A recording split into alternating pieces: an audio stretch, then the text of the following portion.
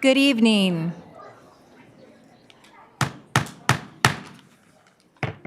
Good evening. I'm calling back to order this session of the Sacramento City Unified School District Board of Education. We're going to go ahead and go to item 4.0, 4.1, broadcast statement, which will be read by our student board member Halbo. This meeting of the Sacramento City School Board is being recorded in its entirety and will be cablecast on Metro Cable 14, the local government affairs channel on Comcast, Consolidated Communications, and AT&T Uverse. Today's meeting will air Sunday, June 9th at 8 p.m. and Monday, June 10th at noon, and webcast at www.sacmetrocable.tv. We welcome members of the audience to address the board. Please complete a speaker form located in the back of the community room and give them to our communications representative along with any handouts you may have for the board prior to the conclusion of the item's presentation. Please speak into the microphone when addressing the board and state your name for the record. Please limit comments during public comment to items that are not on the agenda. If you do comment on an item that is on the agenda, we will ask that you please defer your comments until your item comes up on the agenda. Please also turn off your cell phones or place them on silent or vibrate. Thank you, Board Member Halbo. Item 4.2, the Pledge of Allegiance, which tonight will be led by the Luther Burbank High School Student Tobacco Research Project, the VAPE.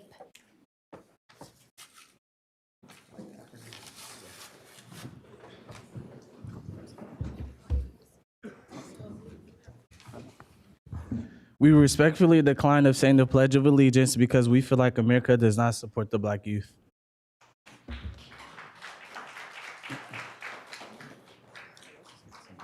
That's fine. Okay, would you like to remain up for a moment? I know that Board Member Vang has a certificate to present you with for the work that you're doing in the community to advocate on behalf of our youth. So first, I just want to really thank the students today. I also just want to put on public record that for the past 2 years, actually, every time we do the Pledge of Allegiance, I've stood up in solidarity with students, but I have not cited the Pledge of Allegiance just because of my beliefs about what the flag stands for in terms of all the injustice happening in the United States. And so I find it very courageous that you guys came up today to really speak your truth. So I just want to also just commend you all for doing that. So tonight, I really want to take this opportunity to commend our students from Luther Burbank. This past spring, a group of 9 students from various Sac City high schools conducted research related to the impact of vaping addiction within communities of color. The student-led team identified issues stemming from various methods of tobacco use and ultimately identify vaping as the most used method within their age group. These students identified gaps in available resources on their school campuses, as well as discrepancy in the enforcement of anti-tobacco measures. The team developed a video which targeted building awareness around the addictive nature of vaping and the power of indirect influence. Students used polling at a community event to gauge the level of awareness, both in the youth population and the adult population, around the issue presence of vaping within their homes and surrounding community. The results of the polling indicated that most adults weren't aware of the presence of vaping among teen population, but most youth had some level of exposure to it. The team members here tonight include DJ Franklin, Devon Phillips, Shamari Shears, and Angel Williams. They have prepared a small presentation this evening. Hello, my name is Shamari Shears. I am a part of a group called The Vape. We are a group researching on vaping and how it's impacting our youth. Here are some facts about vaping from my peers. The number of middle and high school kids start using e-cigarettes and vapes rose from 2.1 million to 3.6 million in 2018. Hello, my name is Devon, and I'm part of the VAPE. Here are some facts. Sacramento has recently passed a bill to ban all tobacco-flavored vaping pens. And what vaping is an electronic cigarette that can be very, very addictive to teens and adults. Hi, my name is DJ. I'm part of the vape, and I'm gonna give y'all an additional fact about why people use vape. Research said that people use vape to stop smoking. Some people just vape for the fun of it, also because it doesn't cost a lot of money. 5.6 million of today, American youngsters than 18 will die from smoking-related illness. Secondhand smoke is recycled smoke from tobacco cigarette. It contain more than 7,000 compounds. Hi, my name is Angel, and I am part of the vape. Our community has these high nicotine use levels. Vaping is extremely addictive to teens and adults. Teens' brains are still developing, so it's more damaging to them. Addiction can impact the ability to focus for a lot of people. Teens who vape are more likely to start smoking cigarettes, and we have a video on YouTube called the/vape Sacramento Be Mad. Thank you. So at this time, I will come down and present you guys with your certificate.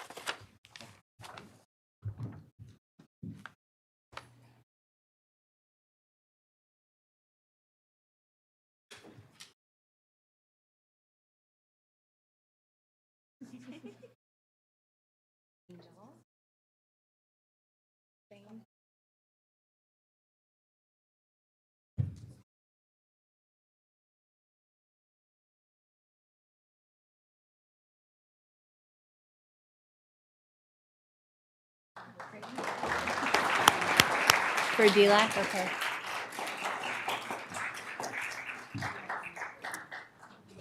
Thank you so much for your hard work on behalf of students throughout the district. Item 5.0, announcement of action taken in closed session. None, Madam President. Thank you. Item 6.0, agenda adoption. Do we have a second? All those in favor? The motion carries. Before we go on to item 7.0 presentations, I do want to just say that I've heard from several community members, from educators and others who have attended the last few communities and expressed dismay over the level of discourse at a few of the board meetings. In particular, there was a sense from many community members who attended their first board meeting that booing and hissing and speaking over board members and the community members in particular, as they were providing public comments, was extremely discouraging, in direct conflict with the district's anti-bullying policy, and unfortunately, a reason why many who chose to come out to attend the board meeting may not seek to attend a board meeting in the future. And so in sharing that, I ask that we model for our community the behavior that we would model for our children, and that we have a respectful board meeting that in fact embraces the voices of our public commenters, as each of them are exerting a tremendous amount of courage in making their voices heard. With that, item 7.1, approve resolution number 3084 in recognition of the LGBTQ plus Pride Month, June 2019, which will be presented tonight by Second Vice President Minnick and Board Member Murawski. Thank you, President Ryan. And may I invite up to the podium Ellie Damian, Mary Keenan, and our very own Nicole Wooford from our Connect Center.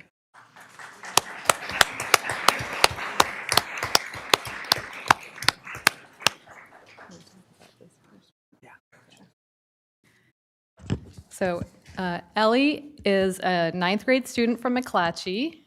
She is on the cross-country track team. She's always out there cheering on her teammates and helping fill up water jugs and cleaning up after meets and just being demonstrating great citizenship. And she was also one of our Lion Award recipients. And Marie Keenan is an 8th grade student at Sutter Middle School and is the club president at their school Gender and Sexual Alliance. And of course, Nicole Wooford is the director of our Connect Center, which supports LGBT students. So it's my great honor and pleasure to help present this resolution in honor of Pride Month and in recognition and support of our LGBTQ students and staff. I am incredibly proud to be a governing board member in a district that celebrates and supports LGBTQ students. Of course, we always have more work to do, but I would like to recognize the tremendous job of our Connect Center and our staff of our mental health professionals, and all of our staff members who contribute to supporting our students. And I want to commend the prior board for updating the district's transgender policies, which are very up to date and very supportive. And I wanted to share that, as I was going around running for office, talking to a lot of people out in the community, I heard complaints about the district or people dealing with different things. But one of the really bright spots that I remember well is talking to a parent whose child underwent a gender transition, and them being supported by very knowledgeable and sensitive and competent district staff every step of the way. And these policies and this work really do save lives. I had the opportunity to attend an event that the district sponsors every year called Be Brave, Be You, and meet a number of students who talked about what they needed in order to succeed, and look forward to helping put some more things into place that they talked about. And lastly, I'll just say these students, they really blow me away, because they are showing us the way forward, and it's a much more expansive and fluid and diverse view of gender and sexuality than I grew up with, and than many of us grew up with. And so I think Bob Dylan said it best: so get out of the way if you can't lend a hand, because the times, they are changing. And we can't afford to hold our students back from achieving their potential based on outdated concepts of gender and sexuality that no longer serve us. We need to let them shine. So with that, I will turn it over to Second Vice President. Thank you, Member Morawski. So I also want to commend the Connect Center for the amazing work that you all are doing. And it's not just about being there as a supportive, caring adult for young people that need your help, but it's also a lot of administrative stuff that we don't think about in terms of really moving forward in supporting all our kids. Things like making sure that our students are called by their preferred pronoun, and that they're called by the name that they go by, and being able to make those help advocate for those kids at their school sites really makes a huge impact on so many of our students' lives. And so I really appreciate the work you've done. And Member Morawski mentioned the Be Brave, Be You conference. I also want to mention the No Time to Lose conference that comes up every couple years, which is really been kind of a testament to our commitment as a community to provide support to all our students. And people come from all over the state to be part of that and learn from the experiences that we've had here. So that's really important. And it's really great to see the students who have really stepped up to be leaders at their individual school sites, whether it's at a Gay Straight Alliance, Gender Sexual Minorities Club, or other clubs. As long as we are creating these safe spaces for all our kids, that's really important. I do want to mention before I read the resolution is that this Sunday will be the Pride Parade and festival downtown. There will be folks from this board and staff from the district, teachers, students, as well as from all of our neighboring districts and our County Office of Education, all marching together in support, and also as a recognition of the 50th anniversary of Stonewall and what kind of impact that's had on so many people's lives. So I'm hopeful that I will see y'all out there on Sunday. For those of you that would like to come, it will be starting at Southside Park. We'll be meeting around 9:30, and I'm not entirely sure what this means, but we're going to be in spot number 48. So look for spot number 48 at 9:30 and find us. And A big banner. And we'll be marching up to Capitol Mall for the festival. So we encourage as many students as possible to come and be part of that. It's always been fun. I think this will be my third time in the parade, and it's always a good time. So with that.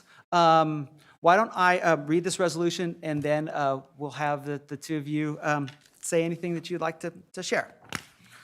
So, I won't read the whole thing because it's kind of long. Whereas the Sacramento City Unified School District advocates and promotes the safe, inclusive, and respectful treatment of all of our students as part of the district's safe haven efforts, whereas the district is committed to providing a safe haven for all students, including lesbian, gay, bisexual, transgender, queer, and questioning LGBTQ+ community, or those who may be perceived as such. Whereas the Sacramento City Unified School District commits to the implementation of the FAIR Act, that's the Fair, Accurate, Inclusive, and Respectful Education Act, into the K through 12th grade history and social studies curriculum. Whereas the month of June is an opportunity to highlight the identities and contributions of the LGBTQ+ community, and June 2019 in particular marks the 50th anniversary of the Stonewall Uprising, which highlighted and served as a catalyst for the struggle for LGBTQ rights. Whereas the Connect Center is a critical district program for students, staff, and community resources. The Connect Center provides training, activities, and lessons for and about LGBTQ identities, and is committed to fostering a safe and respectful district, school, and community culture. Whereas the Board of Education recognizes and rejects the shameful history and present-day manifestations of bias against and oppression of LGBTQ individuals, and heartily celebrates each LGBTQ student and staff as valued members of the SCUSD community. And whereas, by recognizing Pride Month, we support other policies, practices, and curricula that honor and respect LGBTQ+ students, staff, and families.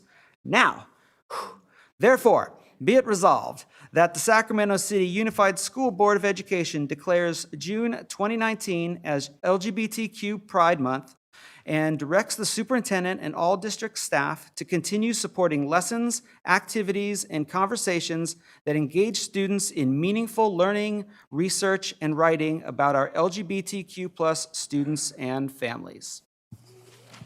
Do we want to do a vote and then have them, let's have them speak first. Yes, please. We would love to hear from you. You want to go first? After you. All right. Hello.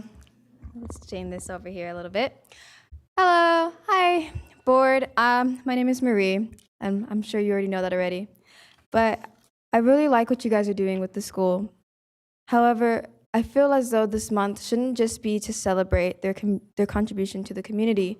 It should be more of starting a discussion.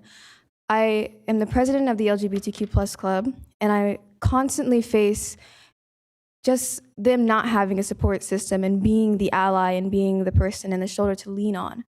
You know, and it's like a prominent kind of thing. Like, we have this bathroom, just one gender neutral bathroom, and it's like you are a minority, and that's what it feels like every single day when you go. So what I really want is for June to be the discussion. I love the fact that that you guys desire for it to be the LGBTQ+ month, and I support it wholly, but we need to discuss these things. We don't have supports. Your identity. I feel like when we make this the month, the mental health, the education on sexuality, I feel like it should be more than that, because I have so many people in my school who don't even know how HIV is spread. There's barely, the sexual education we're given isn't staying, and the understanding of the LGBT community isn't sticking. So I hope with all my heart that this June thing will resolve the situation. Thank you. Are you also Ellie? speaking? Hello, my name is Ellie. Nice to meet you all. It's my first time here. Forgive me if I'm a little nervous. That's okay. I'm very grateful, like Marie said, about everything that you're doing. As a transgender athlete at CK McClatchy High School, I personally haven't faced any challenges yet due to my gender identity, but I do know lots of people who have when it comes to being an athlete and transgender. And I personally think that it's just terrible how some people are treated because they have no choice over their identity. So I would really hope you would take into consideration more accommodations for transgender athletes. Thank you very much. Thank you. Nicole, do you want to say anything while we come down with these? Thanks. Okay. Hello, board. I want to thank you so much for this resolution and that this is the second year that this resolution has been introduced and been adopted. I am so humbled and honored by the voices of the students. The fact that I get to work with them so closely and get to know them so intimately and to hear all of their stories, both the triumphs as well as the challenges and what their needs are. And even though this is a very small population of our student body, they are a vulnerable population quite often. And these two students happen to be two of the most fortunate ones, that they have family support, they have people who can show up for them, and they're receiving that unconditional love from their families that say, who you are, you're just our child and we love you. And what we know is that that is not always the case. And unfortunately, what we see more often than not is that this is not the case. And so there we have the list of risk factors of why these students have such a high risk of developing mental health conditions, why these students have such a high risk of dropping out of school because they are being targeted and they are being discriminated against and they are being bullied and they are being harassed on school campuses, why these students are really suffering because they do not have the information that they need to protect themselves from sexually transmitted infections. And the list goes on and on and on. Just today, we received a referral for an LGBTQ student who is 18 years old and is going to be homeless next week because his family said, on your graduation day, you're on the street. So this is something that we deal with on a regular basis at the Connect Center. It's something that is known out there, but my staff and I intimately are aware of the case by case by case, story after story, and we see the faces of these children behind these stories, and it's tragic. It is tragic. So the fact that the Connect Center and the LGBTQ Support Services Program exists, that we have the No Time to Lose conference, that we have a trans policy, that we have the Be Brave, Be You, that I have a dedicated staff person that we can actually provide mentoring to these students, that our district now supports 17 gender and sexuality alliance clubs, which is a great start, but certainly is not comprehensive in a district this large. We are very fortunate in many ways in this district, but we still have a long way to go. So I thank you so much for all of your support. I am so committed to these young people. They're amazing, and they are hopefully going to be out there on Sunday to really represent our district and all of the LGBT youth that really don't have opportunities to progress the way that these two have. So thank you. Thank you so much, Nicole, and thank you to our incredible youth for exercising the courage of your voice.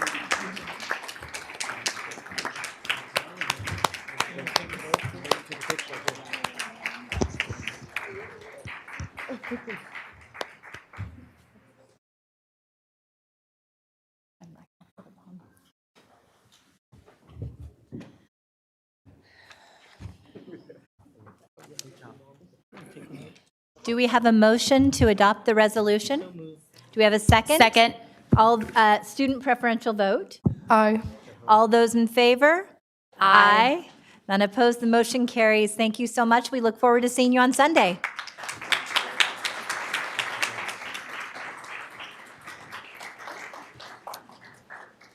Item 7.2, the Classified Champion Awards, which will be presented this evening by Cristina Villegas.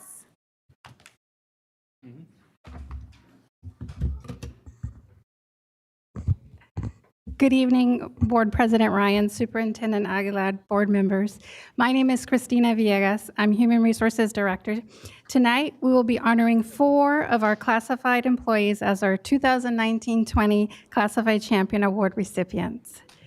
Our Classified Champion winners have gone above and beyond their duties and are deserving of this recognition for their dedication to the district as well as their commitment in helping promote the continuous educational services to our students. The 4 employees being recognized tonight were nominated by their peers, parents, students, and administrators based on their beyond the call of duty service and commitment to our students. We are excited to present this award to our 2019-20 Classified Champion winners. I'd like to invite at this moment Carla Fawcett, SEIU President, to help me pass out the awards.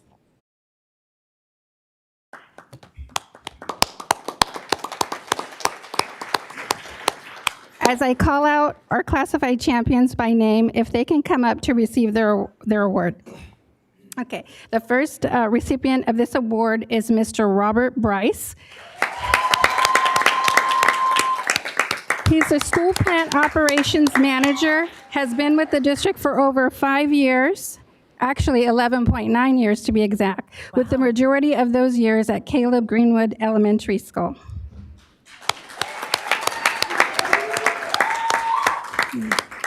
Okay.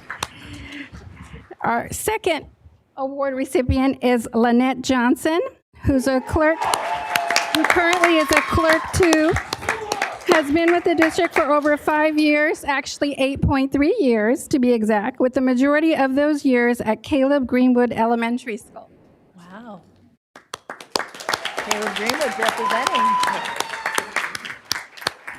Our third recipient is Christina Facio, who's a current instructional aide, special education, has been with the district for over 33 years, actually 34.5 years, with almost all of those years at Sutter Middle School. Yay!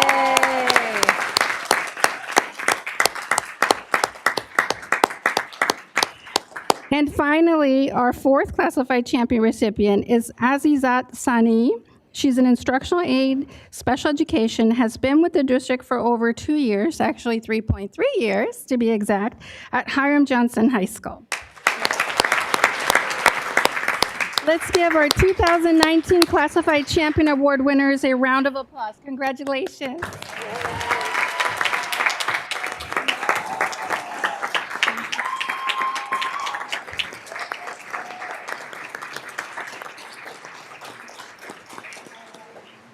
If you can follow me to have pictures taken.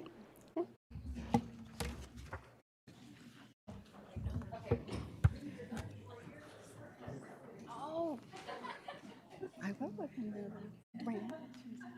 Okay, yeah.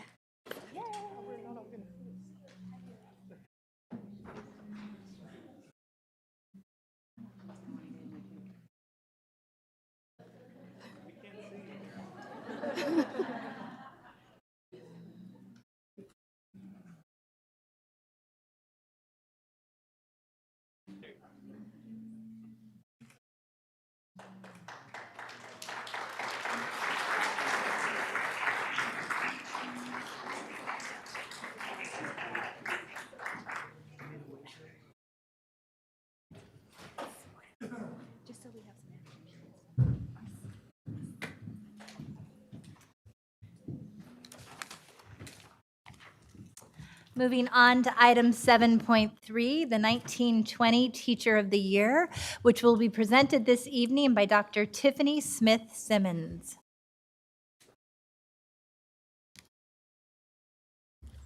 Good evening, Board President Ryan, Superintendent Aguilar, and board members. I am Tiffany Smith-Simmons, and I am honored to Thank you. I am honored today to present and announce our 2019-2020 Teachers of the Year. This year, our committee, comprised of principals and teachers, had a very difficult decision. We received numerous nominations from principals and students. One school in particular, students in a third grade class, I almost feel like it was an assignment, how many teacher nominations we received, but they were from different teachers. So I know that the one teacher didn't give it as homework. We were so pleased to read all of the student comments and why they felt like their teacher should be Teacher of the Year. Teachers have a difficult job. Some people think it's just a profession and something that they do, but we know teaching is a calling. We know that teachers every day do something magical to make learning contagious. I was very pleased and honored to visit the classrooms that I did this year as we were selecting our Teachers of the Year, and in every classroom, learning was alive. It was filled with wonder, learning, and growth. But the committee had a choice to make. We could only select 2 teachers. And so today, we are here to announce that we have 2 teachers a mathematics teacher at Sutter Middle School, Heidi Gaynor.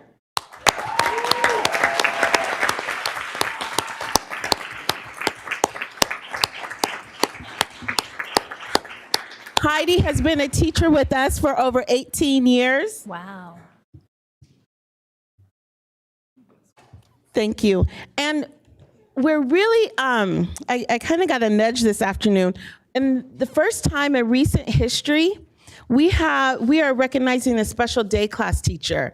Wonderful. Really pleased to bring Seema Sokolis up. She's a special day class teacher at James Marshall with over 15 years of experience.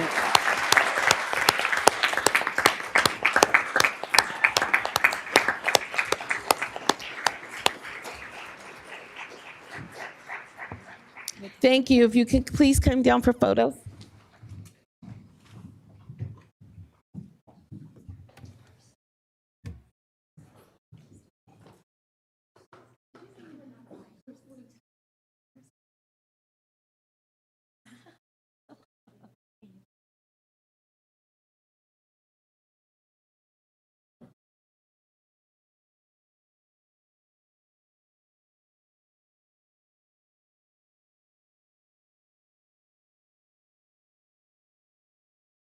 Thank you. Congratulations.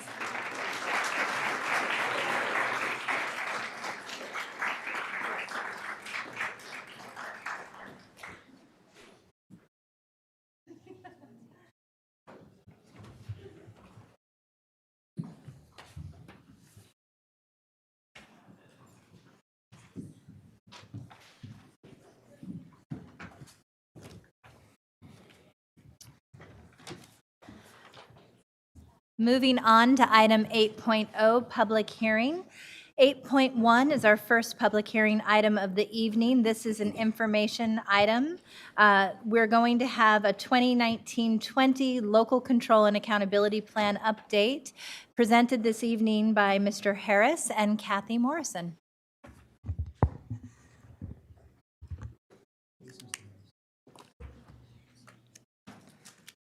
Is Kathy not coming?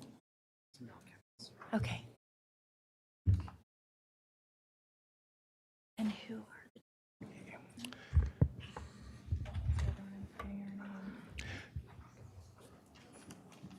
Good evening, Board President Ryan, Board Members, Superintendent Aguilar. My name is Vincent Harris. I'm the Chief of Accountability and Continuous Improvement here in Sacramento City Unified. I'm joined this evening with Kathy Morrison, who's our SIPSA and LCAP coordinator. And then also we have Gloria Chung from our budget office joining us. Then we have two distinguished members of our Local Control Accountability Plan PAC, or Parent Advisory Committee, Ms. Brizel and Ms. Webster Hawkins. They're going to join us as well in the presentation. Tonight we're excited to present the public hearing for the 2019-2020 LCAP. And as we go through the presentation this evening, hopefully you'll get a sense that this presentation will feel a little different than last year because we've taken into account some of the audits that we've experienced from FCMAT and then also requests specifically from stakeholder groups and from the Fiscal Transparency Committee as well. And so tonight we're excited to show you the LCAP as it's currently formed right now. You know, as we think about the LCAP, it really does represent the district's strategic planning process and strategic planning document. And as we relate it back to not just the guiding principle, but also the core value, it's probably one of the most important ways that we're able to disrupt inequities in our system, because you'll hear in a moment the call to action that we've heard from various stakeholders about inequities that exist and looking to the LCAP to represent our ability to disrupt them and then create the conditions where every student can fulfill the guiding principle.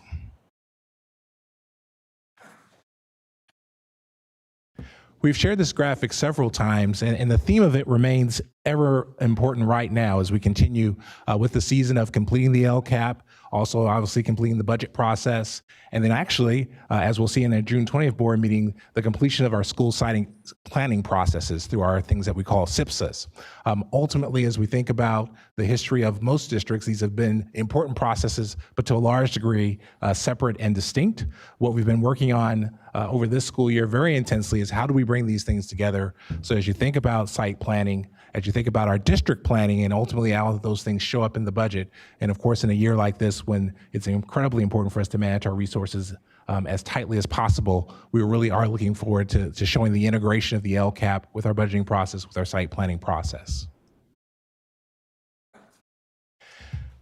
So I mentioned to you some of the key changes that we've made year over year, and this one reflects what we found in the FICMAP process. There was a key finding in terms of not always having a tight alignment between budget and the LCAP. And so this year we've been very intentional, having several meetings between the budget office and our LCAP team to make sure that there's tight alignment, not just in terms of the numbers, but in terms of explaining what's happening in terms of strategic planning for the district. How do those strategic plans show up financially within the district's resources? And then as we shared with the Fiscal Transparency Committee, our technology team is actually leading an important project which will create the automation and the technical backbone to actually be able to show literally in a very concrete and specific way how site plans, district plans show up within our budgeting process. And so ultimately, we will be able to bring a level of rigor to the return on investment, not just in terms of tying LCAP to budget, but actually are the outcomes we're seeking happening and are they being demonstrated? As you can see in the example here, one being reclassification progress for students, because we'll be able to track specifically site planning and district planning for EL reclassification. As a district, we know that we have a call to action for various student groups. The state has a differentiated assistance process, which of course we're addressing through our site planning process and district planning process through the LCAP. All of the student groups in our district matter. These student groups specifically have been called out by our state accountability system because of significant low performance on some of the key indicators that you see on the right there. And so ultimately our LCAP is meant to disrupt the patterns that we've seen in those student results. And again, you'll see that also when we share the community engagement pieces. So the public hearing tonight is really an opportunity now to hear specifically how we're manifesting, how are we realizing the LCAP goals, and they're all incredibly important. And you'll see later in the presentation how we've disaggregated the results in terms of specific actions around each goal. And so tonight it's really important to see the integration with the LCAP and our budgeting process. And so obviously in Ed Code as well, it's called out specifically when we get to the hearing on June 20th that these two are adopted together. Engagement is key. As you look at this slide, you'll see there's been extensive engagement and outreach, but we do have one gap that we're seeking to address, and that's with our bargaining units. We tried some strategies that didn't work out effectively, and so actually tomorrow we're also going to push into the upcoming Labor Management Council meeting to get feedback, but we recognize that was a gap in our feedback process, and so we're working to close that prior to obviously the adoption on June 20th, because obviously we know there's a very important feedback that we want to hear from our bargaining partners as well. But you can see here extensively across many other stakeholder groups, we've had an opportunity to at least share at least once this draft LCAP. So with that, we're going to transition. You have an opportunity to hear directly from LCAP and PAC members. You'll get a sense of their urgency and then also the urgency of other groups and where there's intersections. What's powerful and important is that as you think about many of the engagement processes we have through our task forces and other standing committees like the DLAC, there are many important intersections that we definitely are consider important to call out. Good evening, President Ryan and board members. LaShanya Brazel, LCAP committee member. The portion I'm going to be reading on is the stakeholder voice and what we heard in the recommendations that we came up with. And the first one is low percent of students on grade level. Mm-hmm. Secondly, limited evaluation and accountability of programs. Number 3, mandatory professional development. 4 is change trajectory for underperforming students, but especially for foster youth scholars, students with disabilities, English learners, as well to scholars of African descent. And then also trauma-informed training is recommended. Authentic parent engagement is needed, and to me vital as well. And then concern for resolution of fiscal crisis as well.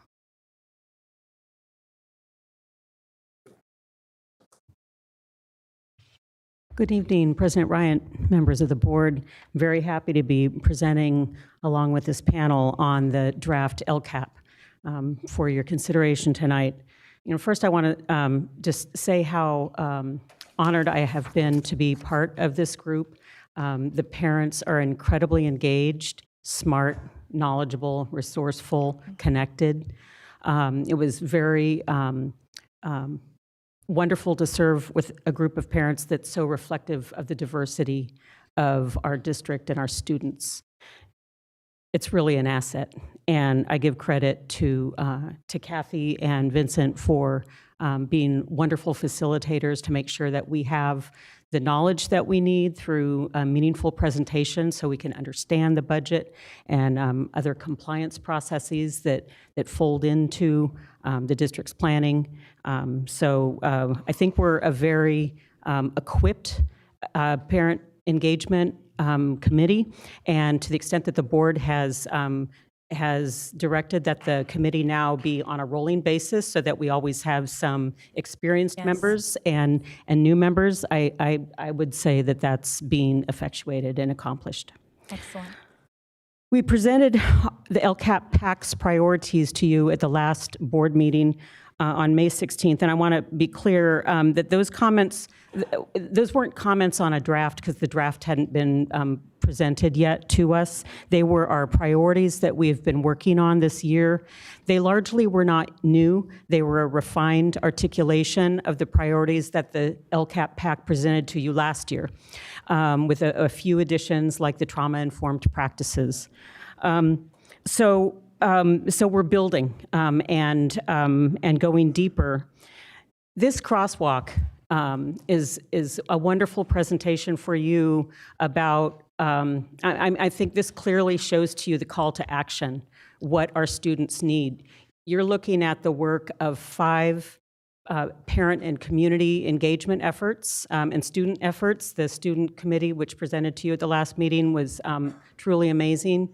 There's an additional advisory committee, the Community Advisory Committee for Special Education, and I think easily they would have a column with most X's across most of these boxes as well. So this provides for you a very palpable portrait of the needs of our students. That said, I did notice that many of the important actions and strategies that the LCAP PAC recommended to you aren't reflected in this draft. We attempted in putting together the actions and the strategies for this last annual update of the 3-year plan. We attempted to be mindful of the budget stresses, and we crafted the actions to either be a more specific description of a currently stated goal or metric, or that metrics be itemized and disaggregated across the student groups so that we can better understand what student groups their needs are being met and which aren't. Because we believe that we can't check off a goal as accomplished until all student groups meet the desired metric. That's equity. Additionally, the student outcome data for 2018-19 in this draft is not something that the PAC had been able to see before this Monday, before the draft was made fully available. And frankly, it doesn't show a lot of progress. And in some cases shows regression in key student outcomes that we all want. So we would have hoped for a more widespread adoption of the actions and strategies that we recommended. But that said, next year we begin the planning for the next 3-year LCAP. And we sincerely hope that when we get to that point in September, that our recommendations, together with the recommendations of these other community engagement groups, really form the backbone of what that strategy is going to look like, so we can re-engineer our budget and achieve bold student outcomes. Thank you, Renee.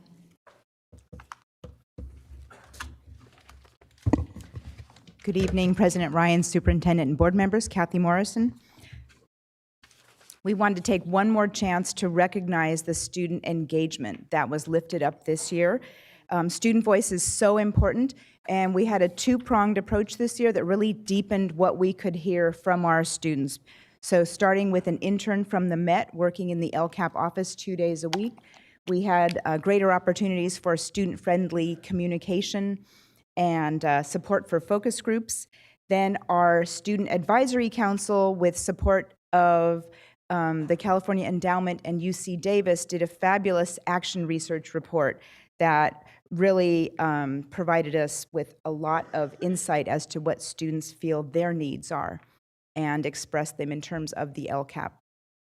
So as I begin to tell you a little bit about what is in the draft, we want to make sure that we remind everyone that key to the LCAP are the supplemental and concentration funds that are provided through the local control funding formula. This year, we are receiving, or pardon me, in the 2019-20 school year, we will receive approximately $76 million, and those funds are to support the needs of low-income students, English learners, homeless, and foster youth.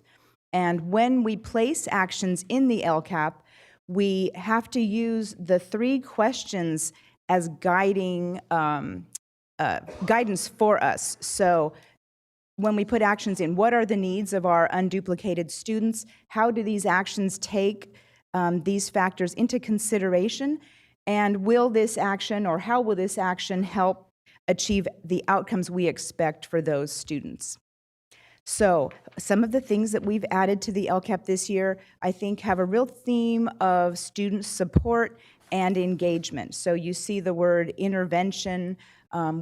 We talked about students not being on grade level. There's lots of academic interventions planned, credit recovery, and also student support in terms of enrichment and experiential learning opportunities. Goal 1, college, career, life-ready graduates. This list is a partial list. It is the biggest investment in our LCAP, and the most significant area with additions are in the area of advanced learning opportunities, because providing more equity to students across the district has been lifted up as a very important theme. So decreasing disproportionality in our criteria-based programs, providing more access to college and career opportunities. Goal 2 is around student engagement. I think that the key here is many new activities planned to support students to become more interested in school. So things like field trips, college and business visits, music clubs, and instructional technology. Goal 3 is family and community empowerment. And here, our theme is really just building those trusting relationships that support student engagement and also promote things like positive attendance. And goal 4, operational excellence, is really how we use data to drive our decision-making, building our data infrastructure, and again, with the customer service, helping families navigate the system. So this is a graphic timeline of where we are right now. We are at the draft phase. It's sort of like reaching the finish line. Our next big milestone is the adoption.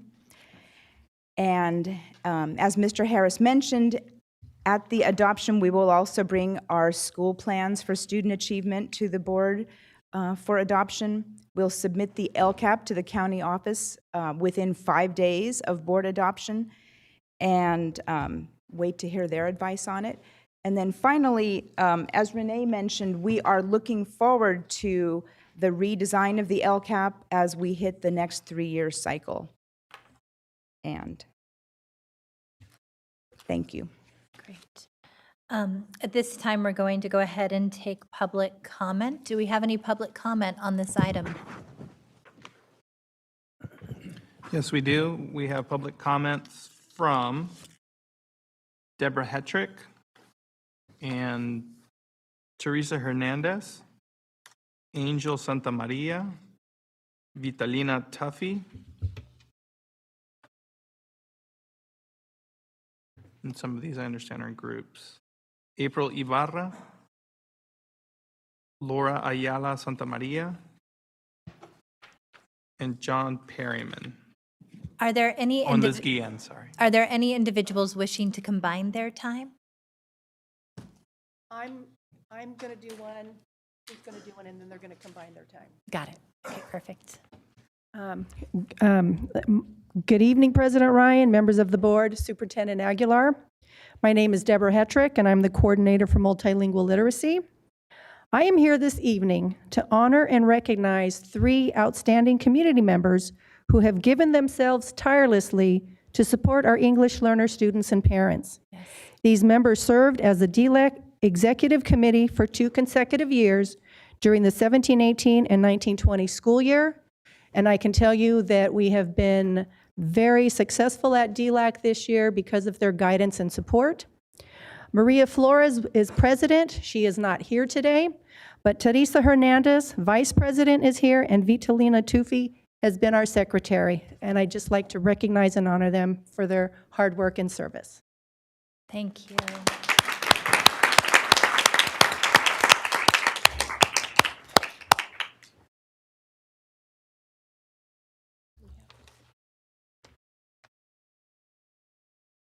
Teresa?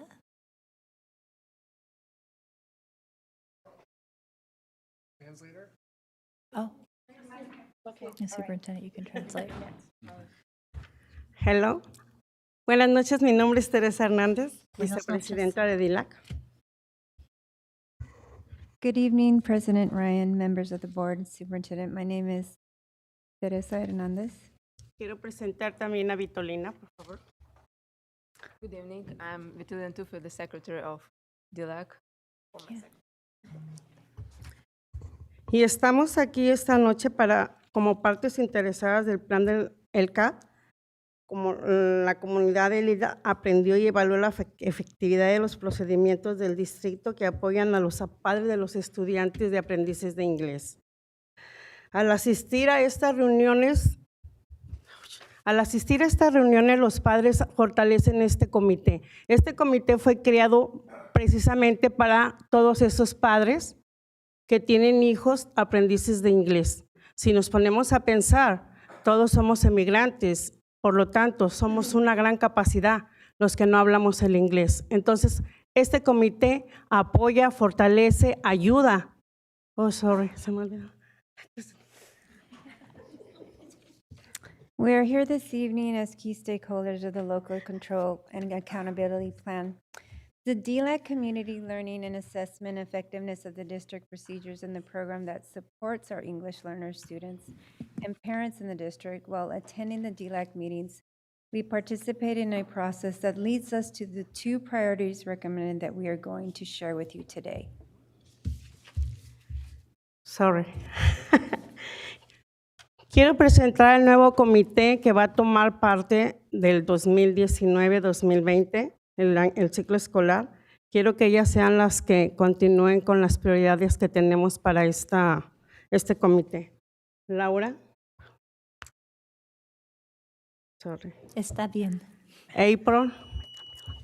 Ibarra. We are here to introduce the 2 committee members, which is Ibarra April, the new DLAC president for 2019-2020 school year. April Ibarra. Yay, April. April's an amazing parent advocate of ours at Oak Ridge Elementary and community member. Thank you so much. Good evening, board members and Superintendent Aguilar. Some of you may have seen me in other advocacy roles. This evening, I'm here to represent DLAC.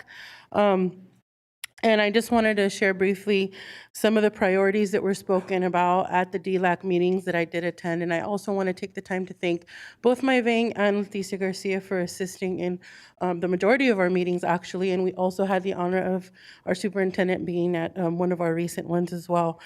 In those conversations, it was really interesting to see how the parents really opened up and really used their voices, something that I personally haven't seen over the last 6 to 7 years in DLAC. So for me as a parent, that was such a beautiful moment. But to really hear them prioritize what they want. And the number one thing that we heard was, we really want our kids to be reclassified. Mm-hmm. And what are we doing for not only our newcomers, but our long-term English learners? And so some of the conversation pieces that came up were some teachers didn't recognize who their EL students were. And so that's a concern for me as a parent. I can speak English. My child came with 2 years of preschool from Mexico, so she could not when she started school. Mm-hmm. My advantage, my privilege was that I can advocate for her and speak on her behalf. Unfortunately, many families cannot do that. And so we know that they want their kids to succeed and they understand the importance of it, but what are we going to do together to make that happen? And so I hope that I can work collaboratively with you as a board and both with the community of our school district to really talk about what can we do to make those changes happen. And I just want to briefly share, we are at 13% for meeting state level in comparison to neighboring districts, and we did share some of that information with you. Oak Grove, although they are a larger district than us, they have pretty much the same number of EL students, approximately 9,000 students that are English learners. So for them to be able to see 23.9% with the same amount, there's no reason that we can't reach that as well. One of the challenges that I've learned about this year as a middle school student, parent, I have a daughter who's just finishing up 7th grade. One of my greatest concerns for her was that she just reclassified in 5th grade. And so I really wanted to make sure that while she's under that 4-year where the district continues to monitor her, she had the supports that she needed should she fall behind. So as a parent, I did my research, and I know that at Fernbacon Middle School, they offer a full support system within their structure of how they give their curriculum for students like her. So one of my priorities as a parent is to really work together with you all to think about how can we continue this in other middle schools? Because in middle school, there are now long-term EL students who only have a very little bit of time. So that's one of the things that we heard at we also heard from the parents that they want more education on how they can support their EL students in their native languages. So I'm gonna go ahead and pass the time to our newly elected vice president who I get to work with, so Yova.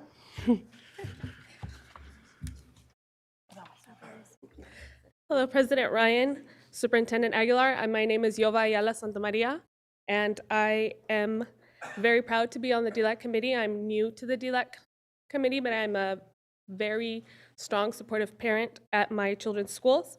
Another point that we wanted to see was parent and family engagement. I know that superintendent came to one of our meetings and there was hardly anybody there.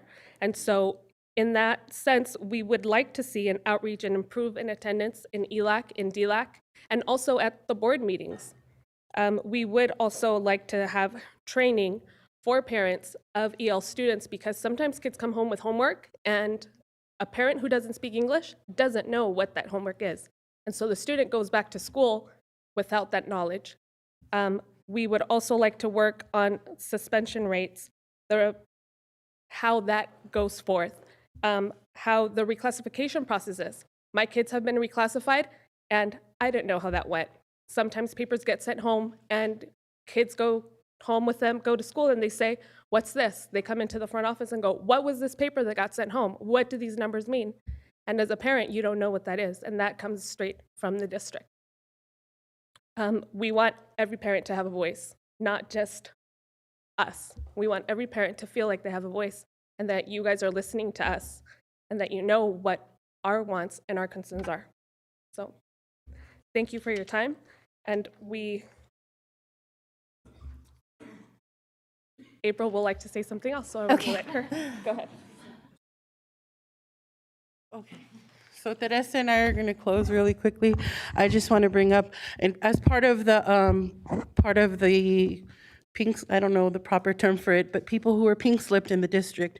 One of the things that I know personally that has been advocated for since 2013-14 is for us to really expand the support of the staff in the multilingual department. I was very distraught to learn that the position of Deborah, who was able to organize us today, is one of the positions that was eliminated. We cannot backtrack, board. We cannot. We worked effortlessly and really hard with both past and current board members to advocate for that. And to give it to us and then take it away is going to deteriorate all of the hard work over those years. And so I don't know. Solamente quiero decirles cómo es la diferencia cuando uno no habla el inglés, que uno no puede expresarse. Precisamente por eso, antes de dejar este comité, quiero que por favor, en realidad, consigan buenos intérpretes porque es difícil que puedan traducir lo que uno siente y todo lo que uno quiere decir. Gracias por el tiempo que me ofreciera. Muchas gracias. So what Teresa is saying is that, as you can hear, it's very, basically what she's saying is the language barrier is very difficult. And so moving forward, one of her hopes as she leaves as the president or as the vice president is that you guys really look into who you're hiring to do the translation, because it is very important that when a parent comes up here to speak from their heart and share and tell you what they want for their kids, that message is being portrayed properly, but also that the message coming back is also being given properly. Thank you. We very much appreciate that input. And if you can stay here for one more minute, we will be discussing in the budget item tonight, given the equity implications, the ability to bring back the multilingual coordinator position. Obviously, it would be a tremendous loss for a community so often without a voice. And so we appreciate that feedback. I also just really want to thank the outgoing officers. Teresa, you are a beacon of light in the district. You are such an incredible advocate. You care so deeply for our children. And we have been fortunate for your many years of service. We hope to continue to bring you in to be an advocate for students in years to come. And then President Ryan, can I just add to that as well? Teresa, I also just want to let you know that I know you're not going anywhere, even though you are exiting out of DLAC. I know the first time that I met you was when I was an LCAP rep, and I just want to thank you from the bottom of my heart for being the eyes and ears on the ground for so many of us on this board, and that demand that you and so many parents continue to demand that we do everything in our power to make sure that we give our students all the resources they need so that they can be successful. And we can't do this work without you, and I just want to say you are one of the most incredible, amazing parent advocate, organizer on the ground, and this district is incredibly lucky to have you. And so I'm just, thank you, a heartfelt thank you so much. And Superintendent Aguilar also wanted to say something. Thank you, President Ryan. I too want to echo our gratitude to Ms. Hernandez, and I'd like to just say a few words to her in Spanish. Muchísimas gracias, señor Hernández. Yo la conocí, si mal no recuerdo, antes de que me nombraran superintendente. Creo que en ese tiempo había sido seleccionado como finalista y la conocí en Luther Burbank. Y bueno, desde entonces, obviamente ha demostrado su compromiso hacia nuestros estudiantes, no nada más los aprendices de inglés, sino todos los estudiantes en escuelas como Luther Burbank, donde se ven a plena vista las inequidades que todavía existen en nuestro sistema. Así que creo que la miembro Bang lo dijo mejor que todos nosotros. No consideramos esto una despedida, sino nos vemos pronto. Así que ojalá que siga cabildeando y abogando por nuestros estudiantes y empoderando también a padres de familia para expandir el número de padres de familia que se involucren y que la vean como un ejemplo de lo que se puede hacer como padre de familia. Muchísimas gracias. Member Garcia. Yes, thank you. I had the great privilege of meeting this dynamic trio. So Maria, Teresa, and Vitalina, and their energy, their passion, and your commitment to making sure that you're a loud, strong voice for English learners, but not only for English learners, but for all students to have the supports and services that they need to be successful. But in particular, highlighting the critical importance, going back to one of the priorities for the incoming leadership, and one of my priorities as well, is to really look at reclassification rates, because we know that for English learners, we need to focus on reclassifying within 6 years. Otherwise, you are on a completely different path and trajectory that is not the trajectory of maybe sometimes even graduating from high school, but having opportunities post-high school graduation, whether it's college or career. So you just get derailed. So I look forward to working with the two of you, but I just wanted to make sure that we thank Maria, who's not here, but Teresa and Vitalina for all your hard work that I know you have elevated DLAC, and I look forward to continuing to work with all three of you in a different capacity. So thank you for all your hard work. And we have a couple of awards to present you before we continue on with questions and closing out the presentation.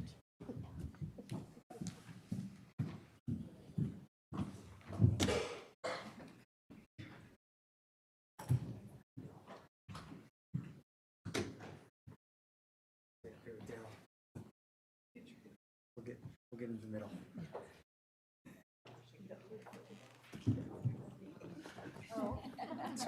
This way we know they'll be able to see Carol.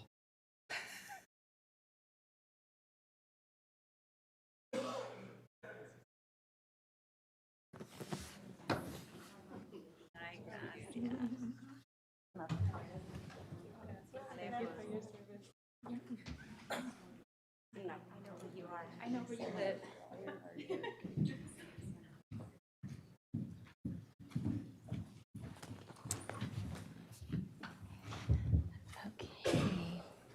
And with that, we're going to begin taking board member comments and questions. I do also want to just thank Lashana and Renee for your incredible work on the LCAP Parent Advisory Committee. And we do have one more. President Ryan, yes, sorry, we do have John Perryman and I believe Liz Guillen. Oh, okay. Sorry about that. My apologies. And I will continue to demonstrate my technological illiteracy. How do you, can you help me? Well, here's the on. Okay, and is that upside down or is it electric? And I can't see it.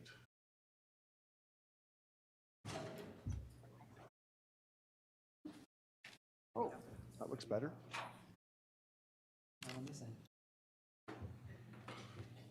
I can email it to you tomorrow if you want. Is it working? All right. So I'll just show it to you very old school. Oh, now it's working. There we go. All right. So, ladies and gentlemen, I'm concentrating solely on the supplemental and concentration grant funds. I've asked that you account for all of it. And here's the section where you're sort of summarizing it. Good, you have a list of things that you're doing for services. However, it doesn't list the costs. And so I went line by line through the 179-page document and made a spreadsheet, which I'll email to you. And it largely agrees with the total at the top that you're accounting for supplemental and concentration grant money. But there are significant errors. There's a lot of minor errors that I think your staff are aware of when they say things like spring requisitions and they don't say what it is. Okay, they're not in yet. Or site-based plans that aren't in yet. Difficulties, this is causing our program out to go haywire. All right. Sorry about that. So, 3 major errors. Number 1 is page 18. Action. Well, page 18, you're listing K through 3 class size reduction and collaborative time. And you're listing a cost of about $40 million. Collaborative time is $5 to $7 million. K through 3 class size reduction money, according to your outside auditor in December, was $7.5 million. It's nowhere near $40 million. That's a $25 million error. That might be good news, because the second major error is you've been in the past, including this year, spending 25% of supplemental and concentration grant money, sending it to school sites under the supervision of the school site councils. Your list of expenses don't list that. So you need to add in 15 to 19 million more. The third error is one you might be happy to hear. You didn't list any administrative expenses. If you're spending $65 million, those people use human resources, those people use risk management. There should be some administrative expense. Anyway, I'll email you tomorrow. I tried to get all the board members. Kid came in and I only sent it to one. Sorry. Okay, thank you very much. And we'll follow up with Ms. Canfield on those items. Good evening, Superintendent Aguilar and President Ryan and all the board members. I'm Liz Guillen. I'm with Public Advocates. I can't spend all my time saying all the good things that I have seen in the LCAP and in the presentation tonight. It really is a far cry and a demonstration of so much maturity and process by Ms. Morrison, Mr. Harris, all the staff, and the LCAP PAC this year, as well as the DLAC. So many good things have happened. There are some issues still in the LCAP that I am focusing on because of the current fiscal situation and the challenge of getting the document online. I've not had an opportunity to really delve. But to reinforce some of the things that you heard from parent voices tonight, it is good that you are reconsidering the reduction in staff around the multilingual department. I think that's really important. I was distressed also at the reclassification issue and how bad the metrics are. And I suggest that in the same way that you focus on A to G attainment and graduation, AP, that you also focus and create as a metric the assessments both at the LCAP at the beginning as well as the summative assessment. I think that would help to elevate the importance of that goal, that benchmark, and so that it becomes a benchmark that everybody focuses on in the district. The requirement to use supplemental and concentration to increase and improve services that are principally directed, at some point soon, they have to be evaluated for effectiveness. That's harder to do when the justifications for the reasons why you're doing it are not clear. And those are the kinds of things that I'll be working with Kathy on. Thank you so much, Ms. Guillen. That was our last public comment on this item. If I can please have Superintendent Aguilar, perhaps, since the theme of assessments and the difficulties with reclassifying our students and that being a top priority for the DLAC committee came up several times. Can you speak to the process of reclassification and where we're encountering challenges? Yeah, thank you, President Ryan. I'm going to ask Dr. Taylor to give the specific details, and then I'll kind of close with some commentary as well. Yeah, so there are different ways that we can reclassify students. The reclassification process requires that we use the LPAC, which is the English language proficiency exam. And then we also have to use an achievement exam, right? And so customarily we use CAS. However, that's not the only achievement exam that we can use. We can use local assessments as well to inform reclassification. Our challenge is in our assessment MOU, which has we have not been able to administer any local assessments because of the need to reach agreement with our bargaining unit around the administration of local assessments. And so this just impacts our ability to use, to reclassify students using more than just our state assessments. Thank you, Dr. Taylor. Superintendent Aguilar, did you have anything else? Just to mention that obviously this is a concern because EL students are part of the LCFF funding formula. I know that there is great concern for how we continue to monitor and intervene appropriately, particularly for students that are long-term English learners. Students who have been classified as ELs beyond the 5 or 6 year period that one would anticipate is what it should take. And we have reached out to our partners, hoping that we can continue to discuss this MOU in light of these challenges of not being able to reach the kind of redesignation rates that we would like to reach. Thank you, Superintendent Aguilar. Board Member Vang. I'll keep my comments brief because I know it's going to be a long board meeting tonight. First, I just want to thank Kathy for your hard work. I remember when I was an LCAP rep and when we started, when LCFF was implemented and how crazy that was. And just to see just the transformation of LCAP and just the work that you've put in has been incredible. So I want to give a shout out to you because all of this can't happen without a staff at CERNA facilitating, working with LCAP. So thank you. I also just want to give a shout out to Member Minnick, as well as Superintendent, for really helping to realign, mainly a shout out to Superintendent for his work and Kathy, around the alignment. Michael, I'm gonna get to you, around the alignment with SIPSA, LCAP, and budget. And I look forward to actually hearing the budget presentation on how these recommendations from LCAP committee actually made it into our budget. And then the shout out to you, Michael, was I remember when both of us were tasked to help kind of rethink through the LCAP process, and we talked about staggered position for LCAP appointees. And so I think that is very helpful. I know I'm also going to give a shout out to my LCAP reps, Frank Dion and Chino Rhodes. That's Area 5. I know that both of my LCAP rep has always attended meetings, and we always have a strong showing, and so I want to give a shout out to them. The only question I had for Kathy and the LCAP reps is I know that there were a lot of recommendations, right? And you kind of shared with us some of the main, I mean, I know there was more than this, but how did you guys come to that? Was it just like a consensus, a number amount of folks on the LCAP said this was a priority, so you made it the top priority, right? If you can kind of just walk through that piece a little bit with me, that would be great.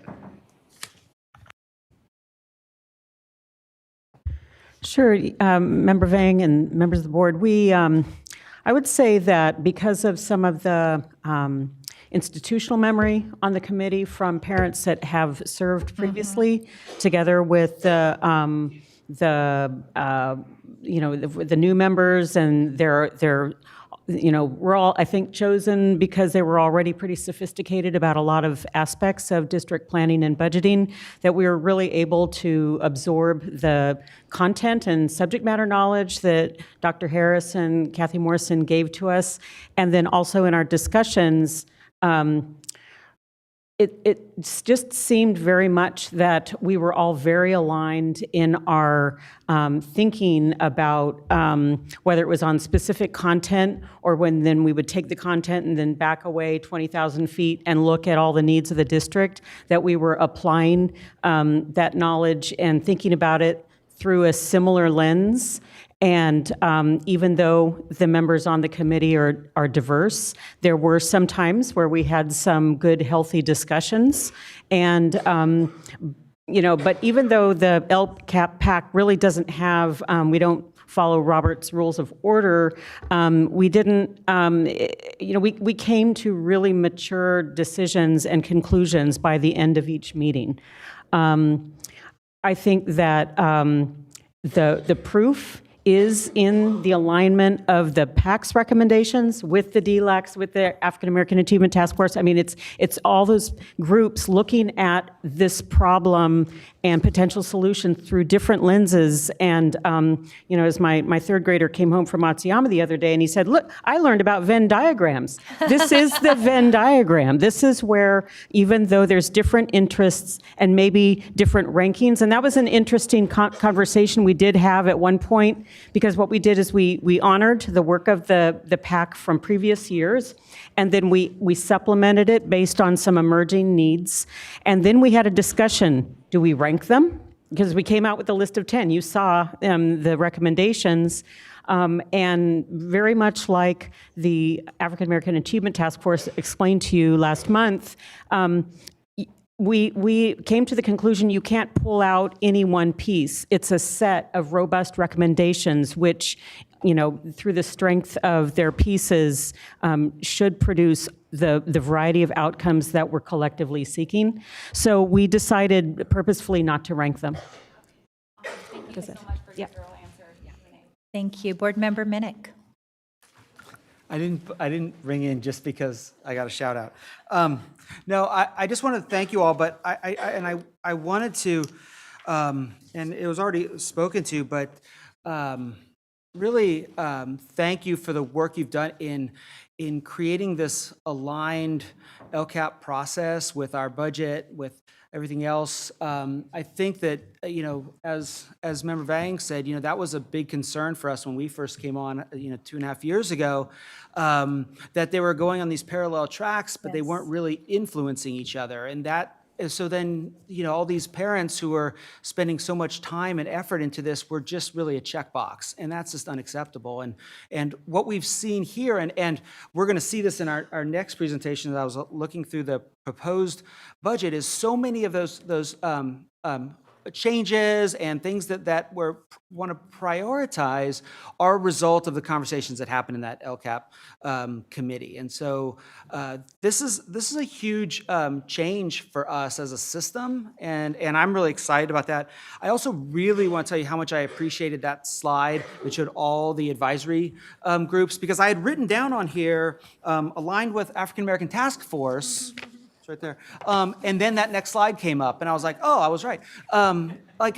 But to see how much overlap, it really does prove that, parent engagement, that professional development, these things that we can all agree are really important and can have this huge impact on our kids. And to see it laid out like that was really cool. So I appreciate everything. And as always, the addition of the student voice in this, makes me very happy. And to know that it was an authentic student voice, that it wasn't another checkbox. I feel like we have a long way to go to make it perfect, everything perfect, but we have made huge strides in how we do LCAP here in the last couple of years. So I'm really excited. And we have just great members on that committee that really make that happen. So thank you all.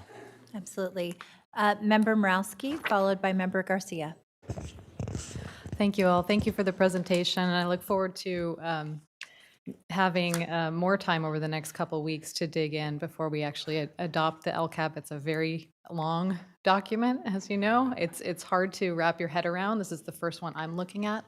I did want to ask about the kind of the roll up of supplemental and concentration funds, and looking through it, I saw it kind of dispersed throughout, and it would be really nice to have a spreadsheet. So as part of that display, I don't know that it's not able to be done, and I think that. Did you want to address that? Yeah. I'll just jump in. We do have a spreadsheet that lists each item by goal with a very brief description, and then there are columns that display whether it's base fund, supplemental and concentration, title funds, or grant. And that is something that generally we will post with the LCAP. Oh, okay. And So- I'm sorry, maybe I missed it, or? No, it hasn't gone out yet. It hasn't gone out yet. Okay. But it is complete. We just wanted to make sure it was perfect. Okay. Well, I really look forward to, yes. And I recall seeing one of these. So I really look forward to seeing that and just being able to review it kind of visually and see where the supplemental and concentration dollars in particular are going. I want to also commend you on the progress you've made this year. And we did hear the presentation in the Fiscal Transparency and Accountability Committee about the integration. So I really appreciate that technology work that's been done as well. I did want to just on the slide, the crosswalk of stakeholder priorities. Mandatory professional learning is, I think, the only one that is across the board in terms of the trauma-informed practices, restorative practices, et cetera. And I wanted to mention, going back to the Be Brave BU conference, that I think Superintendent Aguilar would agree with me that the most unanimous agreement among the group of students, there were about 30 or 40 students there, when they were talking about their needs, was mandatory training for staff on bias and gender issues, and actually implementing the transgender policies that we have, making sure those are real. So I just wanted to kind of call that out as well. You could kind of add another column. It wasn't a scientific study, but it was very clear that was a need in the room. Thank you. Thank you. Member Garcia? So thank you, Kathy, for all this hard work. I know that it takes a lot hours, a lot of and then to the LCAP team. This is tremendous improvement, and as it should be, right? It's continuous improvement. It's the fundamental principle of local control. So we're seeing that. This is year 3 of the LCAP. So next year we'll see maybe a new template. Maybe it'll be easier. It won't be 172 pages long or something.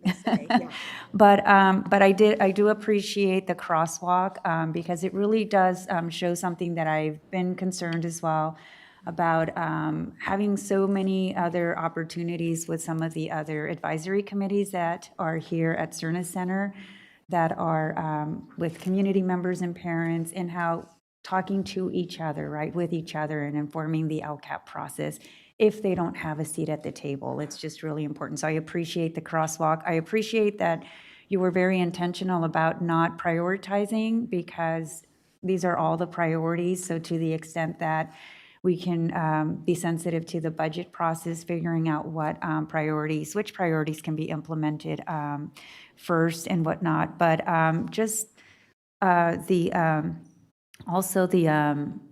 level of consistency across all the advisory committees, and it really should be our springboard, right, in moving forward. But I would like to see, as Board Member Morawski mentioned, just a one sheet of all the numbers and what programs get funded, because it is $76 million. That's a lot of money. So just making sure we understand where those dollars are going, and how much is going to the school site. And I don't know if we get to hear back from the school sites. I don't know if it's through the SIPSA process, how they're using those dollars at the school site level. I don't know if we ever get to that information, but I think it's important. And also the evaluation piece. How do we know what strategies are working? Do we know if maybe some strategies are not working in year 2 or 3? How long do we give these strategies time to understand if they're going to be effective, and when do we pivot or switch gears to a different strategy? I don't know. If I didn't see any in the LCAP, that very specific evaluation, but maybe I missed it. I was reading it really late at night, but. And I know, Mr. Harris, that you've been working on the continuous improvement, the accountability piece of these various interventions. Do you want to speak a bit to that? Well, the reality of it is, much like the LCAP PAC shared, our goal is to build it more so that we can evaluate. So ultimately, I'd say next school year we'll be in a much better position with the integration of the school site planning process and the LCAP development and budget, and that we've built tools now that allow us to build a better monitoring plan. So you will be able to see kind of a roll-up of site planning into the LCAP itself. We don't have that infrastructure right in place at this moment. That's why you're not seeing kind of the outcomes evaluated, but that's our whole goal for next school year, is actually enter the space, one, through the return on investment, through the technology-led project with the Escape, because that will be the concrete numbers, but equally important is being very concrete about what our school sites are measuring. And actually, this is a great opportunity of seeing how state policy, by requiring the needs assessment of school plans to be through the dashboard, and then being able to directly tie those to our performance and target action index, we already have now infrastructure that will allow us to enter conversations about enter conversations about return on investment from a programmatic perspective on behalf of students much more easily than in the past, because the regulatory environment has gotten tighter. Excellent. So do we not know now what's working?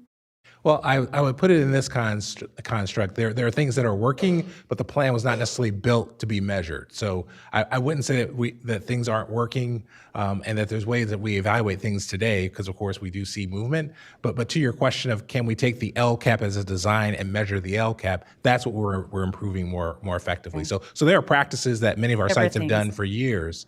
But to your question, we haven't necessarily aligned that practice and said, okay, we're going to measure that practice this way. But exactly to your your question, we know that certainly for our higher performing schools, there are things that they're doing, whether it be for attendance, whether it be for moving students to grade level readiness. Now, the reality of it is that we know our numbers are not where any of us in the community or board want, so we know there's an opportunity perhaps to learn better what people are doing, and our ability to say, build your plan with this measurement in mind allows us to have those questions answered much more effectively than necessarily looking after people have done things. Because of course you're not always able to know exactly what was the thing that moved the results when you don't build for an outcome at the beginning in the plan. Got it. Thank you. Thank you, Mr. Harris. Board Member Halbo.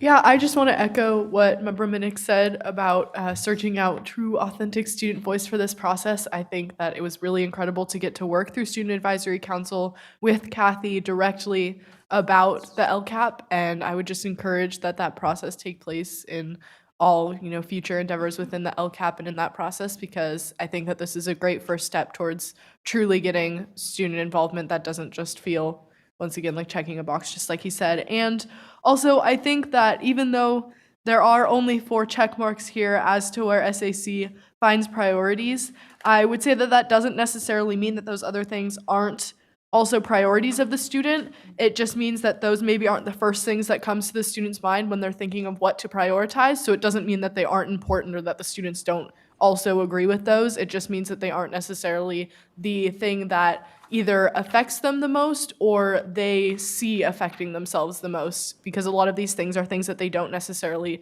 understand or get to truly visualize how they impact them on a daily basis inside the classroom and out. So thank you. And Board Member Bing has another question. Yeah, I just had one more question. I know in agenda item 8.3, we're going to talk about SELPA, and I was looking at the crosswalk for stakeholder priorities, and I noticed that CAC wasn't included in that, and I'm wondering if there was conversation with CAC, and if moving forward, this is something we also want to be able to do the crossover with. Yes, so I did come into the May CAC meeting to discuss LCAP. It is required to consult with the SELPA, and that's a new addition to Education Code this year. So next year, you'll see a more robust process. Thank you. Wonderful. Thank you for asking that, Board Member Vang. That was exactly what I was going to ask. I so appreciate seeing the crosswalk of stakeholders, and I think that, for many years I heard that one of the frustrations of our LCAP Parent Advisory Committee members was that they were putting in an inordinate amount of time and energy and not necessarily seeing the results that would merit them wanting to be reappointed. And so I'm appreciative of the fact that Liz Guillen, who has been a longtime watchdog through public advocates, has consistently said that Sac City is among the best in the state with our LCAP work, and yet we still have much improvement to make. And we have seen year to year consistent improvement with some of the recent modifications, including authentic, meaningful student engagement in this process, which I think is a model for other LCAP PACs in the state. I do want to say I would love it if you can ensure, as you undergo the redesign, that you're keeping the board informed of what that redesign will entail. We're obviously in constant contact with our LCAP Parent Advisory Committee appointees, and we want to ensure we're able to communicate to them those changes as we ask them to continue to serve. And I'm so grateful to see with the staggered terms that we have content expertise from individuals like Renee that will be able to train the next group of LCAP Parent Advisory Committee members so that they feel fully informed and ready to embrace this work. And finally, I just want to say, one of, to me, the most astonishing findings of the FCMAT report was the lack of alignment between our LCAP and our budget. And so to see an alignment that is intentional and defensible is not only critical at this moment in time with limited resources, but I believe how the district should be operating for years and decades to come. And I'm so grateful to the work of the staff and the LCAP Parent Advisory Committee members that made that happen. So thank you for your hard work, and we look forward to hearing more about the redesign. And moving on to item 8.2, which is the proposed fiscal year 2019-2020 budget for all funds. This proposed budget will be presented by Jackie Canfield and Amari Watkins this evening. And Gloria Chung. As well as Gloria.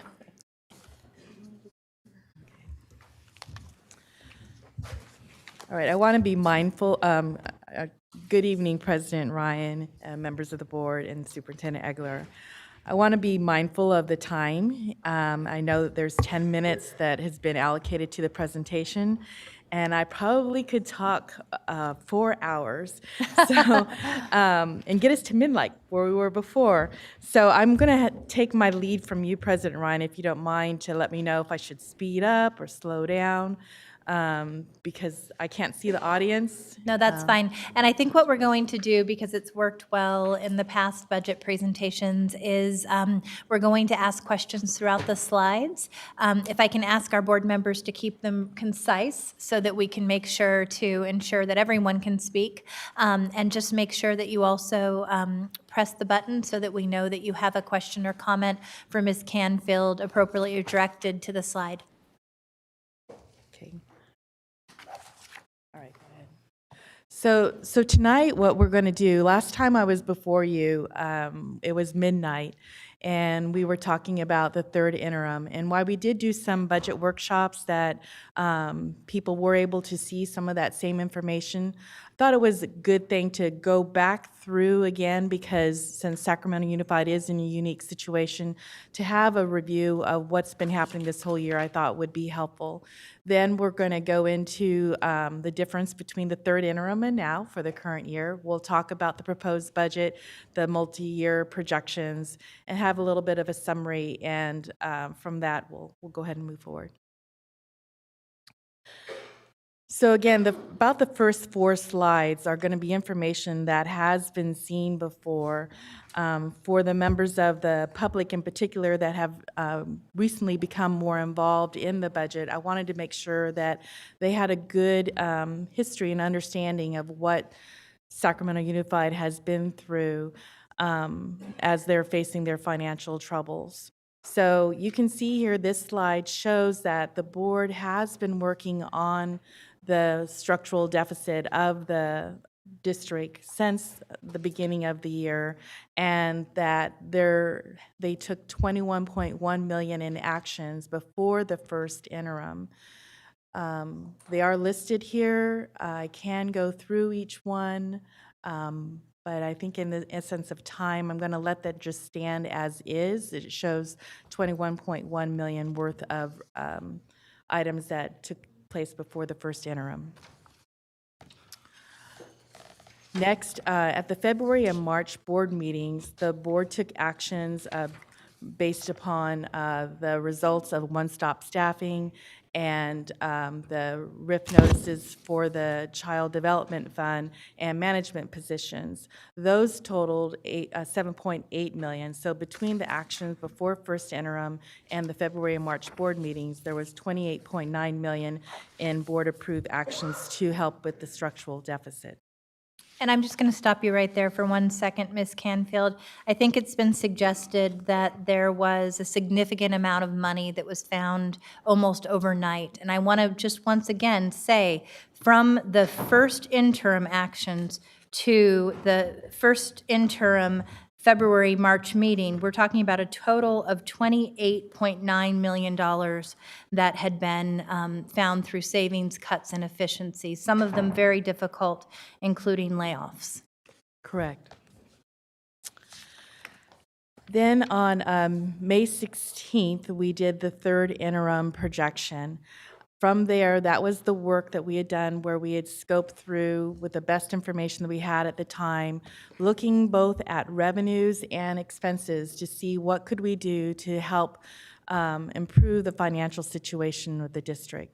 So we recognized that there was a little bit of a decrease in the ADA for the current year, and we also brought local revenue up by $1.9 million. Many of those are ongoing type items.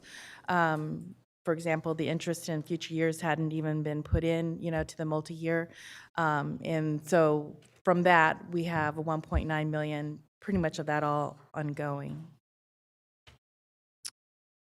We also looked at capturing expenses where possible. So we had looked at the salaries and benefits, and we captured around $850,000. We also looked at supplies, services, and capital outlay, and projected a savings of about 1.7. We categorized those as one-time savings because we weren't sure if they necessarily would be ongoing or not in future years.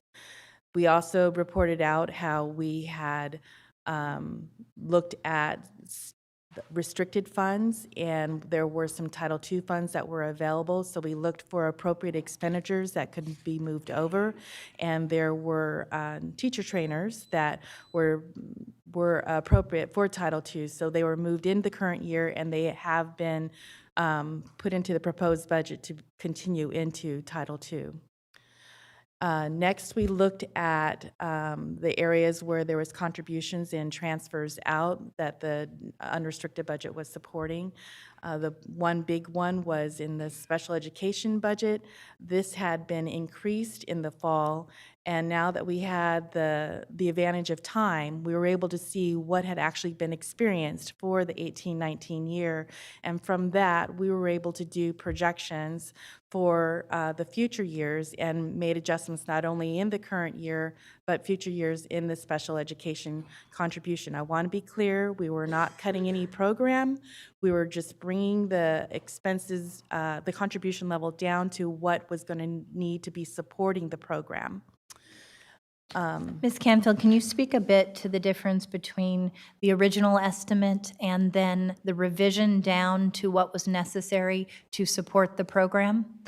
Sure. You know, it's funny because I have a whole bunch of numbers, and I would need to probably go back to my third interim to give you exactly it, but I do know that originally it was like increasing at about 10 million every year, and we were bringing it down more to around 7 million. So again, the program costs are still increasing, just not increasing at the same rate that it was before. Thank you. We also did look at the charter schools, and there had been some programs schools where the contribution was needed, and we were able to decrease it, but it also brought up, you know, some questions about looking at charter schools, and I'll be speaking a little bit more about that later in the presentation. And lastly, the Child Development Fund, or Children Development Fund, they had contained costs in the current year, and so we were able to show that there was a savings, or a little bit more of a savings than the planned contribution, and so we recognized that in the third interim. And then lastly, we wanted to make note that there was no savings or no increase in the current year for the teacher salary restructure. If you'll recall, the arbitration agreement had happened just before third interim, and so we wanted to recognize that in the current year that there was not projecting any increased costs in the current year. Thank you. We have a question from Member Morawski.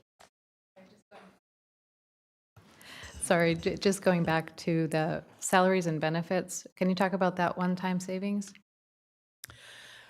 So the reason why we categorized it as one time is because at the time when we were doing the analysis, I couldn't necessarily say was that something that we would be experiencing in future years, but we were looking at the current vacancies and the current commitment of dollars, and we were able to see that there were some savings that we could show the board now, which would increase the ending balance in the current year. And we did say at the time that we would be looking at, you know, the 1920 budget to see if there is something that we could do that would be an ongoing change, but we didn't know that at the time. So we said, you know, I want to be conservative to make sure that when I'm telling you something that the number will be at least that good, if not better. And so at the time we were only recognizing the 850,000. Thank you, Ms. Canfield. Okay, now we're moving on to new information. So when we came forward with the third interim, it was my hope that we were going to be done with the 1920 budget so that I wouldn't be standing up here having to explain the difference between how did we go from 34 million and needing to make some adjustments to 26 million. But I stand before you now to talk about that piece. And so we'll first start off, again, we continue to keep scrubbing the budget, to look at it, to get our understanding of if there is anything that we could do to help the situation. And I noticed that there was an area they call billable budget. And so there was no revenue or expense budget, but I could see that when I was doing my projections, I was including in these costs of custodials and utilities, and that's what I found out they were. And it's support that the charter schools pay for, because we're giving them the custodians and they're using the buildings and having the utilities, and they're paying us back for that cost. So the estimated actuals includes 1.5 million in revenue that would be recognized from invoicing the charter schools. And I will say that the 1920 budget will include a billable budget that equals the revenue and expense equals for services that people are going to be reimbursing the district for. We'll have a revenue expense budget as we move forward. And in addition, Board Member Vang, followed by Board Member Morowski. This question is actually directed to Ms. Canfield, but also to the superintendent. Ms. Canfield, I really appreciate you going over the difference between the third interim and the difference. It seems like there's constantly different budget analysis that is being made, right? You just mentioned that future interests were not included in the multi-year budget. And this question is directed to the superintendent. And I know that Ms. Canfield is an expert in budget, and she's only here with us for a short amount of time. What processes have we put in place to ensure that the budget practices and the scrubbing of the budget that we're doing now is going to be implemented moving forward, given that Ms. Canfield is retired and she's only here with us for a little bit? If you can speak a little bit on that, Superintendent? Sure, and it's an excellent question, Member Vang. I actually would turn it right back to Ms. Canfield because knowing her style and expectations, I can imagine that what she is doing in terms of putting practices in place aren't going to be the kinds of things that our staff are looking to continue to do in the future. And her involvement, of course, is going to inform us of the key qualities that we will be looking for as we continue the search of a new CBO. Okay. Ms. Canfield? So do you have any, Ms. Canfield? I will also do my best to take some time to document, and I've been working, side by side with Gloria here. So, we definitely have been sharing information and making sure of getting some good practices in place. And I will write down, when they should be looking at things to make sure that, they review it. And for example, I'll say the special ed revenue, if we had had time, that should have been done before the third interim. Yeah. Because that is concerning to me as a board member, that some of these budget practices are not included in Sac City Unified. So I appreciate the hard work that you've done in scrubbing the budget. I just want to make sure that we're cataloging all of this and that moving forward we're implementing these budget practices. Mm-hmm. We did create a little spreadsheet for the special ed pace too, so. You, Ms. Canfield. Yeah. Again, the second one there on the special ed revenue, the state has a formula for the AB 602, and it's a moving target sometimes on how much they're funding. And so, but based upon the last report, which was certified in February, the district will receive 1.2 million based upon their final P2 ADA in April. And when the June certification comes out, which will be anytime soon, we'll look at that to see if they're going to be funding it even to a greater level. Thank you, Ms. Canfield. We had another question from Member Morowski on this item. Mm-hmm. So I wanted to, so we're talking about recognizing additional revenue that is coming in. And so stakeholders have talked to me about the district past practices of under-recognizing revenue and over projecting expenditures. So I just want to identify again that this is a practice that has been recognized and is going to change moving forward. Is that Is that accurate? Yes. Okay, The 'cause 1920 budget is including income that we believe the district will receive. On an ongoing basis? Right. Okay, and that's, I think this point is really important because, people say past practice is the best way to predict future performance or whatever. If we're changing our budgeting practices to be, to hew more closely to reality, to what we think will happen, that means that we can't look back into the past to look at trends and say, oh, we always got more revenue, so let's not worry about it. Or we always saw this, this change, and so we're going to be okay. So I just think that's an important point. Yeah.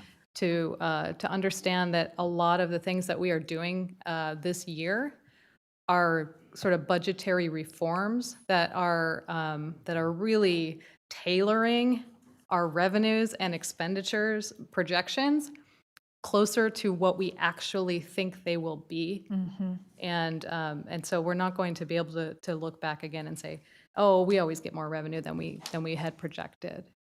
So going forward, we're going to recognize them up front.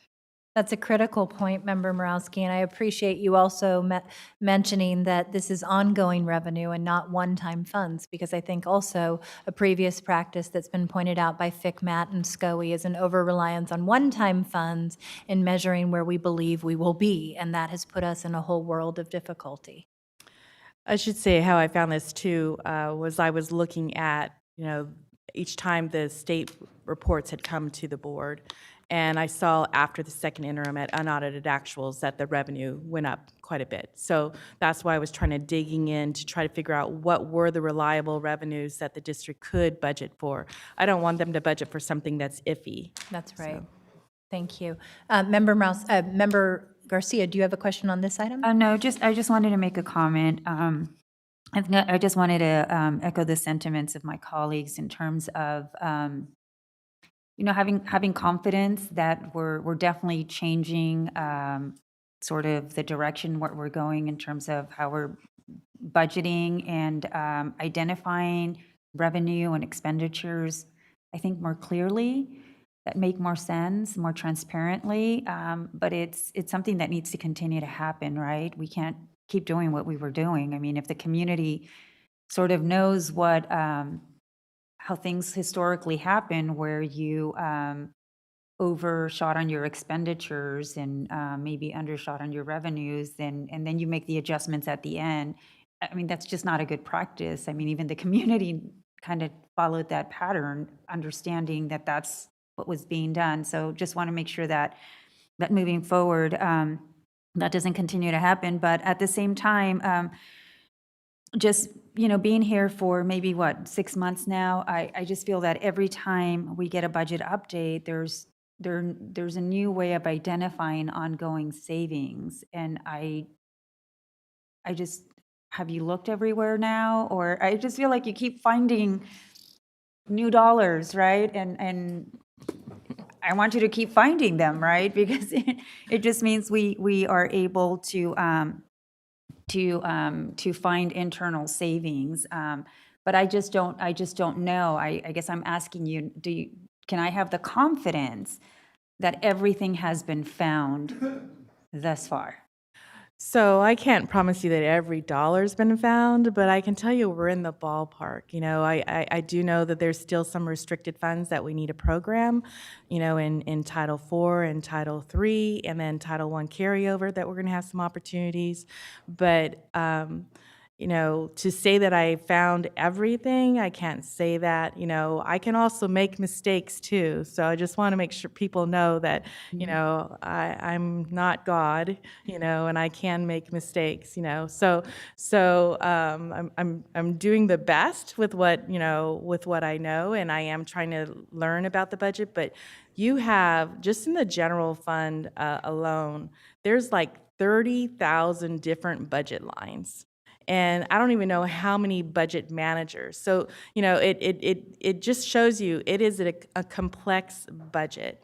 And everyone has their way of dealing with their budget. Some people save and hoard their money because then they can go and buy something near the end. Other ones spend it, you know, like they should, you know, for the students now, you know, and then there's in between, you know. So, you know, I can tell you that the information that I'm telling you today is the best information that I have right now. I can also tell you that if I go searching some more, might have found something a little bit more. I will tell you, I went and did a review again of all of the budget lines and projections for this after the third interim, and why there's numbers that will change here and there. In the end, it was bottom line working out to about the same minus what I'm telling you here, and I thought it's easier just to stick with large ticket items to explain it to you than go and say, oh, well, maybe the teacher line should have been up a little bit more, you know, so I stuck with big ticket items. I hope that makes you feel more comfortable. Well, a little bit more.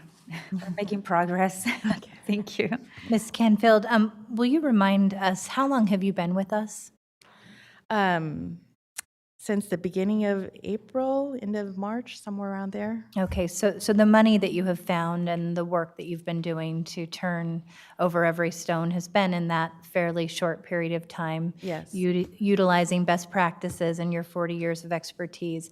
I do want to say, can you speak a little bit, since this came up, to the processes that are being in place or put in place departmentally to ensure that there isn't the hoarding of the money and the practices of being less transparent with how each department is issuing their expenditures? I'm not quite sure how to address that one because I'm not sure that I'm necessarily an expert on that yet. I'm just saying that when I was looking at, you know, some monies that were in certain areas, they should have been spent already, you know. So I don't know. Do you want to speak? I don't to know the how to first answer that more than that. The cross department and the purchasing. Yeah, perhaps one example that maybe Ms. Chung can give is just the cross-departmental work that's taking place between the business office and other departments as well, just as a check and balance among you all, maybe position control, or even just the LCAP work as well, Ms. Chung. We do, budget and HR do meet monthly. We're looking to move it to semi-monthly on the position control to make sure position control is accurate and we're both on the same page. And also, on occasion, we'll meet with different department heads to go over their budgets and see, these are where my needs are, where my planning is, and are we in alignment? Do we need to shift something around? And the requirements for purchasing that you have put in place? We do have purchasing deadlines, so the memo goes out every year. So everyone's aware as to when we can spend so that they have the planning in mind, and we do want them to spend the money on their kids. And a this year. threshold, so that anything above a certain threshold has to be going through a committee. Yes, so 5,000. So is the any threshold. expenditure greater than 5,000, this was not done before, is required to come in front of a purchasing committee. Correct, yes. Okay, thank you, Ms. Canfield. Ms. Vang? Board Member Vang? I think the only thing I was going to add is that I think at Sac City Unified School District, it sounds like we have a monitoring problem. And I really, you know, whether this is superintendent or the new CBO that we hire, that we have a plan in terms of department and school site, making sure we're really monitoring every dollar from department level to the school site. Because what I'm hearing from Ms. Canfield, sometimes funding is not utilized, right? There's carryover, whatnot. And I hear all the time when I visit my school sites that we don't have the funding needed to support some of the things that we want to do. And it sounds like we have a monitoring problem and we have to be able to fix that. And so I'm hoping the superintendent and, you know, as we search for our new CBO, that this is a plan they're going to be able to bring forth and that we can address that. Because I think a huge issue is that we need to be able to monitor every dollar from department to school sites. And it sounds like Sac City needs some work around that. So. Board Member Morowski? I have a comment, a request to all of us, and that is to be careful about the way we speak about finding money. I don't think there's any money that we've found. I think there is revenue that we've recognized and built into the budget. I think are expenditures that we are aligning more closely to what we think will actually, projections that are aligning more closely to what we think will actually be spent. Okay, there's no pot of gold in a room somewhere at Cerna Center. Okay, so I just want us all to be mindful, because words matter. We're not, there's not just found money, right? We are finding savings by taking actions, and we are recognizing revenues, and we are doing these things. But I just want us to be mindful of how we talk about this accurately to our community. Thanks. Thank you. Please, Ms. Canfield, continue on. I'm sorry, we kept you quite a bit on that last slide. It's all right. All right, so continuing on with explaining the 34 to the 26, on the expenditure side, again, we had hoped to have been done with the 1920 budget before we came to you, but since we hadn't vetted all the numbers and verified things, we went with just adjusting things from the second interim. But what we did do when we finally got to the proposed budget is we did look at historically what is the vacancy rate or fill rate. I don't know how people like to talk about it, but for example, I'm going to use the bus drivers as an example because it's an easy one to relate to. There's around 120 bus driver authorized positions. Right now, I believe there is 95 filled. And so, but yet if you budget for 120 people, you're not only budgeting for the salaries and benefits for them, you're also doing the health package. And it really showed up real evident when we were looking at it that the transportation budget line was going up almost, $250,000, because over what they're spending this year, because they were bringing it all the way up to, filling for the 120 positions.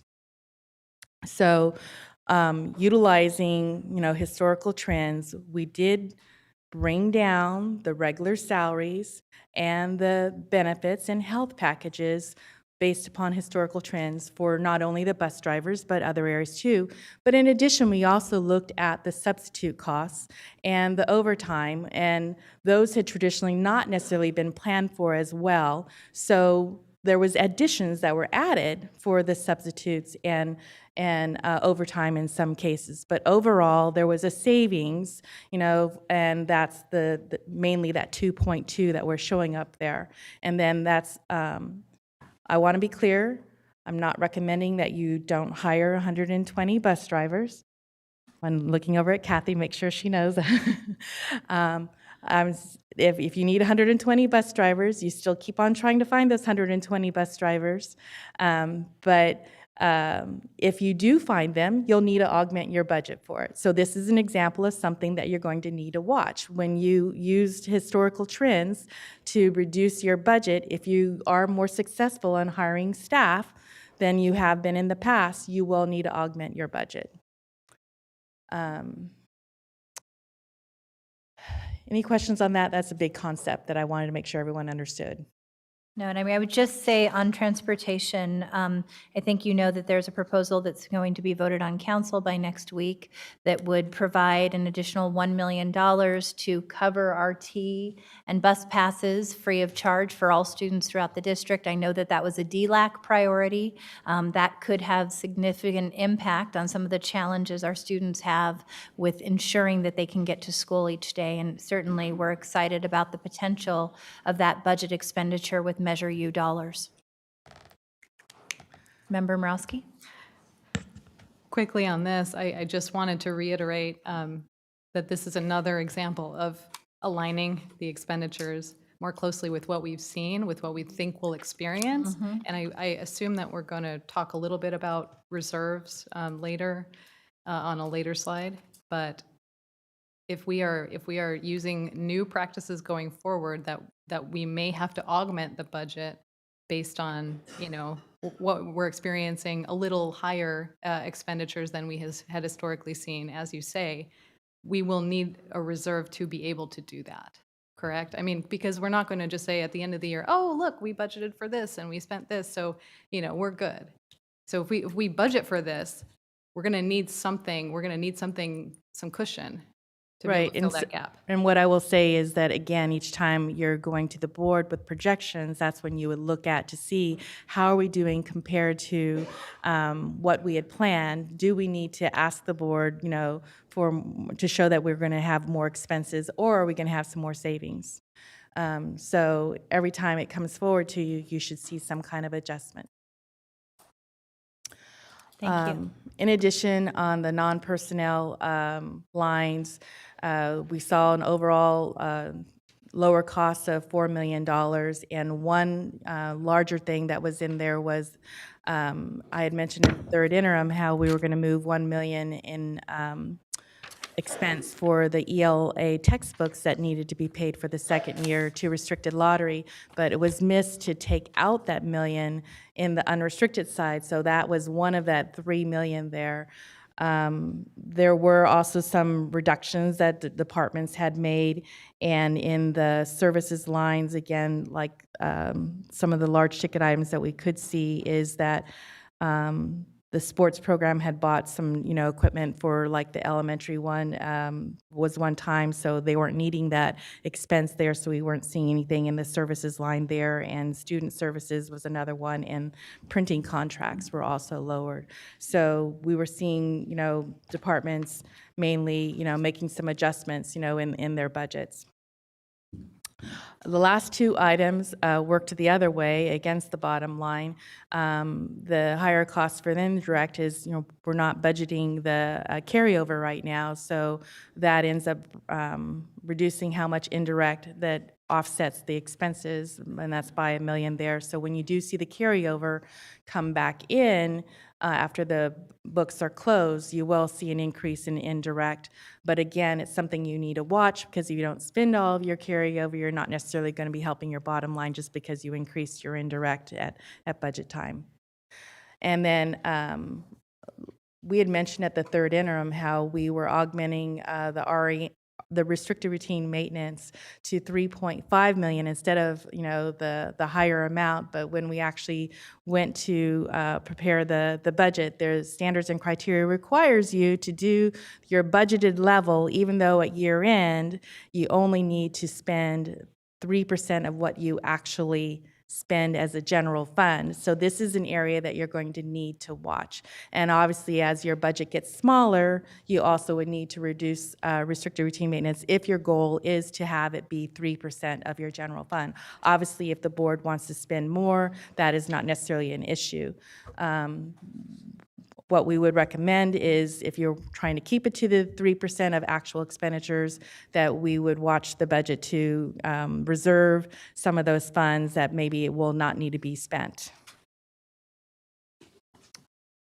So now we're going to move into 1920 itself, and I just wanted, this is the same slide that was shown back in early May, where we were talking about when you build a budget, you need to know how many students you're going to have and the ADA that is generated. And again, I talked about the difference between the two numbers. You need to staff for enrollment, and you need to plan that you're going to get revenue based upon the ADA. You need to find ways to try to increase your ADA, and obviously you need to, would love to find ways to get more students to come to Sacramento Unified, and so maybe some of the student initiatives that we're going to be talking about later will be one way, again, to make it be the a district of choice where people want to come here because of the things that you offer. Oh, and I should say before we just skip over this slide, so for the current year, we're projecting that the enrollment is going to come down 425, and you can see there's a slight decline, you know, each year as it stands here. So then those dollars turned into the LCFF revenue, one of your major source that I'm going to talk about this evening. And for 1920, it's estimated to be $411.7 million. Of that, I wanted to focus on what is the actual new revenue that you're getting based upon those estimates. In base, $9.6 million, and Supplemental 3.4. And I thought that was important to reiterate again. It's the same information as the third interim, but it's important as we move forward to see the student initiatives. You'll understand why are you seeing these new programs. It's because we have some new dollars that we need to spend. This here is a little bit of what I would call a government type thing that the district is required to do. I'm not sure how Sacramento Unified has done it in the past, so I'm going based upon my history of when I was at Fresno Unified. We actually had the public hearing for the Educational Protection Act with the proposed budget. You're required to have a public hearing. You're required to show how you're utilizing these funds, and it goes back to when the state was in a recession and they wanted to give schools more money, but they wanted to make sure that it was used for, instructional purposes, and they wanted to make sure that every district, was doing the right thing. And so you can see the requirements there. You need to have a public hearing. You can't use it for any admin costs. You need to have it published on your website, and it gets included in your financial audit. You need to show the actual dollar amount down to the dollars. So you see the $58,437,867, and then we are using that all for proposing to use it for all teacher salaries and benefits. And you can see you need to do this through 2030. So get used to it. Ms. Canfield, I think we have a question from Member Morawski. Yes. Sorry, I did want to go back for 1 second to the enrollment trends All slide. right. So, given one of the discrepancies, mistakes in the second interim was related to enrollment and not recognizing all of the revenues because of leaving out some numbers. So I just, I think we have a little ways to go in establishing trust that these numbers and these revenues are accurate. So how do we know that we're using the right numbers now? So we used the numbers from the Decision Insight company, and we added on those alternative school programs that had been missed before. And how you can know what that is more in line is anyone who likes to go to the standards and criteria, which is required for all school districts to fill out for their proposed budget in the first and second interim. There is a section that talks about enrollment, and there's a section that talks about ADA. And it shows past years information, and it shows projections for the future years. And there's a standard of, if you fall out of that standard, that you have to say, why are you increasing more greater than what that standard is, or why are you decreasing more? And you can see, if you look at Sacramento Unified's, that we're in the proper range right now. So that should give you more confidence that the information that is being shown is appropriate.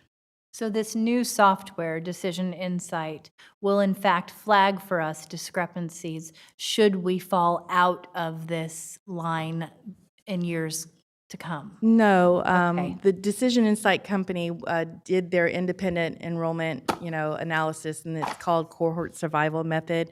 They use past histories to figure out, how many first graders moved to second grade, and then third grade and fourth grade.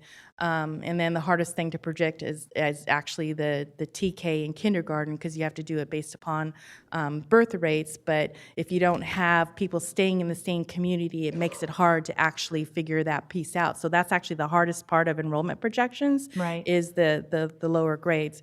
No, so I'm sorry if I confused the matter. So I was trying to say that we took the numbers from Decision Insight, and that is what you're seeing in here, with the addition of the alternative schools added on for the total enrollment, because they only focused on the regular type schools.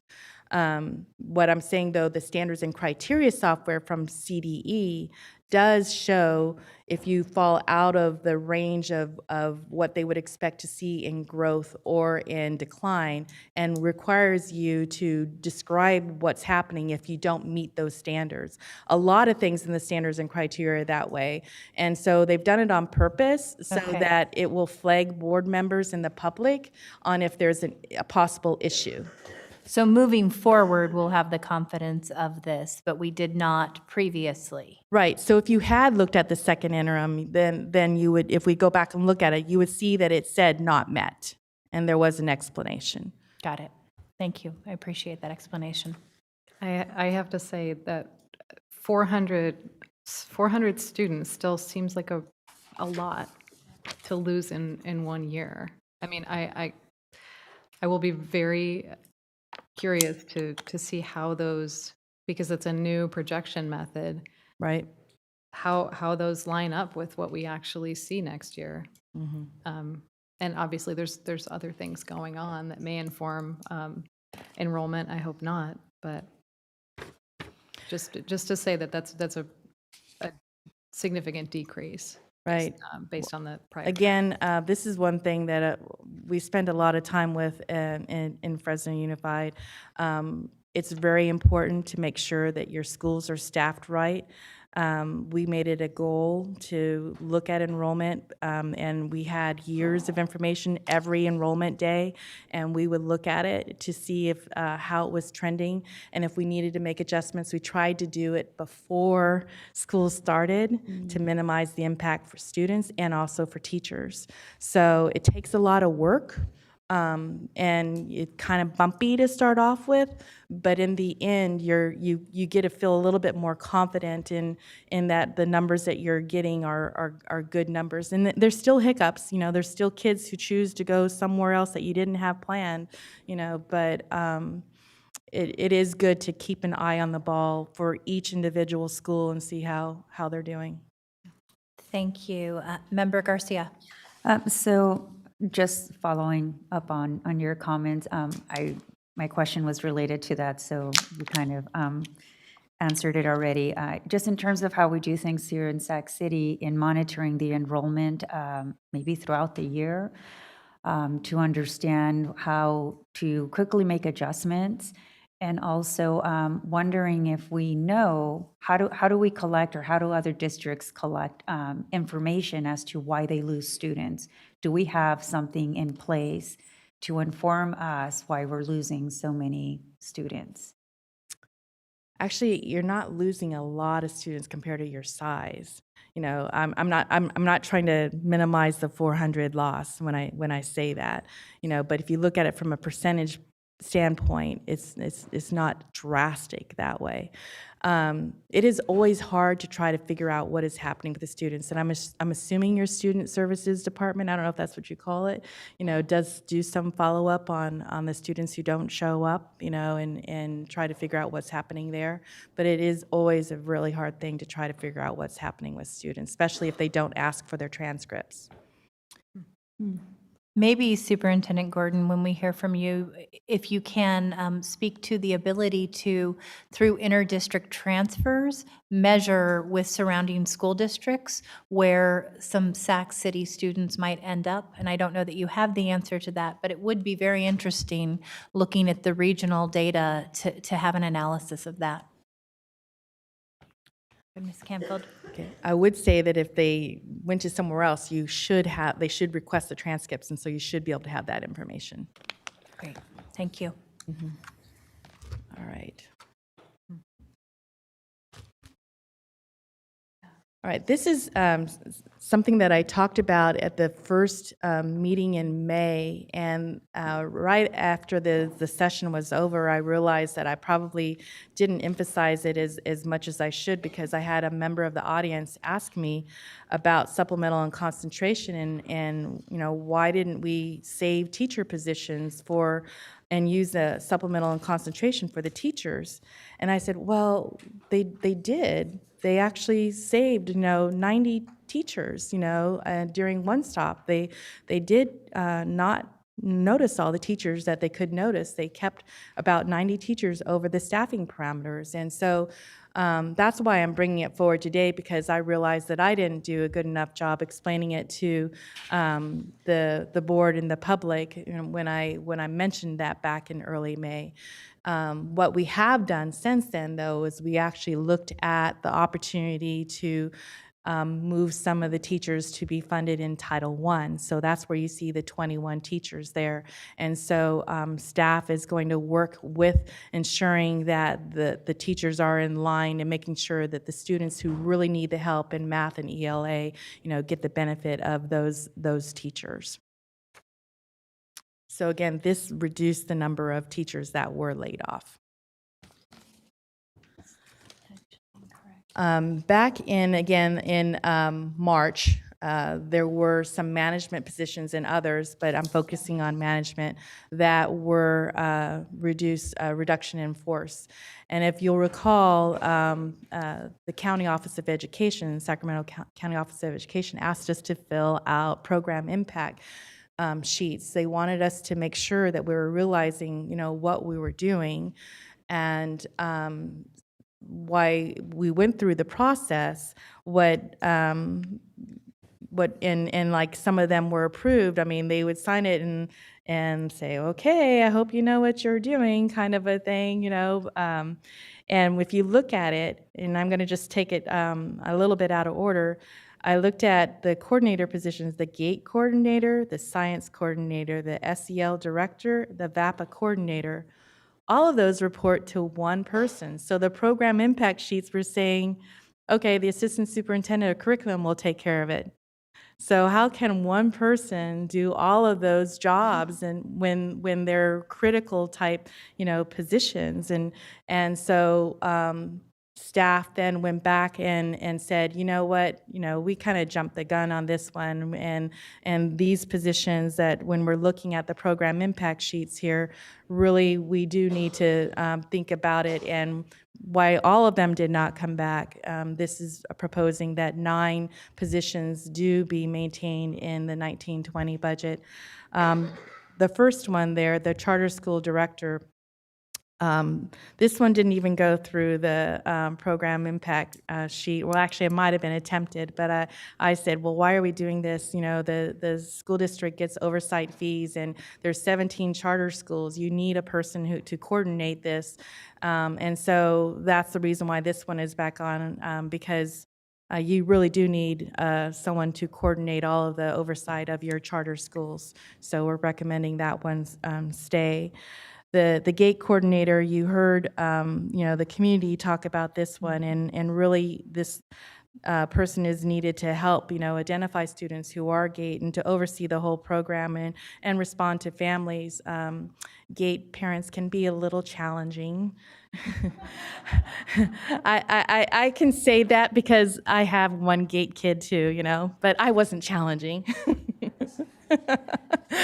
Anyway, I should say before I go through more of this, you'll notice too that there's different funding sources here. So the fee base is for the charter school position. I was saying it's supported by fees that are coming in. The base funding is just unrestricted. The subcon is supplemental and concentration, and restricted are different kinds of grants that we looked at. So what we were trying to do is we were trying to minimize the impact and where we could use restricted funds for the position and still allow them to get the job done that needs to be done. That's what we're proposing here. So the induction coordinator was a position that really, is needed. You have new teachers, they need to be involved in this program for the first 2 years. Sacramento Unified offers it free to the new teachers, and you want a good quality program because why? You want good teachers. You want them to know what they're doing to ensure that the students are getting everything to be prepared for success. So why wouldn't you want to be in charge of that? So that one is why that one is here. Ms. Canfield, I think we have a comment from Superintendent Aguilar and then Board Member Vang. Thank you, President Ryan. There's a couple of things. One is on the GATE coordinator position. It's also important to note that we are still under an investigation by the Office of Civil Rights related to the disproportionate number of African American EL Hispanic students in the GATE program. That is, the percentage of students that are enrolled in our district that are African American, Hispanic EL is not represented equally in the GATE program. So we also realized that on top of the information and notices and emails that we were getting from community members about that particular position, it would have also been hard for us to comply with some of the resolution agreements that we had established with the Office of Civil Rights, and determined that we would need also to have somebody with expertise to make sure that we were complying with some of the resolution agreements. I think that all of these positions represent positions where I personally received a lot of emails. The induction position, I received emails from teachers advocating for that particular position. And I think Ms. Canfield described it very well in terms of the value and the importance of that position. But overall, I think that I would echo Member Morawski's commentary about the changes between second and third interim. When we identified some of these positions by statute before March 15th, we were in a different position in terms of our structural deficit as well. And so that was part of the assessment that we made in bringing this this proposal to the board. You know, let me add one more thing too on this too. When we did do the third interim, why we did include these positions in part of the savings, I already had heard the hesitancy from the superintendent and others about some of these positions. And so why they were included in the projections, I made clear with Sacramento County Office of Education that I thought that we would probably find other monies that we would not need to use, you know, and that then the district could prioritize which positions they really wanted. And so the 1920 proposed budget would be the decision maker on what the district would decide to do on these individual positions.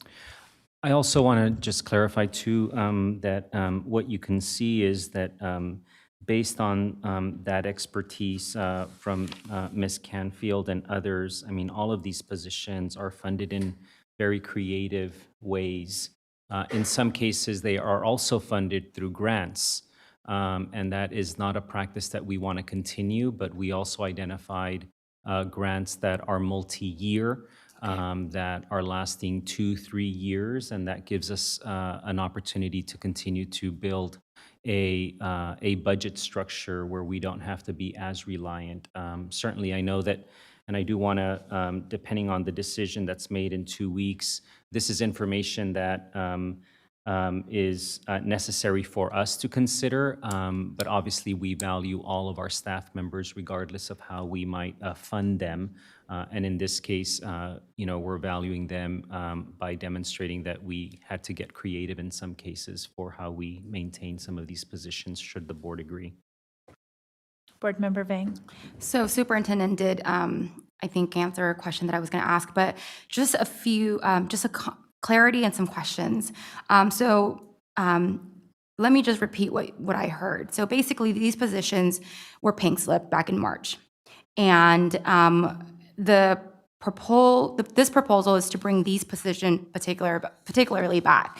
And that decision, and the reason why I see them on this list, what I'm hearing from you, Ms. Canfield, is because there was a program impact analysis. Is it possible that you could share that with the board? And also, I would like for that program impact analysis to be public online as well, so that parents and community members at large can see that, if that's possible. Actually, I'm going to direct the superintendent that I would like that on the website as soon as possible. The second comment I had was just echoing off from superintendent. I know that, you know, this board, you know, we have had conversation with the community that oftentimes we use one-time funding for key positions, and that we were going to move away from that. I was going to ask in particular to the science coordinator. I see that it would be funded part-time restricted, grant funded, and wanted to know in particularly how long is that timeline? And for me, it's also very frustrating because a science coordinator should not be grant funded. This is something that's super critical for a student, and I'm very concerned about that. So I would actually like to know what the timeline is around this grant, and then what is really our next step ensuring that we secure this position. The last piece I wanted to also add, I think we heard from our DLAC and our parent advocates regarding the EL coordinator. I've noticed that that is not in this chart, which is very concerning to me. I know we're not going to vote on this today and it's public hearing, but I would like, hopefully, to see that we bring back that EL coordinator position. I want to have a better understanding why I don't see that on here. Maybe in the program impact analysis will tell me why. I haven't seen it, but I mean, conversations from the ground is that we need support for our EL students, so I would like to see that on here in terms of this, this sheet. So I think Dr. Taylor can respond to that question about the EL coordinator. Okay. Yes, so I'll first respond to the question about the science coordinator. So I think just some clarification around that restricted category. By grants, we don't just mean private foundation grants, it's also our title funds that's there. So the science coordinator is partially, that 50% is partially Title I, but also like 15% out of a grant that we have that's a 5-year grant. Okay. Okay. And then with the coordinator, the EL coordinator, that actually, we had 2 coordinators and we reduced by 1. The other one was already in the budget. So that's why that one's not on the list. Okay. And maybe our budget team can explain that a little bit more. Okay. Ms. Canfield, did you want to explain that further? Or? Okay. So I do think we have a couple other questions. I do want to say, you know, given the focus in the district on equity, as well as the concern around disproportionality in the Office of Civil Rights Complaint, this gate coordinator position coming back is key. I'm also very mindful of the impact analysis and hearing from families across the district saying that they would potentially go to another district if they didn't feel like their student had gate opportunities who had previously had it, and we're very concerned with seeing that potentially moved in-house at the school level.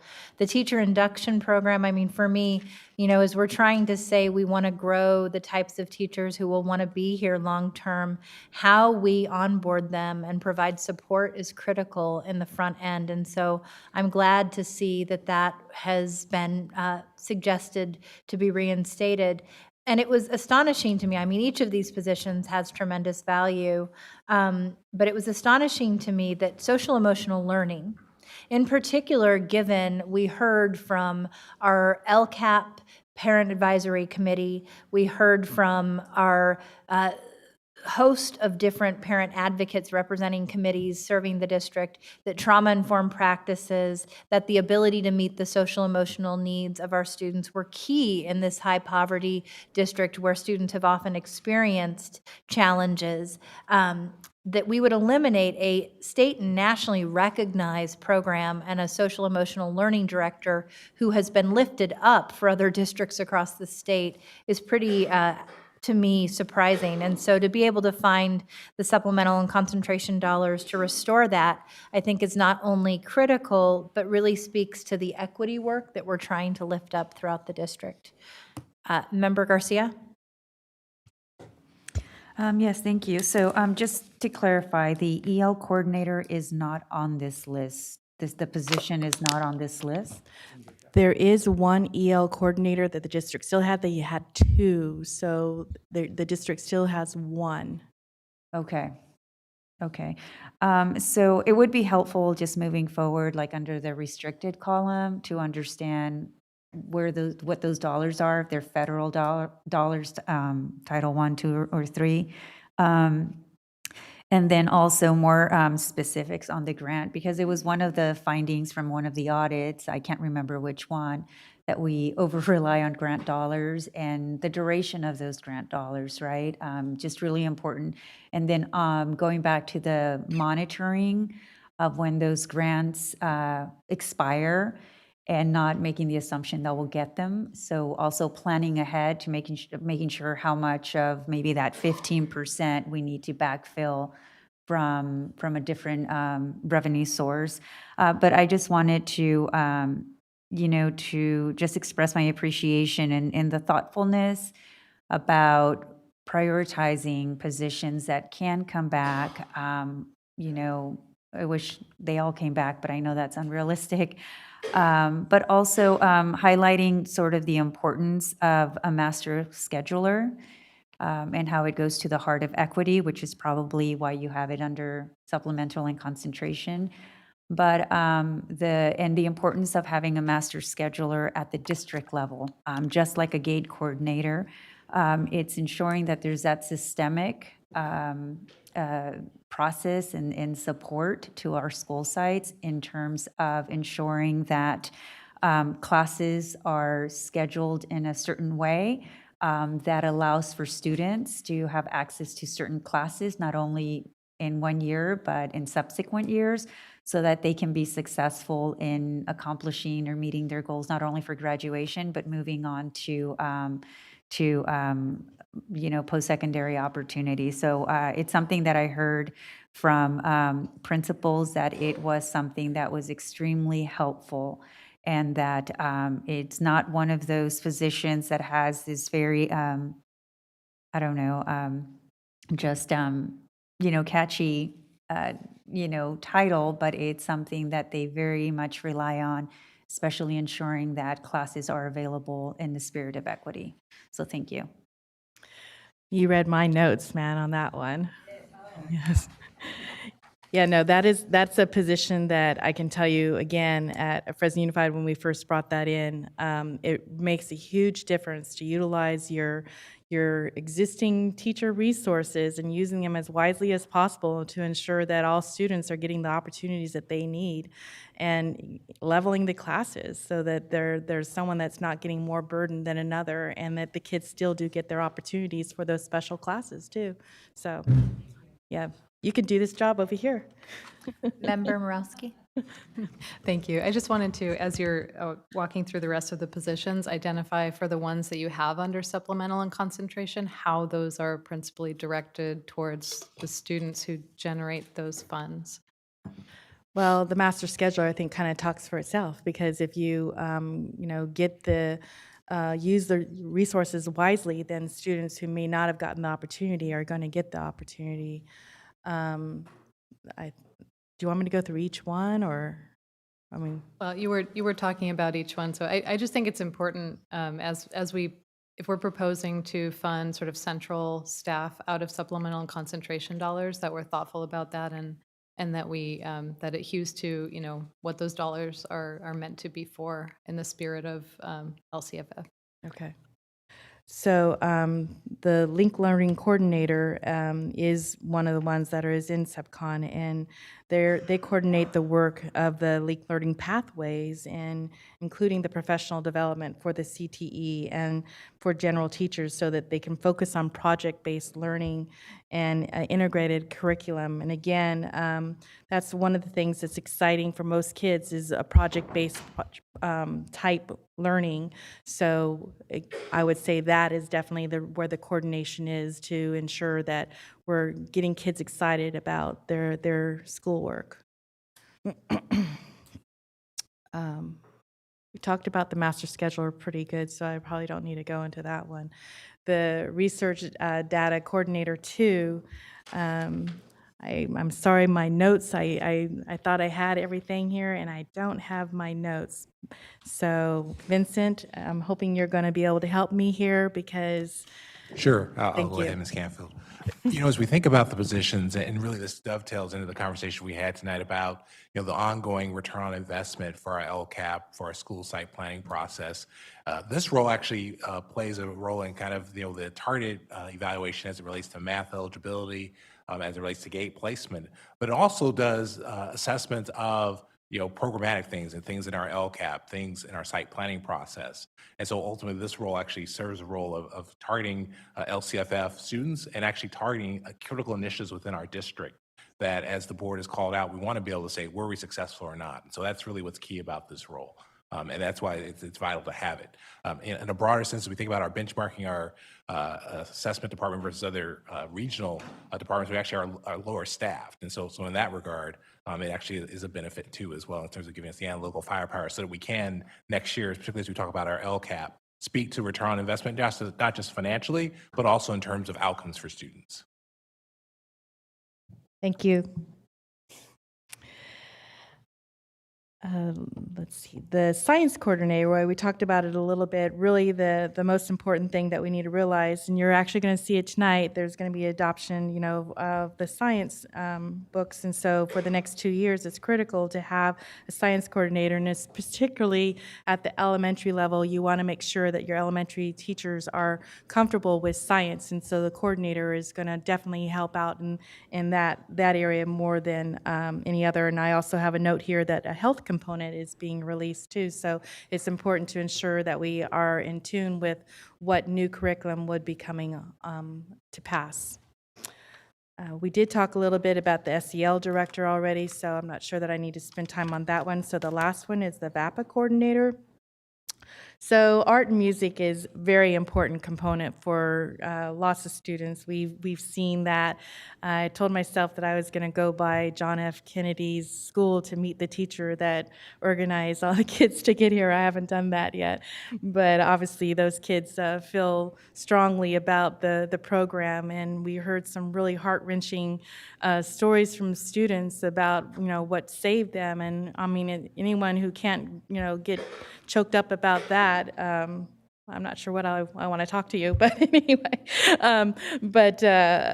it's important to have a VAPA coordinator. And yes, someone will say, well, you guys are limited here in Sacramento Unified. Well, you got to change that. You really need to think about what excites kids to come to school. And some it's sports, some it's art and music. And you need to make sure that you're looking out for all kids. And the VAPA coordinator would be the one who would spearhead that and make sure that you guys were speaking out whenever there's an opportunity to increase, what you would want to do to help, students have a better experience all the way down to the elementary level, even if it's those stupid little recorder things that the kids play or whatever. Hopefully I didn't, someone who loves recorders, I hope I didn't offend you.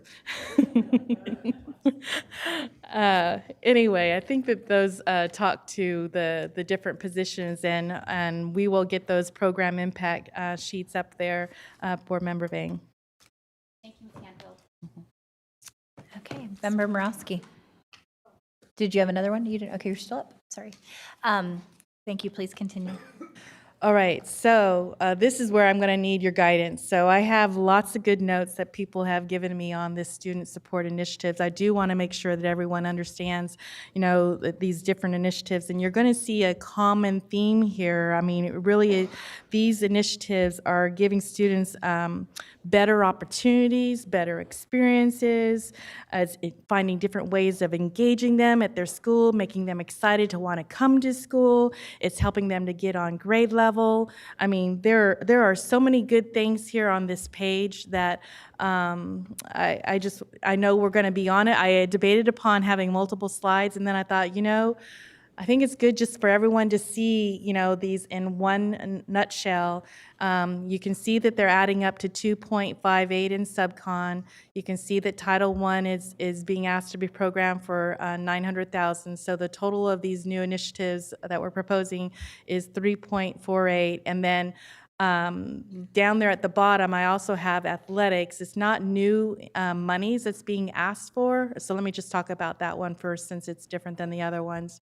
It's redistributing existing funds in the athletic program. So there was some one-time expenses that were made in the elementary athletic program this year for equipment and uniforms and that such. And what this is proposing is to move that $300,000 up to the high school level, which then will give the high schools the opportunity to offer more sports, which will increase, again, opportunities for students and bring more equity, because there's some schools where there's lots of sports and there's other ones where there's hardly any. So this will give more opportunities for students to find, and get engaged in badminton. I think that might have been one of them, and I can't remember those. There was 7 different sports or 9 different sports, and I can't remember what they were right now, but let me see if I have them here. While we go ahead and pull that up, I do want to say, one of the things that was so remarkable to me about the elementary athletics and those opportunities, as we talk about some of the opportunities that we're looking at, is that for so many of the students, you know, what we're calling enrichment is actually a reason for them to come to school every day. And it gets to this bigger equity imperative that we've talked about in a district that has traditionally had limited opportunities for our neediest students. I think we have a couple questions, one from Board Member Vang, followed by Board Member Garcia, and you can go ahead and pull up the data on that. I think I'm going to wait for Ms. Canfield to go through all of them first. So, yeah.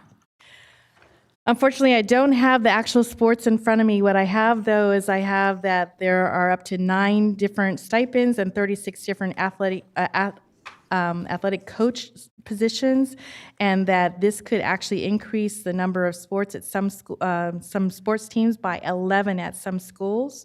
So obviously, you can see there's some really good opportunities for kids.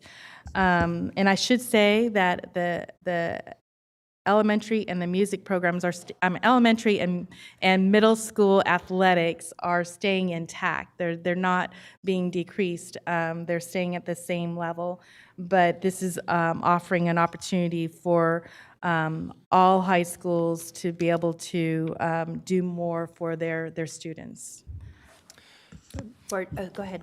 President Ryan, I don't see Mr. Purcell here, so I'll try my best. But if Mr. Purcell can probably just be prepared to give more detail should the board ask for that. Where is he? He's back there, yeah. Okay. You can probably come up, Mr. Purcell. Oh, wonderful. And as he's walking, I'll just attempt to clarify this. The investment calls for the district to centralize resources that would be used for coaching stipends for sports programs that we are able to offer, but in many cases, schools do not offer themselves, either because there might be low interest among students, there isn't a pipeline of students interested in those sports, and candidly, because the way that we used to support our schools, our principals had a lot of needs. So a great example that I've used is girls golf is a stipend that we've negotiated with our labor partner, but we don't have girls golf in Burbank.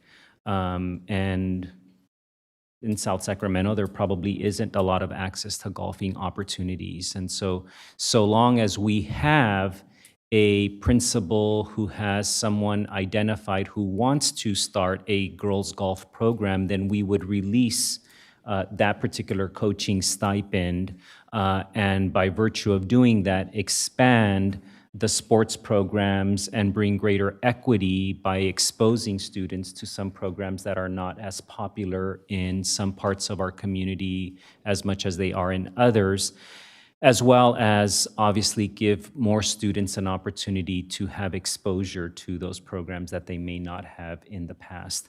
And I think we have wonderful, wonderful adults who want to bring those opportunities to our students, and hopefully that will result in building a pipeline for those kinds of sports programs by working with students at an earlier age, so that by the time they get to the high school, then they're playing those sports. Great. Is that a good, fair, Mr. Purcell, you go ahead. Well done, yes. Well, just kind of think of it as a way to bring clarity and equity to the funding of athletics, extracurricular activities, and academic stipends. In the past, schools would just get the same amount of money, all 6 comprehensive high schools. And then they would have to decide on the salary schedule, well, are we going to fund a newspaper editor, or are we going to fund a JV basketball coach? So by clarifying the process and basing it on equity, principals will now have the opportunity to select 9 of these extracurricular activities and fund all the coaching positions on here. And it's really not much of an increase other than pulling out those extracurricular activities in another fund, but the coaching stipends itself is relatively similar in years past at about $130,000 per school. We can fund those coaching positions on here at the high school level. Wonderful. And really using it as an equity model. If you don't have the team, there's not a stipend. As an example, West Campus doesn't have a varsity football team, but they would get the same amount of stipends as the other comprehensive high schools. And so what we want to do is honor the coaching positions on our extra pay for extra duty schedule. And by doing it centrally, this is a way to allocate those resources equitably. Thank you, Mr. Purcell. We really appreciate all of the work you've put into this. Member Garcia? So thank you for that clarification. That was very helpful. And then also that by pulling out some of the dollar amounts for like journalism or some of the other clubs, you're not going to compete. Exactly. Okay, so I just That's a wanted good to way make to sure put that it. was clear, that we're Yes. not pitting, very important programs for kids and opportunities. But I also wanted to get your perspective.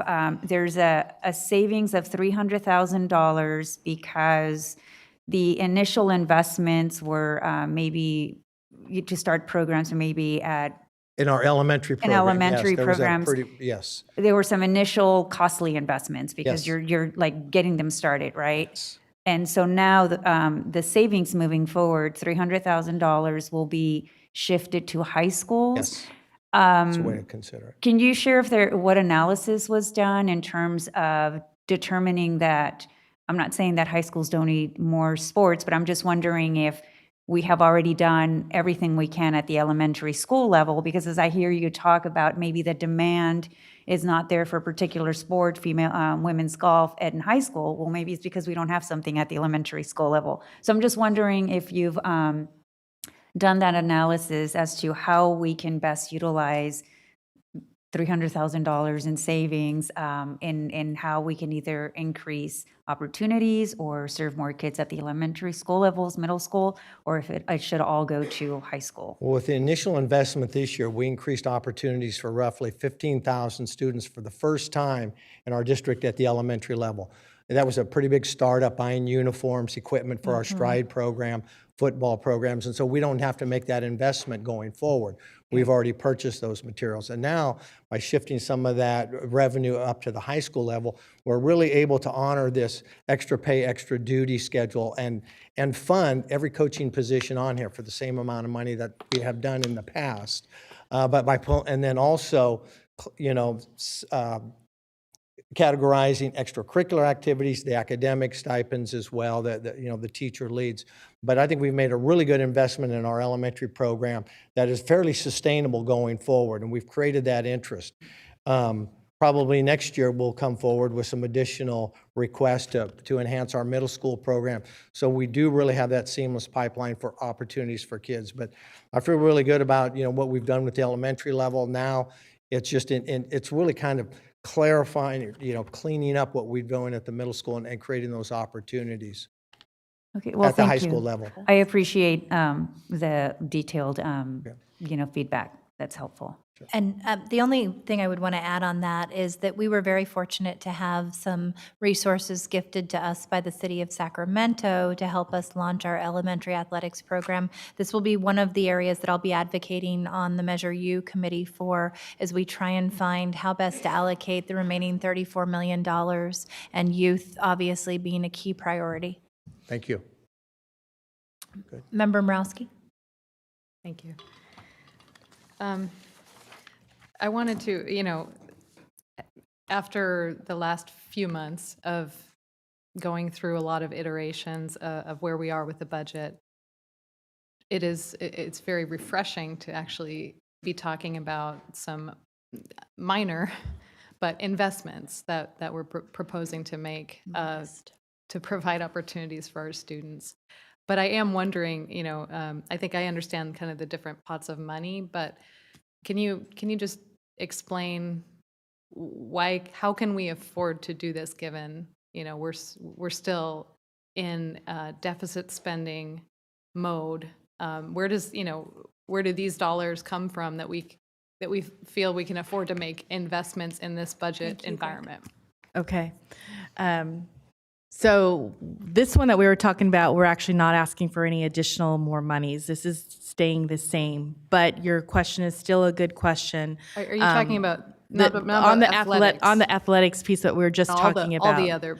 All the other ones that I'm going to go through now, they are supplemental and concentration. If you can go back, Gloria, if you remember, I showed a slide that showed the new income that we got from the state, and so we need to have a plan to spend approximately $76 million, and so these are part of that $76 million. The supplemental. The supplemental concentration monies, yes. 3.4 million for 1920. Right. Okay.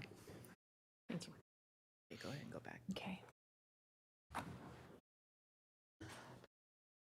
All right, so now I'm going to start up at the top. And well, before I go and talk about any one individual too, you'll notice that there's some items that are in bold. So some of these initiatives have already been happening, but they're new to supplemental concentration funding, and so that's why we're bringing them forward, to you tonight.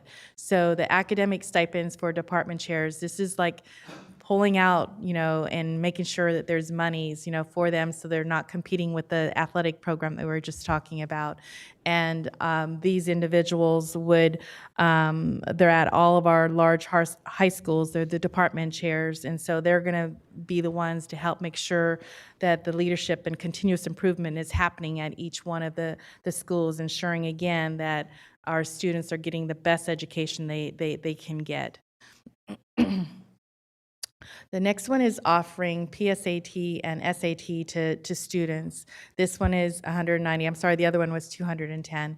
This one is 190,000. And again, this is a continuing type incentive that was funded out of grant dollars, and now we're proposing that it be put into subcon. And I can tell you that I got excited just reading about what has happened here on the PSAT and SAT. So in 18-19 grades 8 and 9, were offered the opportunity to take the test, and 86% of the kids took the test, and of those, English learners, 76% of them, and 89% of the economic disadvantage got the opportunity to take the test. And what is this signaling to them?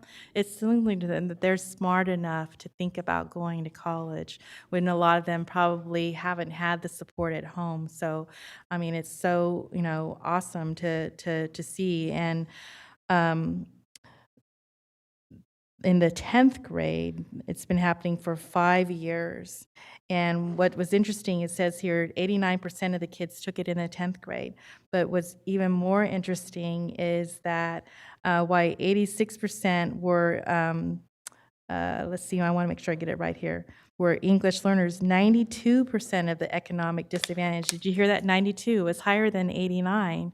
So there was definitely some people out there making sure that those kids, took the test. And so I commend any employee who was helping them doing that, because that means there was additional reach out, to those students.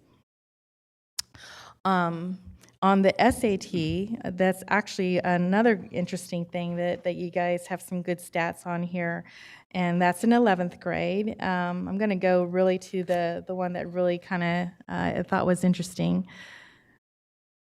For 2018-19, 87% of the students that were enrolled on May 15, 2019 took the test. It was an 68% improvement over the prior year, 68%. And of those 1849 students, 1151 of them were economic disadvantaged, and 308 were English learners. So again, there's a lot of good reach out that's going on there. So that is just awesome work, and hoping the board approves moving forward with keeping that in place, because there's definitely a lot of good work going there.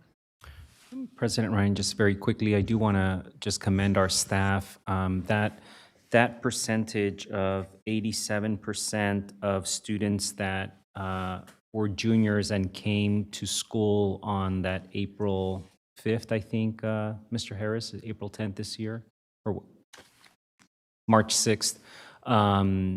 were able to take the SAT during the school day. Because of our data exchange agreement with our higher ed institutions regionally, we will, of course, be able to inform them of how many of our students, by virtue of having an SAT score now, in combination with their GPA, with the courses that they've taken, and other data points, meet the eligibility requirements to be able to apply to a college or university. That data exchange agreement calls for those colleges and universities to be able to then contact our students and inform them that, of course, they're interested in having them apply. And of course, our low-income students would be able to apply to 5 CSU campuses for free, as well as 4 UC campuses for free. So at least regionally, we're trying to demonstrate how a longitudinal data exchange agreement could benefit our students. Obviously, we're going to continue to strive for increasing that 87%. That 87% is an increase by about 1 percentage point from last year. We also, I think we've been reminded of our own improvement efforts in trying to make sure that we're providing the right accommodations for students with special needs, and we will continue to make those kinds of improvements. So we're proposing this because we think that we still have room to grow in this area. Next, on to AP tests. As many people know, these tests are rather expensive to take. They cost like $85 each. And IB tests cost $119 with a registration of $172. And while there is a reduced cost for the AP test for students that are free and reduced of $32 to $53, it still can be a hindrance, an obstacle for a student to be able to take those AP tests. The district utilized grant funds to help with this, and the current year costs were just around $400,000, but of this year, 2,010 students were able to participate in AP and IB exams. And that is over 1,523 in 17-18. So that's a 32% increase. What's interesting here, they give a stat for JF Kennedy itself. And this year, 708 students at Kennedy took AP tests, and approximately 355 of them were low income. And that's compared to last year when only 355 students took the AP exams and only 121 of them were low income. So that is like a huge increase at one school, to give you an idea of what's happening there. And again, what's happening is that when kids see that they can take the test and pass, they're finding out that they are smart enough to go to college, and they're getting a head start, so it's a wonderful opportunity for kids to be able to move forward. College and career visits, this is $250,000 proposed.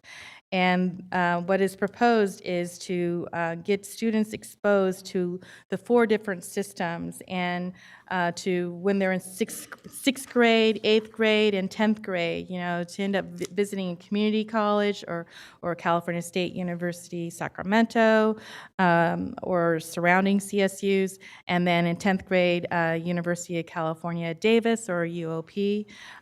What this is doing, again, when the kids go onto campus, if they've never been there before, they see what it's like, they can picture themselves there, and they're, again, seeing that I can, go to college. And so this is just a wonderful thing to be able to give kids just to dream, to not, stay still and not think that they are smart enough to go to college. And then on the career visits, again, in grade 10, to expose kids to businesses that they might be interested in, where they can picture themselves there. They might even see people of the same color, at that environment, and give them, the confidence to know that they could go and work in that business and see what it's like. So again, that is proposed for $250,000.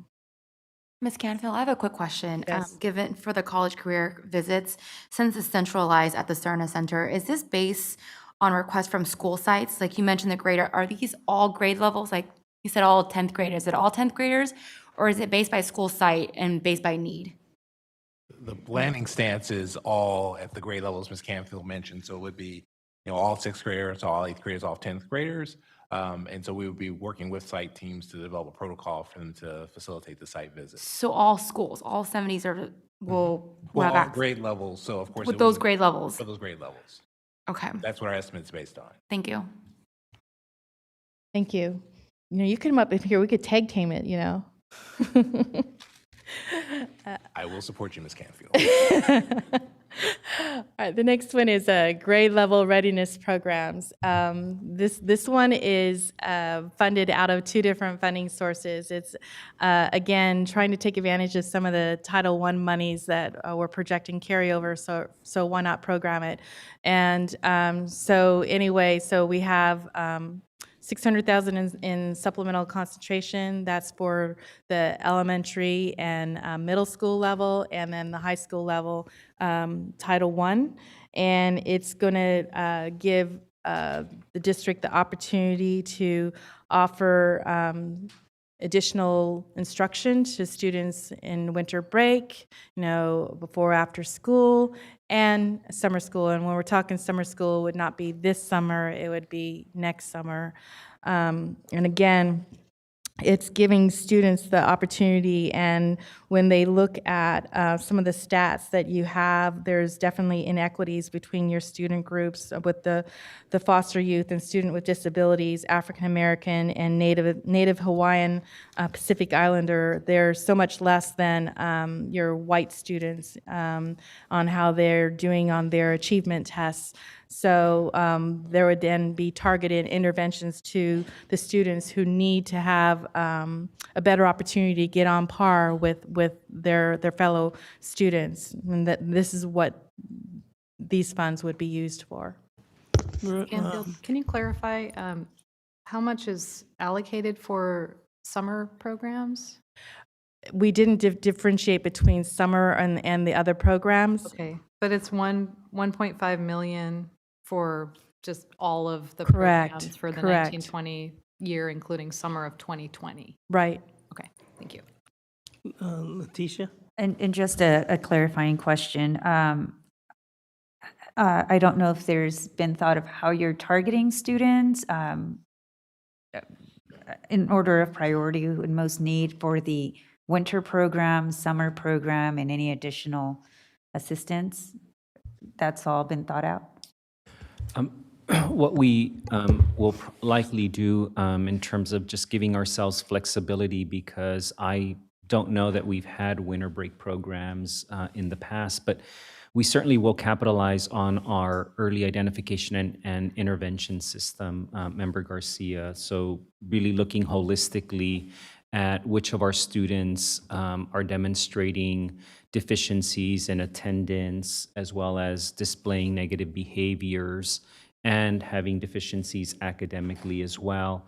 But in some cases, we also know that we're going to tie this to our broader efforts to increase for example, the number of students that are eligible for our high school specialty programs. So we also want to have the flexibility of making sure that we're leveraging resources to expand the pool of students that are also, because of the disproportionality in our specialty programs. So at this point, we are just really looking for the flexibility to see how we might meet the needs of our students through a combination of potentially winter break, after school, weekend, and summer interventions. Thank you. Just really quickly, I have heard some. I wasn't around, so I can't speak to it. But I have heard that the summer learning program was rolled out pretty quickly, and maybe wasn't as didn't have as much planning as maybe it should have. I don't know, but I would like to request that assuming this is adopted, that we get feedback as to what's being planned, and that there's enough time planned in advance to really make sure that it's an effective program. Next one is the African American Task Force. As the board knows, you approved the recommendations on May 15th, and staff is working on the first set of recommendations. The key focus on it is going to be creating an overall sustainability body, which will oversee and monitor the recommendations for implementation. The first wave will be a district-wide African American Advisory Committee with its accountability subcommittee. In addition, staff is currently researching on intervention and acceleration strategies. And finally, staff will be updating an overall site plan process to incorporate the over 5% suspension rate variance action planning requirement. And so that's $150,000 is being set aside to assist the task force going towards those goals. The next one is the needs-based scholarship and experimental learning. Traditionally, schools across the district have organized different experimental learning opportunities through field trips. It's places like Sly Park, the Crocker Art Museum, Soil-Born Farms, and Star-Based Science Camps. With over 71% of our kids disadvantaged and with 41% of our schools having 100% of kids free and reduced, this is an opportunity to find ways to not have money be an obstacle for them to have the same kind of experience. Why it's small in nature, it's a start in what I would say is the right position to be able to find a way to let kids go to camp again. I hope you guys don't get tired of the Fresno Unified experience or whatever, but they did, do sixth grade camp, for every single kid, and the stories when we saw the videos and the kids, they just think it's awesome. Some of them had never seen the ocean before, and I realize that might be not Sacramento, but there's probably something else here that they've never seen before, and it just opens up doors. It gets them to think of more when they get those kinds of experiences, and this I would say is a start in the right direction. Member Garcia.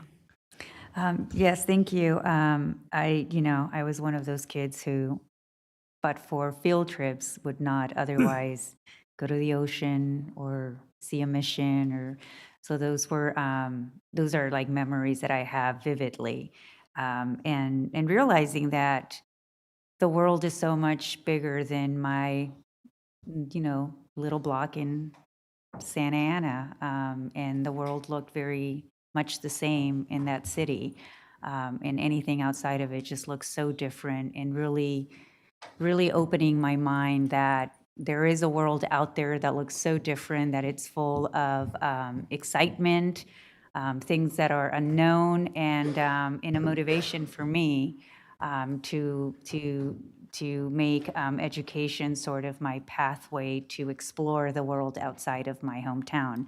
But I did want to come back to something that I heard a lot about this year with these learning opportunities. And you listed Slag Park and as well as other organizations. But I wanted to make sure that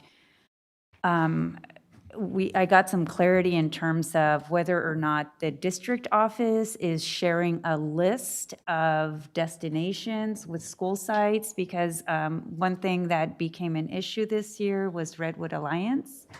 And in some school sites having already longstanding sort of partnerships with this particular entity, and it became very controversial because of its affiliation to religious organizations, and parents wanting to switch to maybe Sly Park, but that wasn't necessarily feasible because of how late in the year it was, and arrangements had already been made. It's not one that I heard you name off, so I just wanted to make sure that we were mindful of some of those issues that came about at multiple schools across the district, but that if we have a list of areas that has been vetted or identified through the district, that we share those with our school sites so they understand what's available. Because I know every school site has a different organization that they partner with. At our school, it's Sly Park. So, and it's something my daughters are looking forward to go in a couple of years. So, thank you. Thank you, Member Garcia. Member Minnick. Thank you. I just wanted to speak on this. I'm excited about the potential for all the things on this list, but I did want to speak on this because those experiences are so important. And I know that the superintendent has spoken before about, the cost of Sly Park and how it's, cost prohibitive for a lot of families. I think that these opportunities for experiential learning are huge. And I just want to refer back to, we as a family were fortunate enough that my son went to middle school. He went to Sutter Middle School, where they did a trip to the Shakespeare Festival in Oregon every year. That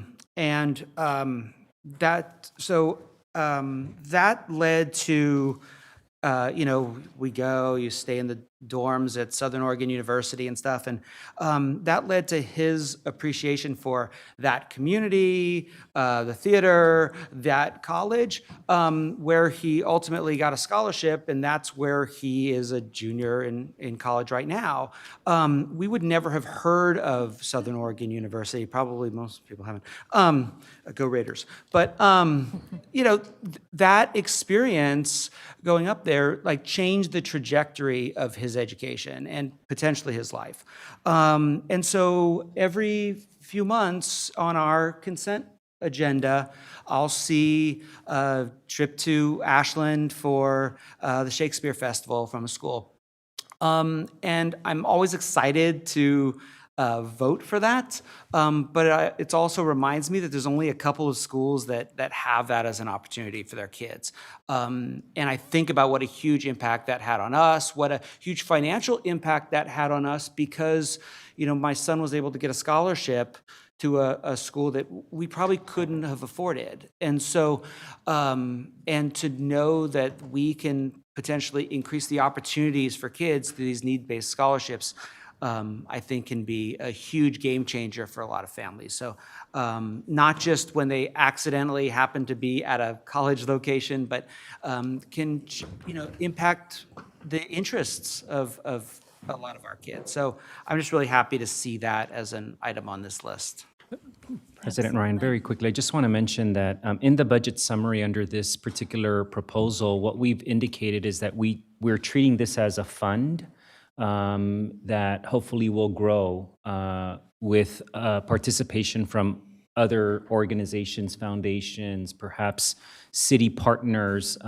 We know that $100,000, even if we tried to do something for every sixth grader, is about an eighth of what we would need. And that's not counting other experiential experiences like Member Minnick is mentioning. So we're really treating this as a startup fund, if you will, that we would want to seek other support from other organizations. Okay. So a couple other things, and I want to be mindful of time as we try to make our way through, since it's nearing 10 o'clock. I'm so grateful for the modest investment in the college visits at key benchmarks, 6th, 8th, and 10th grade. One of the things that I consistently hear from our community is that quite often students have a university or a college in their backyard and they've never visited it. We were proud to partner with the city to have a first of its kind city school district board meeting about a year ago. And at that time, we launched the Sacramento Promise. With that, due to state funding, we have a year of free community college, likely to be 2 free years of community college, and recently got named a grantee of the Student Aid Commission for Dollars for Scholars to expand kindergarten savings accounts. This will be another wonderful way to plug in those opportunities to really have a continuum of services as we're trying to promote these opportunities for students who might be the first in their families to go to college and not have access to a college pathway otherwise. And so I'm very excited about that. And with that, please, Ms. Canfield, continue. Okay, we are now on with student clubs and organizations. This is a modest start. It's only $50,000. But it is a beginning to give, again, equity across all of our schools, to have common clubs. We heard from the LGBTQ group today. This would be like establishing one at every single school. BSA, MESA, and it'd be at the middle schools and high schools and others. So it's a start. It's a start to try to get equity again. Letting students find a way of being connected to something, at their school, which then makes them want to come to school more and be successful. Let's see here, fingerprinting support for parents. This is following up on what had happened the prior year. I guess the funds were used up rather quickly. So again, this is establishing some funds for parents who are volunteering at the schools so that they can get their fingerprints and volunteer, at the schools. The last one is the music instructional technology, and this is $500,000. And what this will do is it will establish funds that can be used for music, for VAPA equipment, for computers. And I have examples here of some information. Your music guy, VAPA guy, did a very good job of giving me lots of information.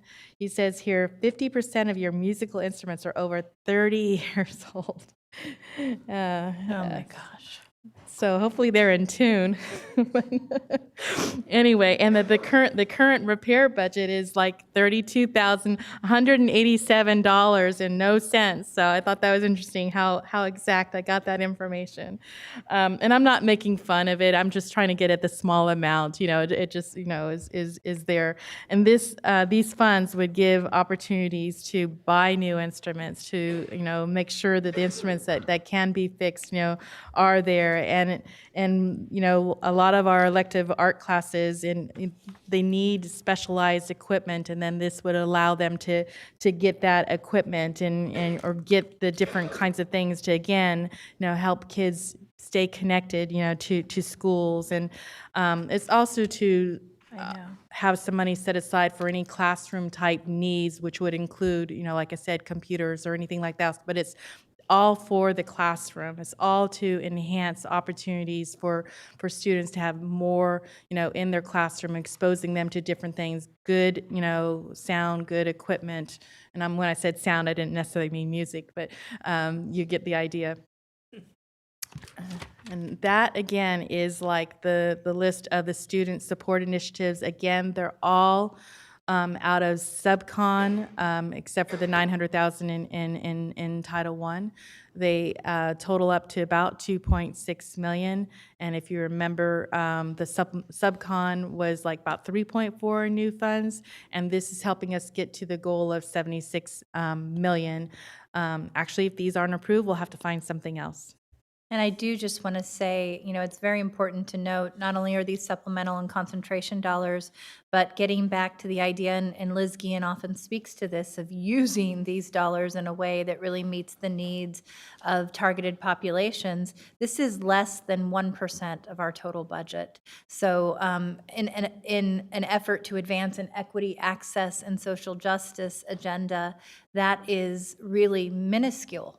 And compared to neighboring districts like Twin Rivers that have been able to increase their investments, I'm happy to see some modest investments moving forward, and yet it is still a far cry from where we should be to have equitable access to opportunity for our students in Sac City. Board Member Vang?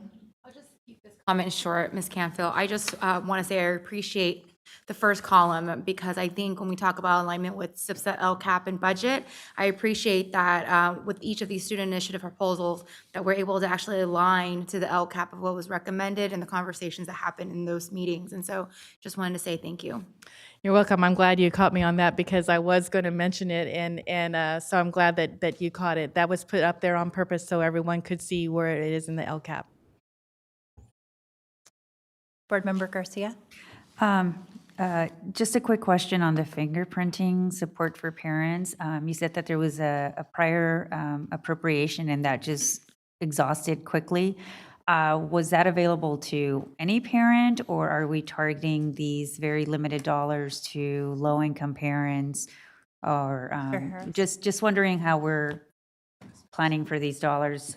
So Board Member Garcia, because of the limited funds available, we initiated a prioritization schedule based on the free and reduced or low-income population at school sites. So it prioritized the school sites that had the most significant free and reduced lunch populations. And then, of course, we evaluated how the funding was spent during the school year, and then based on school site requests, we did make adjustments to the allocation, but the fundamental premise was sites that had high free and reduced lunch populations were targeted to get the most allocation of funding. Okay, I'm glad to hear that, and I'm glad to hear that the prior allocation went very quickly, right? Often it's a barrier for parents. So, and just as a reminder, once you're fingerprinted, once you're good to go for how many years? As long as you stay active, it rolls over. Once you stop being active, then you have to re-fingerprint. So Can you every define school year, active, staying active? stay within the school year. So within a school year, if you're a participant, so school year to school year, as long as you're participating school year to school year, you remain active. We get updates. Let's say you participate in the school year, but don't participate in the following school year. Then you come back that following school year, the third school year, you'd have to re-fingerprint. Got it. Okay, thank you. Okay. Please continue. Next, we're going to move on to other funds. At the third interim, I did report about the different contributions to other funds, and the Adult Ed and the Child Development Fund are the same amounts. The Charter School Fund, if you remember, I talked about 2 schools, and then when we did a more complete analysis and we looked at all the charter schools, in fact, all the charter schools were showing deficit spending. Some have healthy balances, and so that is why you're not seeing them now, or you might see them in the future if no adjustments are made. The new school, New Joseph Bonheim, is new to this list, and so again, this is for 1920.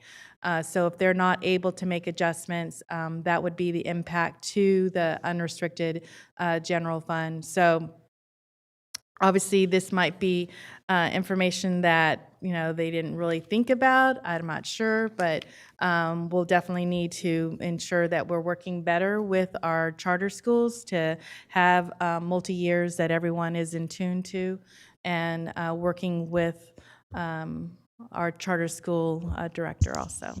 Board Member Bang. Just for clarity, so what you're telling me is that New Tech needs $55,000 to operate next year. Is that correct?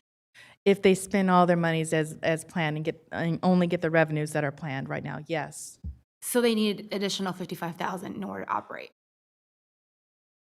Yes, they will go negative without it. Yes. And George Washington Carver, remind me, is that at elementary school? It's the only Waldorf high school in the district, a dependent charter. $369,000 from our unrestricted fund. So I think I mentioned this in previous board meetings already, but I think we need to monitor our charter school. I know these are dependent charter schools, is that correct? And we give them the flexibility to be able to operate their budget. And we have to do better at this because I don't see us pouring money into our neighborhood schools that are not charters. And so we need to do a better job of that. I don't know what, Superintendent, if you have thoughts around this or in terms of cabinet, but I know this was also a report in the FICMAT report as well. And so I want to make sure that we are monitoring this closely because this is very concerning to me. All right, I will tell you that with the schools being smaller, they're going to have a little bit more challenge, and I'm not necessarily coming to their defense. I understand what you're saying, but they're having some of the same issues as your school district. They still have, the health benefit costs that you have as a school district, so they're feeling the same impact, and you're seeing it probably sooner here, with that individual school. So again, that's not necessarily the whole issue, but I just wanted to just make that point. But it is a challenge of some of the small schools across the district. Yes. Yeah. Thank you. Ms. Canfield. This is similar to the slide that was shown at third interim. It only shows the 2 years now, 2021 and 21-22. The only new information that is on here, if you remember at third interim, May revise had just come out, and so we didn't have all of the factors to get in what was the difference in the COLA. I'd mentioned that one went up and one went down, so you can see here the little bit of difference that in 2021 that the change in the COLA, went up, and then in 21-22 went down a little bit. It's not significant, but again, just wanted to report out. And the only other number that changed is that the increase in the charter school contribution is lower than what I originally projected.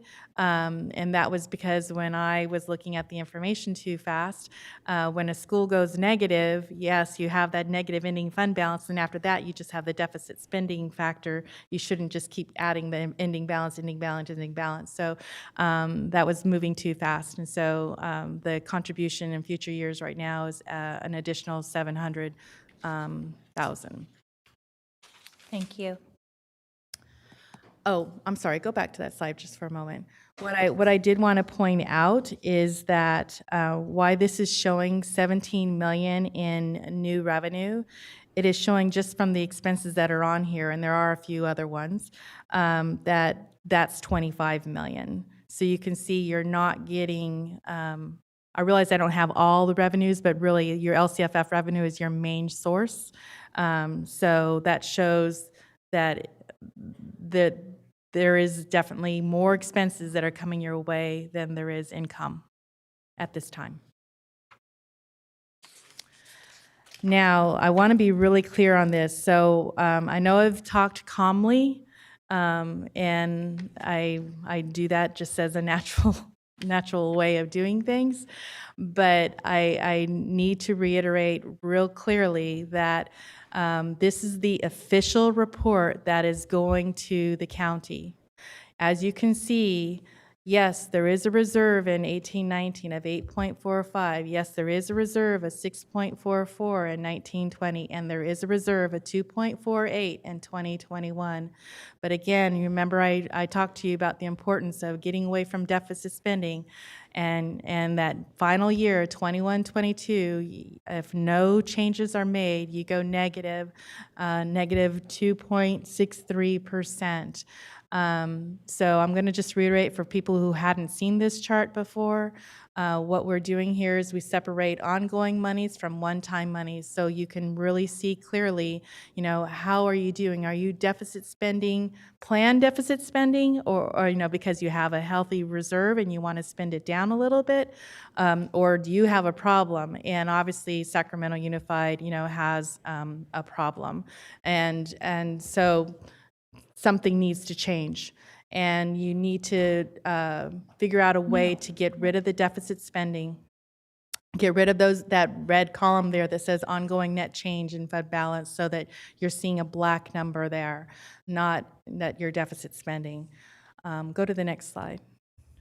So this is the recommended plan. Again, this is a recommended plan. This is not the official piece that is going to the county. In fact, go back one other time.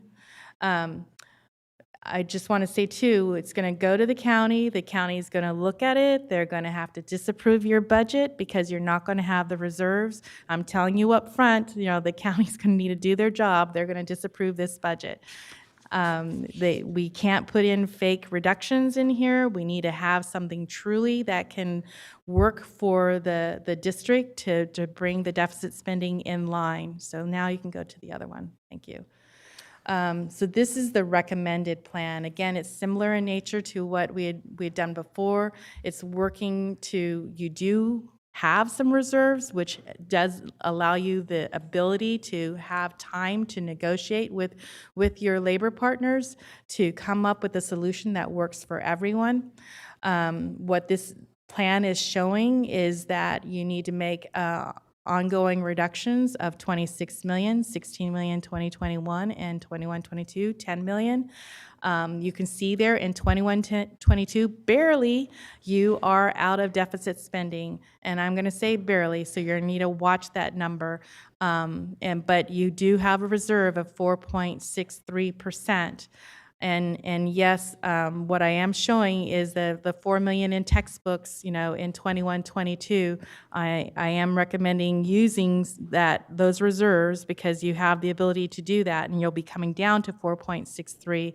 So that's the reason why I'm recommending that, and why you're seeing the change in the reserve with the negative number down there. That is a planned use of reserves as compared to just using reserves with no plan intended. Should I ask? So, Ms. Canfield, I want to have you pause for 1 second. I think all of us board members received a message that there are a group of students here waiting to speak in public comment. If you're a student who's waiting to speak in public comment on an item not related to the budget, can you please stand up? So it is a budget-related item. Okay. If you'll...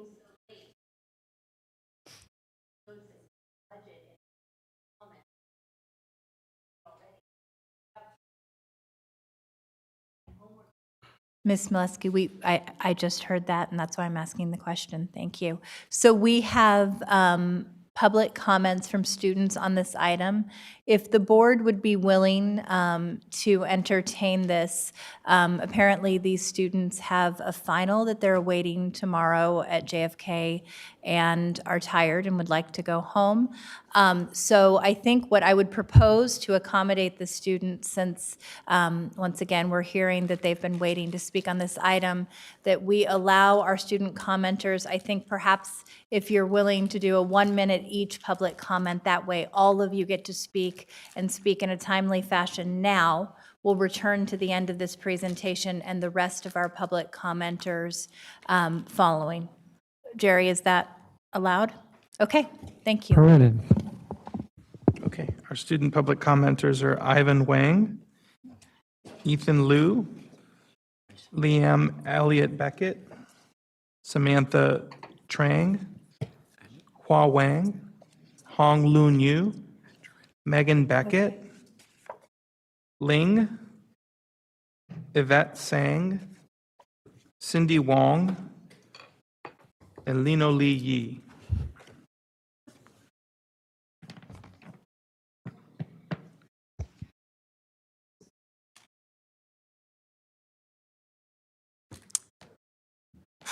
Thank you very much for your patience. We actually had rearranged the agenda to have public comment after the budget presentations because in the last few board meetings, we've had a large number of students and families that have wanted to speak on the budget item. But once again, when we found out that you were waiting, tried to move things around immediately to be able to accommodate you. So thank you for being here. So my name is Ivan Huang. I'm here because the AP program in the John F. Kennedy for Chinese is being canceled, and I would like that to be revoked because because I feel like that program is very important to Kennedy, and that a lot of students require that program in order to get better grades. And I feel like this program is very important to the kids because there are a lot of Chinese-speaking people in Kennedy and around in the Sacramento area, and they really need that program to connect with the community and the school. Most of us plan to take all 4 levels of AP Chinese, and without the AP Chinese program, none of us would be able to complete it, and we would probably be placed in a lower ranking for college admissions. My time's up. Thank you very much.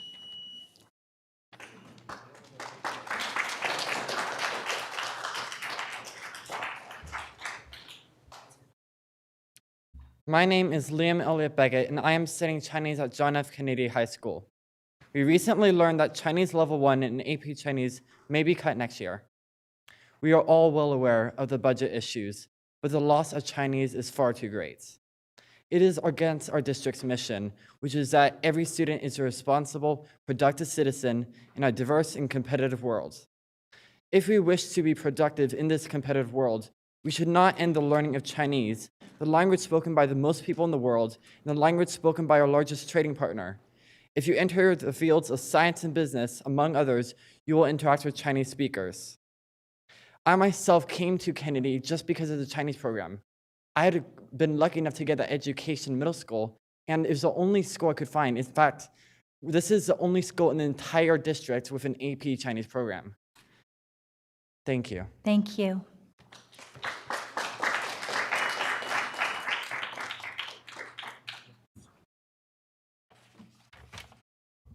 Hello, board members. My name is Samantha Sang, and I'm going to be a senior next year at John F. Kennedy High School. I've been a part of the Chinese program at Kennedy for the past 3 years now, and it's given me the opportunity to grow and blossom into the person I am today.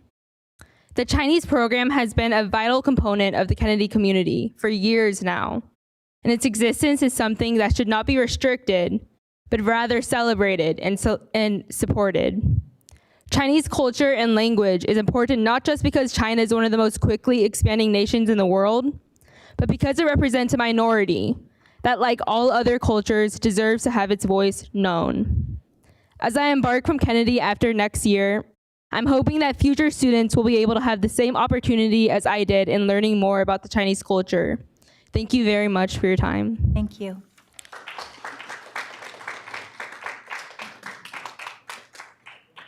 I'm Clement Chu, and I support the studying of AP Chinese.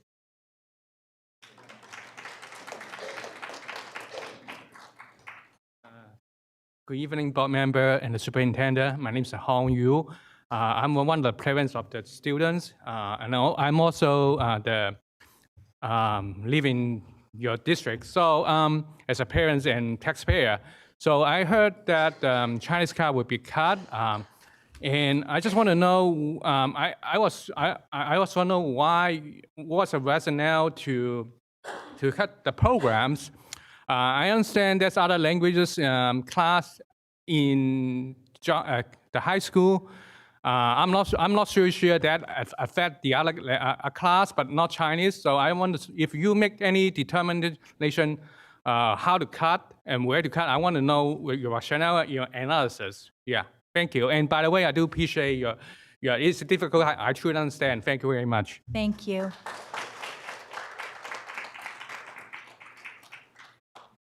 Hello, I'm Megan Beckett. I'm also a parent of one of the Chinese students at Kennedy. And my son has covered a lot of the comments that our family wants to make to you. But I will emphasize one other is that we specifically chose Kennedy. In fact, we were out of district. We live in district. We transferred we transferred him to district this past year because of the Chinese program. We likely would have remained where we were if it hadn't been for this, because it's that important to us. And we wonder how many other families might feel the same way.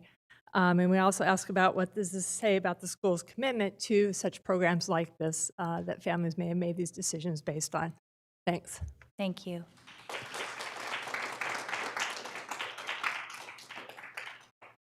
Good evening, board member. My name is Hua Huang. I'm Ivan's there. So I agree with all the students' point they made and also all the point that the parents made as well too. But I want to point out that one of the reasons that my son and their classmates choose Kennedy is because of the Chinese program. That's one of the main reasons. So I also understand that we're facing a budget issue, but cutting, program basically not going to resolve the budget issue, only further pushing the deficit down for the district in the future. So, in particular for the student, they already have a plan, taking the Chinese as their fulfill the language requirement for the future, but they are in the middle, they are in the pathway. But cutting the program, there's no way that's impossible for them to complete their education for the Chinese program for the language in the future. So thank you.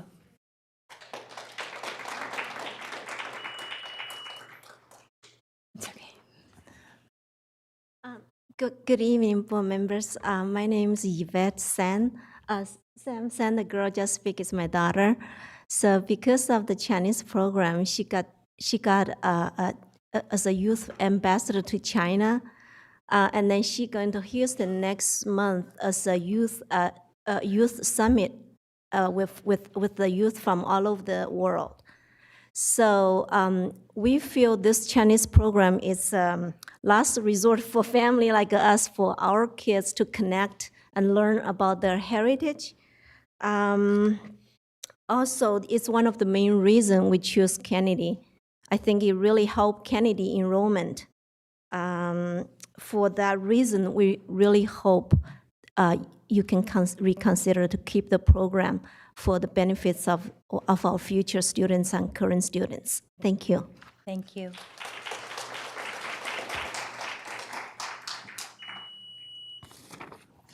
Good evening, everyone, board members. I'm Cindy. Sorry. No, it's okay. My name is Cindy Wen. My two sons graduated from Kennedy High School 2012 and 2015, went to Stanford and Berkeley with full scholarship. Actually, they partially benefit from the Chinese program. So I hope this program will benefit to the future students. So to me, my personal, I really strongly against to cut the budget of the program. Thank you.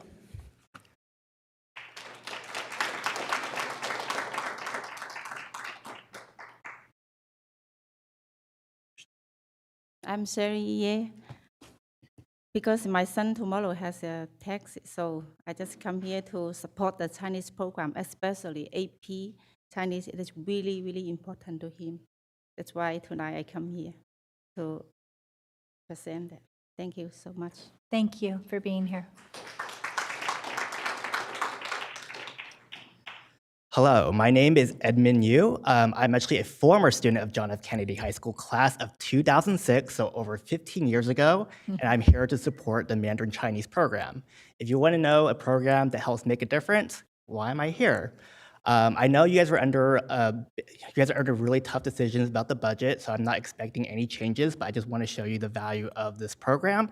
And the students did bring forth a petition, and I hope you guys will consider the value of foreign languages and programs that make a difference. I wouldn't be here today if I didn't see the value of this language. And if you guys want to know, to learn a foreign language, you don't need more than 4 years. You need to practice the language. And what better thing next to Spanish is Mandarin. We have a very vibrant community in Sacramento, and I hope you guys will reconsider. Thank you. Thank you.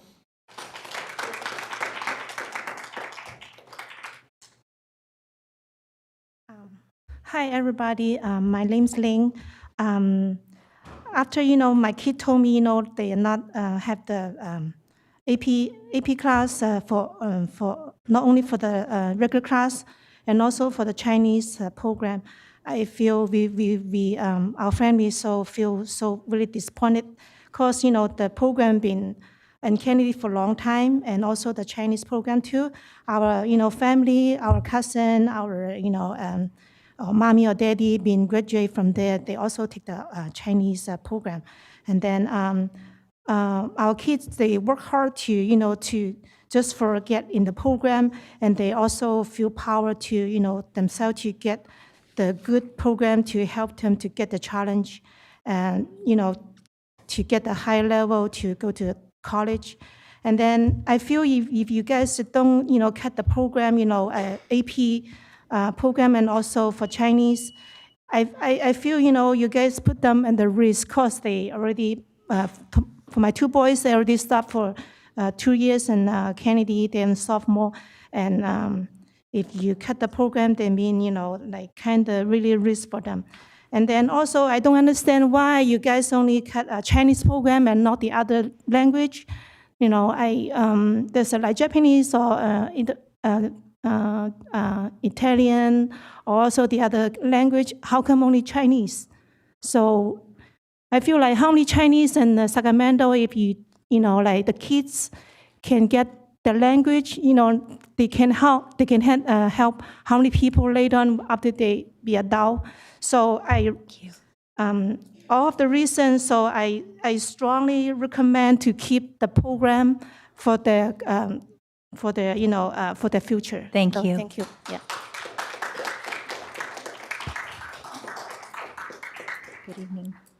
Hi, my name is Cindy Liu. My son Eden Liu is attending JFK as a sophomore, and we came to Canada because of the Chinese program. I came to United States when I was 14, and then I did take the Chinese AP Chinese myself, and I really want to keep them in the Chinese culture to learn more about the Chinese culture. So we really wanted the Sacramento School District to reconsider about not cutting the program. And we have the great student, great teacher, and everything is great. We just need to keep the program to running for the students to learn more about our culture. We don't want them to forget about everything. Thank you very much. So at this time, we're going to resume our budget presentation. What I'm going to do is I'm going to ask board members if you can please hold your comments for these last few slides that we're trying to get through. We'll then take public comment, remaining public comment on the budget item. And if board members have questions following that, then they can share them at that time. And I actually need a motion to extend the board meeting. Do I have a second? All those in favor? Aye. 11. Okay, so where we were at, we had just shown the recommended plan, and so again, we're recommending that the district work on a negotiated solution to get to achieve the 26 million and have a 4% reserve. It does give the district time to do that, and we are in a little healthier position than where we were at third interim, and it also helps on the cash side. So on the cash, if you'll recall, at the third interim, we were running out of cash in October 2020, and why we do go negative in 2020 with the proposed budget multi-year, it is just a smaller hiccup, and we could use interfund transfers from other funds to cover that shortfall until the property taxes come in. But the following 2021, if no adjustments are made, the district would run out of cash. So again, there's some time. But don't wait to act on it. It's just reporting out what the facts are for now. And then speaking of other possibilities, the state legislators right now are busy trying to get the budget done. They need to get a budget by June 15th, or they won't get paid. And magically enough, they always seem to get it done when they're not going to get paid. So anyways, but right now, some of the major state education proposals that are being considered, and the one that actually looks, I think, the most positive would be in the special education area. When you have the assembly and the state both talking about the same thing, that looks pretty promising, and it's estimated that Sacramento Unified would receive about $3.5 million if this does come through. And from my understanding, that would be able to reduce the contribution. There would not need to be an investment of those funds for the equalization. The additional ones for the ones being considered at the Assembly or the Senate, as far as like the preschool, ADA into AB 602, or the Senate 4,000 for each severe. Each identified disability student, those probably do come with some additional requirements. So they're not just flat out money that you can spend any way you want. And the reason why I'm showing these here for you is just to give you a flavor of the things that are moving and shaking in the Sacramento Capitol. We don't know necessarily how things are going to plan out. There are even a couple other things that are being considered, but you can see how obviously if the STRS rate comes down, that will help. If the PERS rate is also supported in some way, that will help. If the college readiness grant comes through, even if it is one time, that can help. That could make the AP, SAT, those kinds of things even go at a greater level than what we were talking about, or reprioritize and use our supplemental concentration funds for something else. The low performing block grant would also be another thing. Again, it's one time, but it's something that could give you a jump start on some kind of initiative that you may have not been able to get around to. And then obviously at the after-school programs, the rates would be going up, and it would actually help those programs to be more supported for all the endeavors that they're trying to do. So, in summary, we did capture current year additional income. In the 1920 proposed budget, we did recognize personnel expenses based on historical fill rates and made adjustments for that. And in addition, we did adjust our non-personnel expenses based upon what budget managers submitted, which was less than what we originally had at third interim time. We do recognize the additional cost for the restructuring of the teacher salary schedule. And just to be clear on that one, it was an estimate, and it could end up being more than what we currently have, in the proposed budget. Right now, we estimated about the equivalent of a 7.3%. So, just wanted to make the board know that that is what we have in the budget, and it was just an estimate. I already mentioned the cash flow, that we're in a little bit better shape on the cash, but again, please don't take that as just sitting around and waiting for something to magically happen. You do need a negotiated solution to achieve the $26 million. And as shown on the other slide, we're keeping a close eye on the state budget for any potential new revenues or any new expenditure obligations that might come your way. And now we're ready for the public hearing. Okay. So with that, we're going to hold board member comments for additional public comments. Mr. Barrios. Jason Weiner, followed by Alina Cervantes, David Aleman. Hold on a second.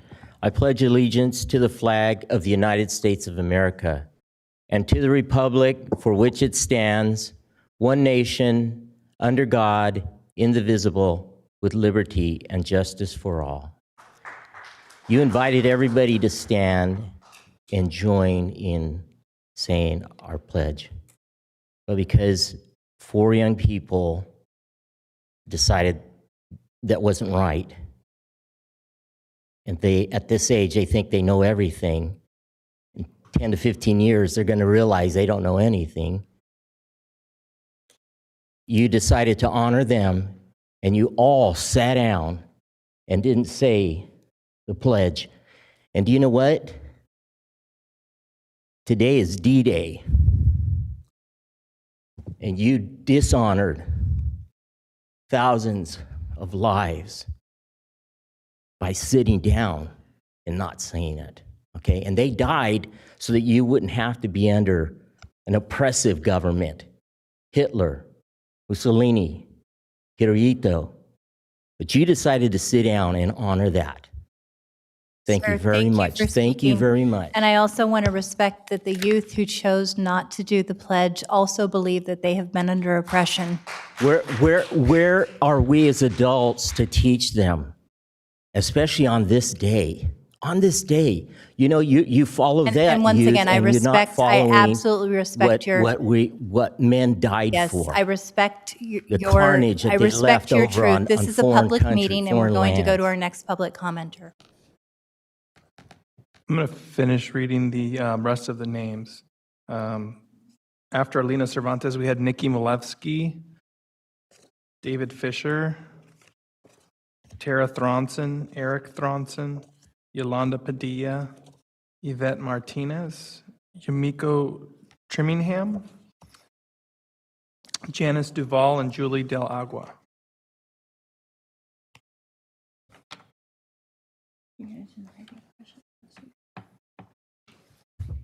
Thank you. Mr. Weiner, thank you. Sure. Thank you, board members. And I'll say, I, for one, believe that standing for the pledge or the national anthem has nothing to do with honoring the troops. I would say also that I appreciate that the board has held several budget workshops out in the community and gave people a chance to better understand what was happening. And And the district documents have also been helpful, but I do think that more of the information from the board packet about this budget needs to be made public more quickly so that we have a chance to digest it. I'm also pleased to see the need for a smaller amount of cuts than the third interim report showed, and restoration of some key district coordinator positions, especially the SEL coordinator. As a parent in the district, I have 3 children here. I understand that we urgently need to find some more areas for savings and cuts. So I strongly urge you as a board and the superintendent to sit down with SCTA without conditions through the summer, to calendar these meetings now, make them happen without the conditions that have been put on them previously so that they actually happen, to resolve this impasse over health plan savings and move forward on other revenue and spending items now so that we can avoid a deficit over the next year and realize greater savings that won't affect the kids. The budget packet also shows that the board is following through on its promise to eliminate the contract with school resource officers with the city. And that $1.5 million that had gone to that contract is now going to be allocated towards school safety as a plan to be determined. So I urge you to stay vigilant to make sure that transition is made and that the funds go to positions that have been proven to benefit school safety, including social workers, counselors, safety monitors, and mental health services. Thank you. Thank you, and thank you, Mr. Weiner, for your service to the LCAP PAC.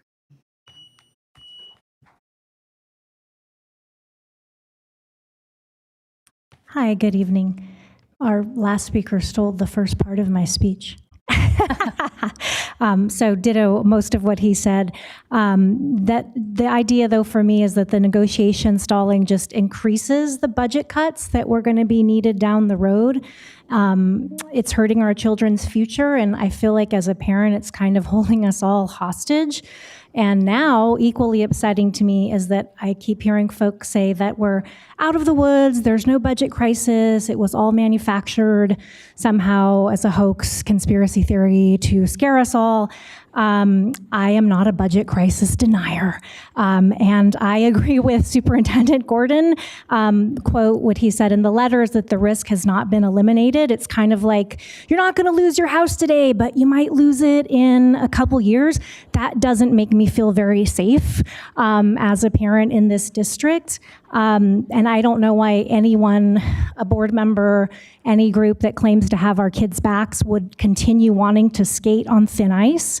I know we're all kind of sick of this cycle. So we are here again to say, and I as a parent, that we need everybody at the table without any conditions.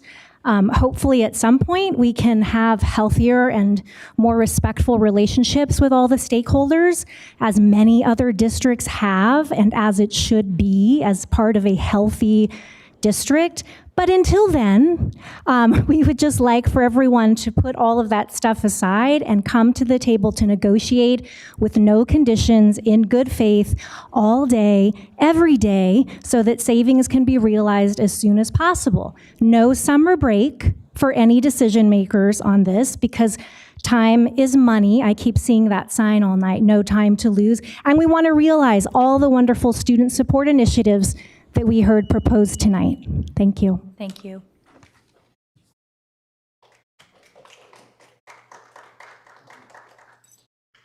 Hello, my name is Janice, and I'm here to ask a question of, is the state, I know that the state has a use it or lose it budget policy. Does Sac City Unified have the same kind of a policy where if you're given $100, you better spend the $100 because next year you're not going to get that $100 if you don't? It depends on the category of the funding. Okay. And also about the Pledge of Allegiance, I would have wanted to have said the Pledge of Allegiance. And by not allowing somebody to lead the Pledge of Allegiance, my voice was silenced. And that's all I need to say about that. Thank you. You're welcome.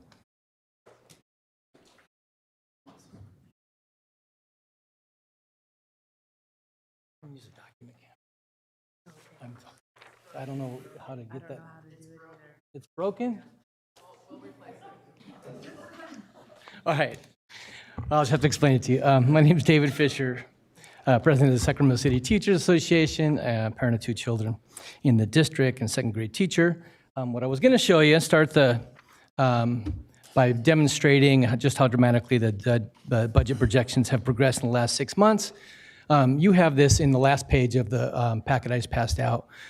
So in December of 2018, the projected ending fund balance for year 2021 was projected at a negative 54 million, more than negative $54 million just in December. In March, the projected the projected ending balance for 2021 was a negative 37.8 million.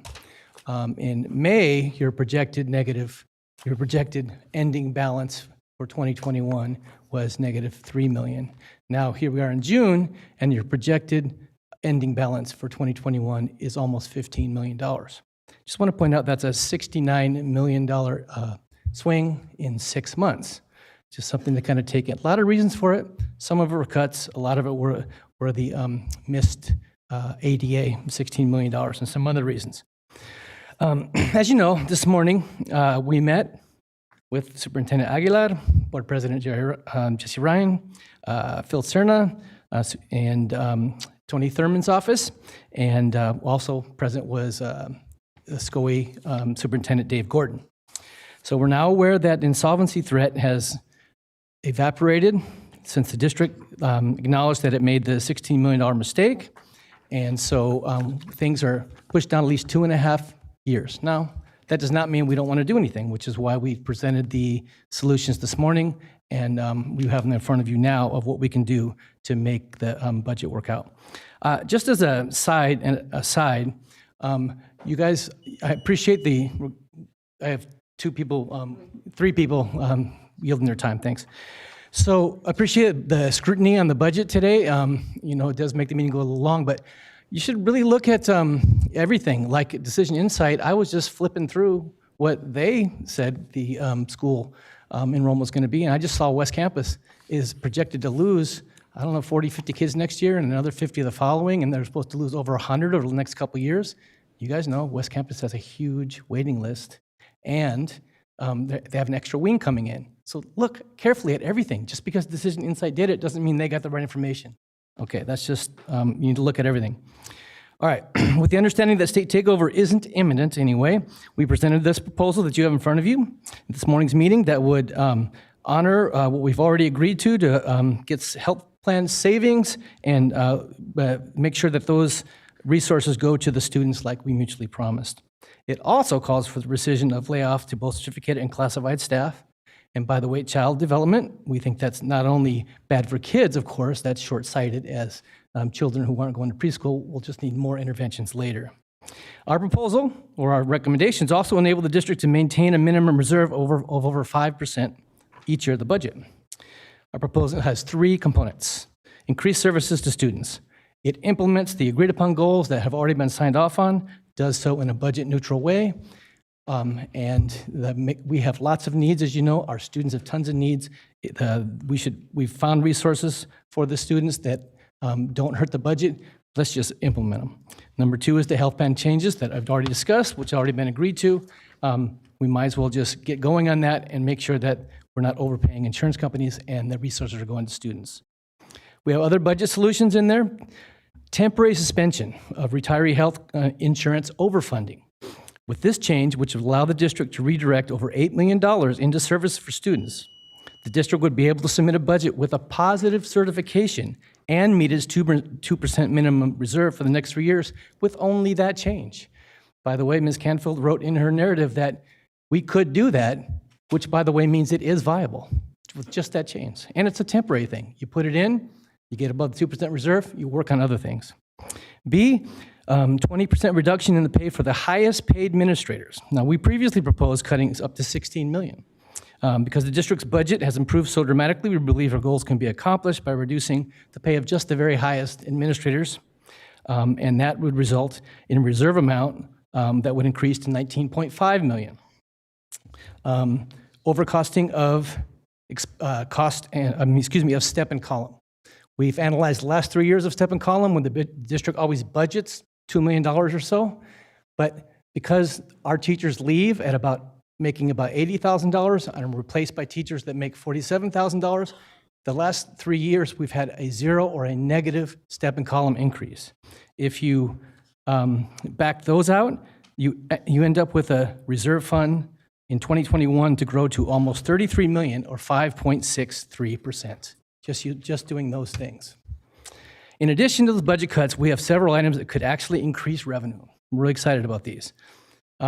Implementing a multi-tiered system of support is the right thing to do. It's also good for the budget. Implementing the restorative practices that we've been proposing for years now. Also, again, the right thing to do. It also keeps kids in the classroom, and we want to do both of those things, right? C, creating regional-based magnet schools to encourage commuters who work in Sacramento but live outside the district to enroll their children in Sac City schools. This is kind of an out-of-the-box proposal, but we took a look at where we're under-enrolled at Washington and Theater of Judah and Tahoe School, and if we had it together, went to the business community and the state and said, look, enroll your kids, you work here, enroll your kids in our district, maybe also go to the business community and get some wraparound services. It's a long-term thing. You can't obviously put that in the budget right now, but we still think we need to look beyond just austerity and we need to bring in revenues, and we'd like to partner with you to do something along those lines. Expanded dual immersion program. We know that the Language Academy is an independent charter that has a huge waiting list. We should look at having a competing language academy in our district. I know that we had spoken to Member Garcia about this, and we would like to partner you with that. Again, after the budget's straightened out and we get a little further down the road, maybe the community be ready for a parcel tax in 2020 is a possibility. We also note that there'll be a statewide ballot initiative in November of 2020 designed to raise an additional $11 billion for California schools that we asked the district to join us in supporting. Finally, we know the district did not include, rightfully so, not yet anyway, an additional $15 million per year, which would be $45 million over this 3-year budget, plus the additional $4 million that was mentioned in one-time funds. Governor Newsom has included it in his budget, and of course, it hasn't been voted on, so we don't know what's going to come, but we're hoping that will also help out. And then this morning, the meeting concluded just after we made our presentation. The district, of course, didn't have an opportunity to respond, which we totally understand. We informed the group that we're making this proposal to the full school board tonight, and we hope the board will seriously consider our proposal. Thank you. Thank you, Mr. Fisher. Who do we have next in public comment?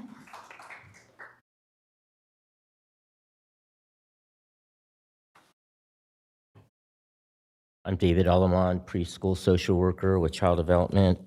I don't understand how, when you look over all the cuts this year, why child development had to be cut right in half, okay? And what that means is that there's 599 children's slots that went back to the grantee. And then Mr. Minute, you told the families here, don't worry, we found an agency. We can't afford you guys, but we found an agency that will cover that, okay? Do you know how many of that 599 they're covering? 211, okay? Do you know where the other 384 slots are at? The 384 preschoolers in this district, their slots went to San Juan, okay? You know where they have to go register, first of all? Over off Kenneth and Walnut in Carmichael. Okay, what's going to happen to those kids this year?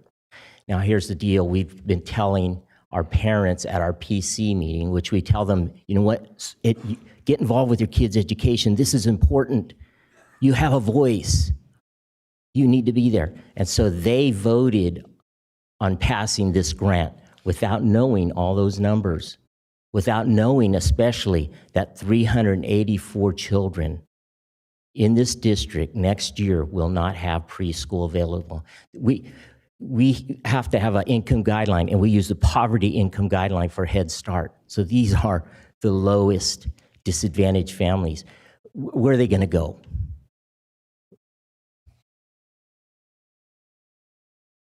Crickets? Crickets? Where are they going to go? Member Minnick would like to respond to that, Please. but why don't you, let's let his time is out and go ahead. So thank you, Mr. Aleman. So I'm under the impression that as far as the Head Start students, that the availability of those programs are still available to those students that have been in our program. So I'm going to ask Dr. Taylor if she can clarify that, because I think it's important for us to make sure we're all aware of what's going on. Especially if the there's any 384. further conversation, we can obviously follow up after. Yes. Thank you. So, in fact, we returned 403 slots to SATA, and most of those slots, 279 slots, are staying within the Sacramento boundaries. So the slots that they're remaining within the Sacramento boundary, and SETA has redistributed those spots to other delegates. So the slots are still, many of them are within the Sacramento boundary. Currently, our programs, our district programs have spaces available in them, and SETA programs have spaces available in them. So there's still opportunity for our students and our families to be served even within the district. All of our students who are currently in the program have spaces within the program. So yes, slots were returned, but most of those slots have stayed in the Sacramento boundaries. Sacramento City Unified will not be serving those students. However, there are services within the Sacramento boundaries. And indeed, SETA has opened 14 additional centers, classrooms in South Sacramento, which is one of our neediest populations. Thank you, Dr. Taylor.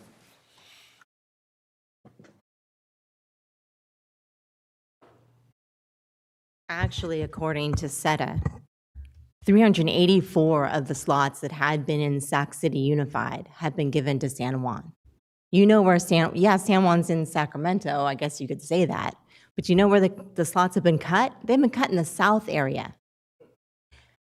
San Juan is an impossible distance for those families.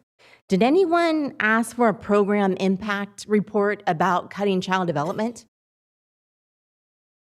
Did anyone do a program impact report about cutting, almost 400 teachers and classified? No, but we spent 45 minutes talking about you spending, getting back 9 administrators, spending $1.1 million of restricted funds, plus it must be at least another $600,000 of restricted funds to bring back 9 administrators. And yet, for a few $100,000, I'm sorry, you can't come up with that money for child development. That is, no one ties administrators to student success in research. Child development and preschool is closely tied to student success, particularly in closing the achievement gap of our most needy kids. And yet, you cut that program without even blinking an eye. And you didn't do the research about what was happening, and your staff lied to the community group about what was going to happen. And yet, right then and there, you can find this money for 9 administrative positions, at least $1.6 million for these administrative positions. And you can't come up with that for child development. People say, don't tell me your priorities. Don't tell me your stand for equity and access. Show me your budget. Your budget shows you spending a lot of money and effort in bringing back administrators. It shows you gutting child development for a couple $100,000. It shows you gutting the Chinese program at JFK for a couple $10,000 and $150 measly $1,000 for the African American Task Force.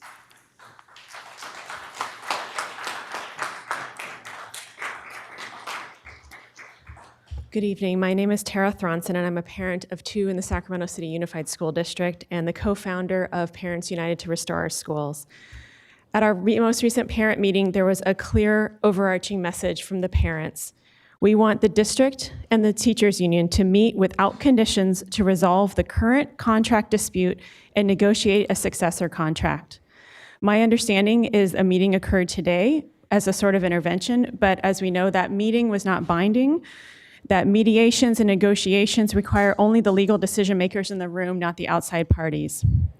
My best attempt at understanding when that last occurred was April 8th. And if that's true, That means that was 59 days ago. And I've spoken to you all here and at budget workshops. I've sent emails, and the parties have not come together for 59 days. That, to me, is unacceptable. Tonight's budget update was infuriating in so many areas. I greatly appreciate the trustees who have spoken up about institutionalizing budget best practices. We know what those are, and it's a shame that we haven't been doing that. But you know what? We're here now, and we're going to do that. I, for one, was thrilled to see some of those positions put back in place. The induction coordinator is very important to help support our teachers because the teachers are a successful part of our school. The gate coordinator, I think the ADA that she brings in from outside the school district pays for her role on its own, not to mention the people we would lose if she left. I also agree the interim budget or the impact report, thank you for asking. I'm looking forward to seeing that public. So let me be clear, I appreciate a lot. There are some ideas in Mr. Fisher's statement today that I agree with, and they should be explored, but not here. Y'all need to be doing that together in a mediation and working forward. Our parent expectation is, and I think someone's gonna, thank you, no summer break for the district and all union leaders until progress is made on the structural deficit. Your collective delay is having negative impacts on our students and our families. 59 days. We want, and by the way, I don't want to keep counting up, but we will if you don't do this. We want daily negotiations. It is time. It's beyond time. And I'll make a few quick comments on the budget because while I'm here, I am supportive. I have struggled with this a lot, but I am supportive of a 4% reserve because we need to have a balance of fiscal responsibility in times of risk and closing the deficit. Our 8% reserve is bailing us out right now. And general accounting practices recommend higher amounts, so we can't be the bare minimum. SCOE, I read his letter from the other night, they commended the 4%. So while in good times I would want more than that, now's not that time, so at least that. I'm thrilled to see some funding for the African American Task Force. I agree that that's not nearly enough, but we gotta start somewhere, and I'm glad we're prioritizing that. The support for PSAT, SAT, AP, that's significant. That's huge for our students, and that's a way we can invest in them now, because we just kicked the can down the road with this budget. We are in a crisis, and if we keep kicking that can down the road, then we're not gonna be making investments in these kids that we need to be making now. And finally, back to the institutionalizing of good fiscal practices, we need an experienced rock star chief budget officer when you hire someone that has a proven track record, not stepping up to this job, but doing it right. And to do that, it has to be competitive compensation. There's no way around it because frankly, I don't know who would want to come work with the current relationship, the strained relationship between labor and management. So you got to sweeten that pie. Thank you very much. Thank you.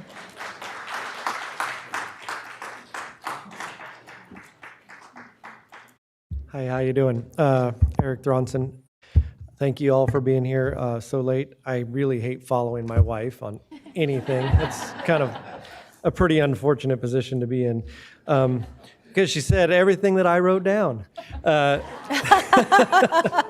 Mainly, I again want to appreciate. I want you all to know we appreciate the work, especially the work that you guys have been doing on fixing the budget issues. I am equally infuriated. I can't sit there and listen. I worked on budgets for a long time with some of you up here, and I can't even. I'm so frustrated right now that our financial situation was as bad and as unknown as it was since December that I feel abused, and I really don't like that.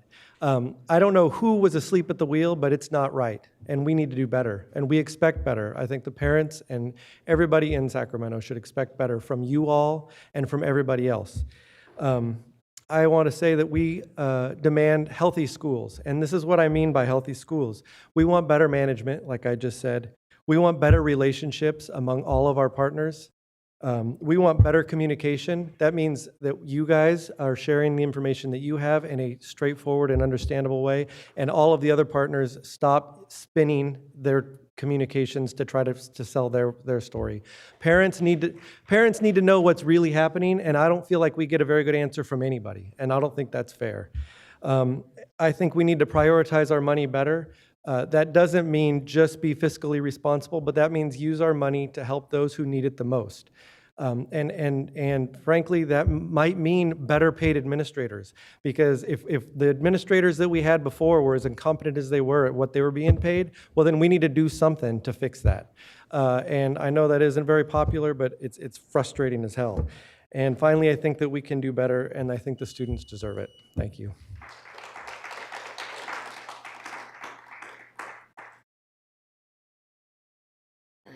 Good evening. I wasn't actually going to come tonight because grades are due tomorrow, and I have a whole bunch of last-minute papers of students turning in as I've been sitting here from Google Classroom. But just going over the budget, there's just two things that really stood out to me. I know that everybody in the district loves their teachers, want to make sure that teachers get paid well, and I think we've done a good job of that recently with the increase and everything, but I also want to make sure that we pay admin well. And when I look at the proposal from SCTA, they want everyone who's making $120,000 or above to take a 20% reduction. I only took $120,000. I divided it by the 12 months they worked, the 8 hours, which is, and then I took the teacher salary and subtracted it by the 10 months and the 6 hours. And I know that we can argue everyone works over their time. Teachers grade papers like I will do when I go home, but admin I know also have evening events and stuff that they have to do, and they're on call. And so I think that kind of all balances out. For a teacher with about 9 years of experience, they're making more than admin at $120,000 by like $6 an hour. So I think we kind of need to get off that kick, realize that they do get paid comparable because they're working extra months and extra hours and, giving up their time just like teachers do. I mean, everybody does it. It's kind of what you do when you work in education. It's kind of what, you got signed up for. And then the other thing is we talk about students' first budget. And when I hear SCTA and their students' first budget, the push is class size reduction. And when I calculate it, and I know they also say nurses and psychologists and all of that, which I think is great, but when I calculate how much money will be saved by health savings, you really can barely do class size reduction. You kind of lose everything else. Well, I'd like to flip it. I'd rather have nurses and psychologists. But I also want to say with the budget that you guys had, I want to acknowledge the 90 additional teacher positions that you left to do class size reduction for Title I. You left in the sports and the music and trips and all the other things. And to me, that is just as valuable as class size reduction. And when you talk about students first, that's what student first means to me. Thank you.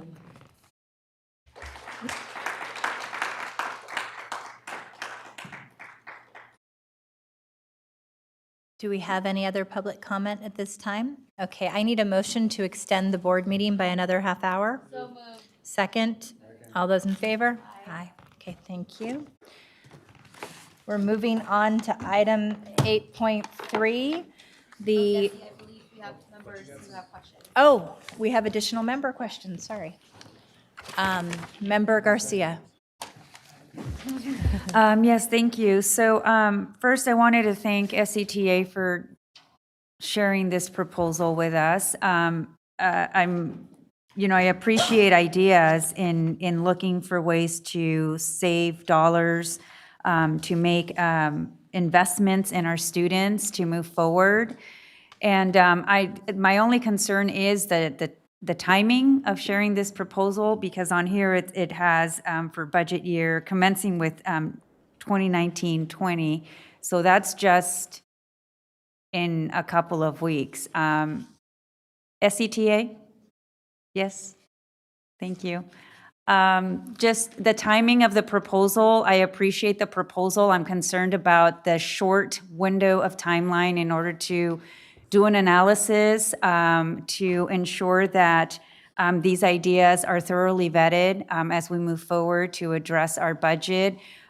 These ideas are slated to commence beginning 2019-20.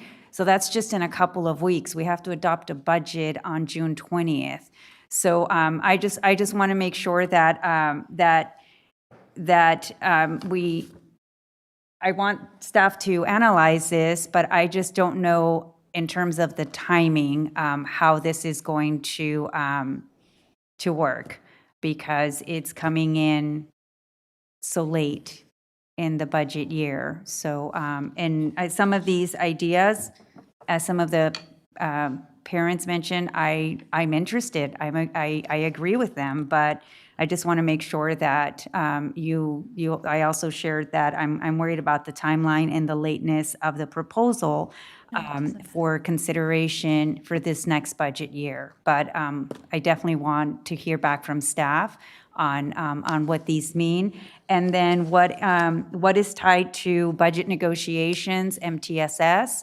I don't know how that ties into negotiations for a successor contract. What does it mean with teachers in training and whatnot, as well as many other of the restorative practices. I mean, these are some of the, priorities that we've heard from other groups as well.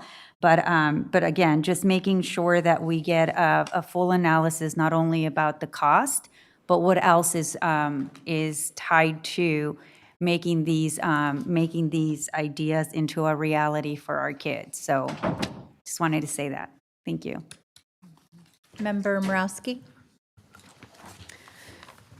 Okay, well, I have a couple of things that that I want to share. I have one question and just a couple of comments. There were a few things that have really made my head explode in this whole budget, saga over the last couple months. And one is just, and this is not directed at you, Ms. Canfield, but the number of issues and kind of over budgeting in certain areas and the mistake that was made and all of those things that when I was going back and comparing this budget for 1920 to the second interim, it was just really evident that there were very many pieces of that second interim budget that were constructed in a way that didn't do all of those things that we've done since, recognizing when the revenues come in, recognizing expenditures that at a level that we expect them to actually be at.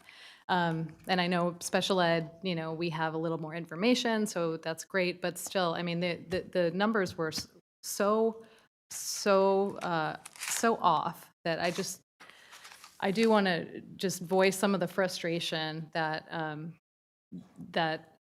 I heard from the public and that I feel about that, because I don't want that to just go kind of go rolling by without saying that. That said, I'm really incredibly pleased at the progress we've made over the last just couple months since you've been with us, Ms. Canfield. One of the other things that I had a problem with over this last week was the budget when it was posted, and I'm venting here, but I think this is something we need to talk about. When it was posted, it said that it would be on public display in the Cerna Center on Monday, this Monday. Apparently it was on public display, and I think this is like an ed code, requirement that it have a physical display. Okay, that's great. But it was not sent out to board members, and it was not sent out, it was not posted electronically on the website. It was not made public. So, if we have struggled so much to maintain or build or rebuild public trust in what we're doing in this district, and we're moving forward.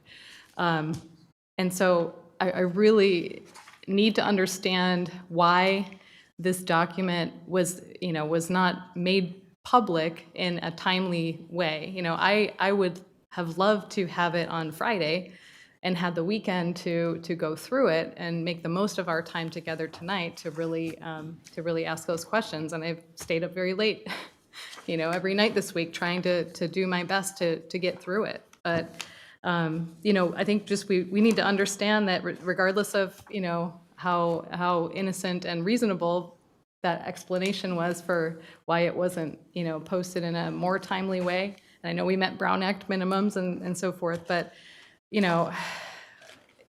it doesn't help the public perception.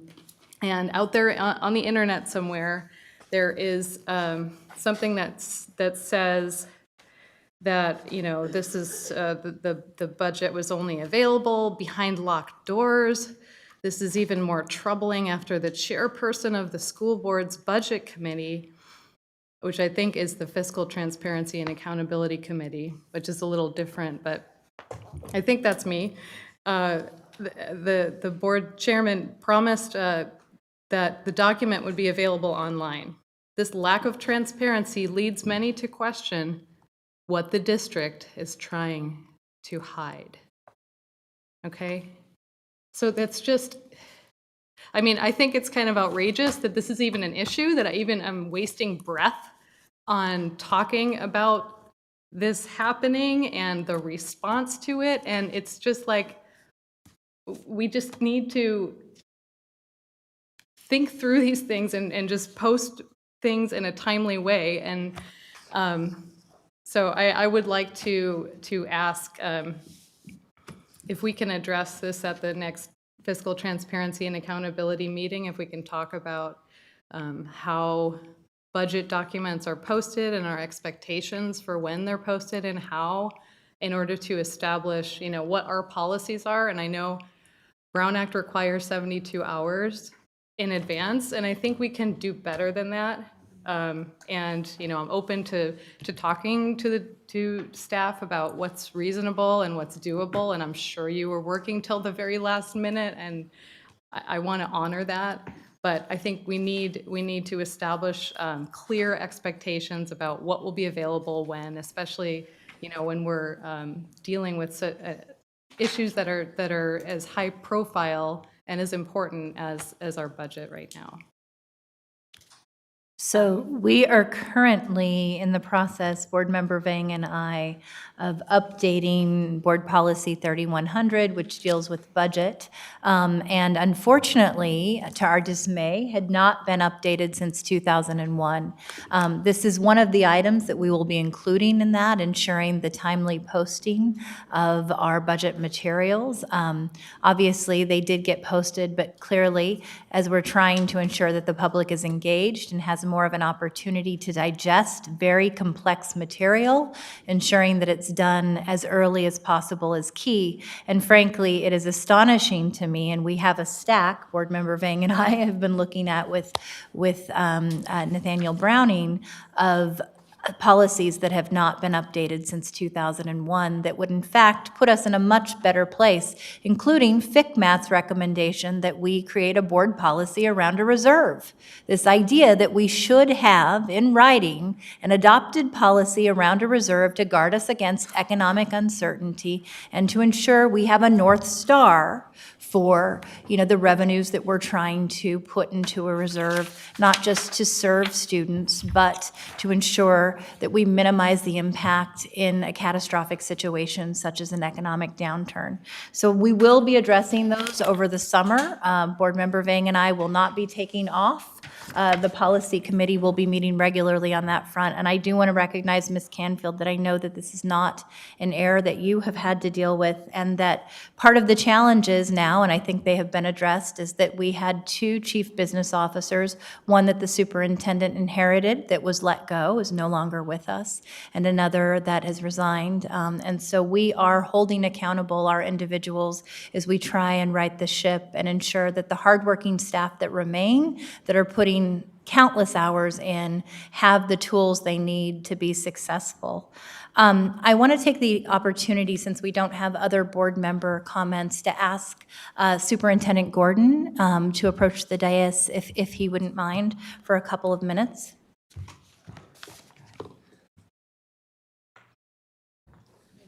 I want to thank you, one, for being here so late, because I feel like we have requested your presence, and I think we will for one more board meeting before the budget adoption, and we have kept you at a marathon pace, but we're so grateful for your time. I have in my receipt a June 5th letter that I know is posted on the website that I hope those in the community will take advantage of reading. It is a very detailed timeline of the budget challenges we've encountered, from disapproval to first interim to second interim to where we are today. I want to just call out one thing and then ask you a couple of questions if you don't mind. Since the district's adopted budget was submitted, the district has made considerable progress towards stabilizing its budget. However, the above-mentioned arbitration ruling creates a budget setback for the district. Although to date the district projects it will become cash insolvent and that projection has been delayed, that risk has not been eliminated. Not enough has been done to solve the structural deficit that has persisted for many years in this district. Can you speak to that? Because I think one of the most troubling narratives emerging is that we are out of the woods. The crisis has been avoided. We should no longer feel a sense of urgency. And so your words are quite different than some of what is percolating outside. Well, I think I'd just respond to that very, very briefly in two ways. Number one, you have reductions to make next year to ensure solvency beyond next year. That's number one. Number two is that your labor contract expires June 30th. So in addition to whatever reductions you need or choose to make, most districts in that circumstance would be budgeting something for a new labor contract. So you will have to take that, or you should take that into account as you look ahead into the new year, because you will be at the table. Thank you. I have three other quick questions. I want to talk about this idea of additional savings, significant savings that could be achieved beyond negotiations. Having had our fiscal advisor, Terry Ryland, and yourself living with this budget, in your opinion, do we have the amounts of savings that can be achieved sufficient to deal with the multi-year structural deficit beyond negotiated savings? Well, I think when you're, and most people would agree that when your budget gets to be in 91% range of salaries and benefits, and the state average is around 85, 86%, you don't have a lot of flexibility left.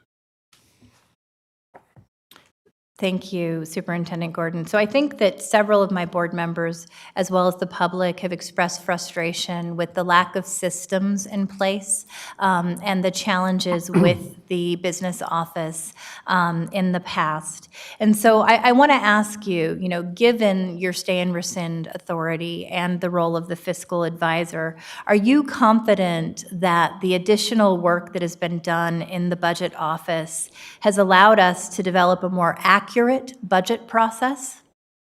I think as was stated in the June 5th letter, you have made good progress. There have been setbacks and problems and errors made, but that happens to everybody in every business or government agency. And I think you have recovered well. Ms. Canfield has done a tremendous job with the assistance of the budget office to correct errors that were made and move the budget to a place where, as was said, you've bought some time. Mm-hmm. But the question is still, number one, what do you do with the time that you bought? Do you use it wisely? And number two, can you begin to work in a more collaborative way to solve your problems together with all of your labor partners? Thank you. And then I think my final question just really is around, I know you're going through the process of doing the calculations and analysis on the budget that was just submitted. In your early analysis, do you believe that our calculations might be off enough that we could find additional savings at a greater level beyond those that are negotiated? I'm going to take a duck on that one for this reason, because between the third interim report that we reviewed and analyzed carefully and your budget that was submitted for adoption, there are some relatively significant changes that we need to take the time to analyze going forward in analyzing your proposed budget. So you have not had the opportunity to do the analysis on those additional changes No, at this because point? we've just literally just seen some of them in the last 24 hours. Okay. Thank you, Superintendent Gordon. Do we have any other questions from board members for Superintendent Gordon? Thank you. We appreciate your time and being here at this very late hour. Okay, thank you.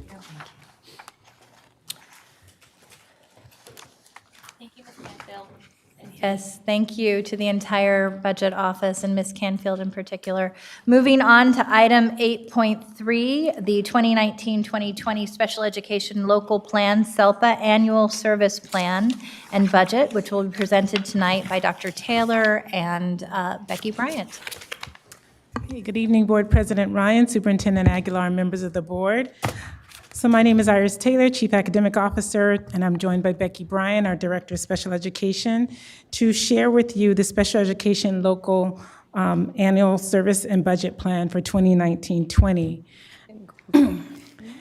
This presentation and approval of the service plan is guided by Ed Code 56205, which requires the adoption of the annual service and budget plan by June 30th in acceptance for the 2019-20 school year.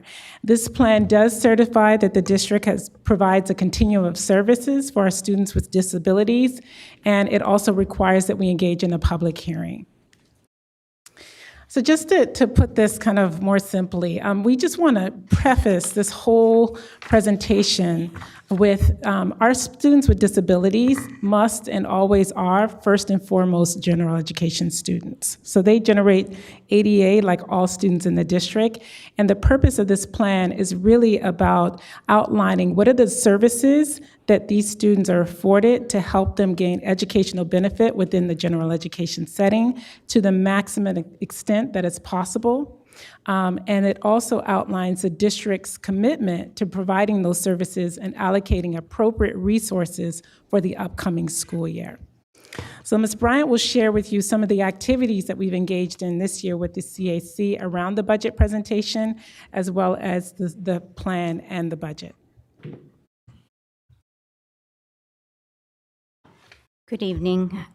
In response to some directions we received from the board and the superintendent's cabinet, and in compliance with the process of getting the annual service and budget plan approved by the board, we engaged our CAC in several discussions around the budget on April 23rd, May 21st, and as recently as June 4th to update some information that had come to us in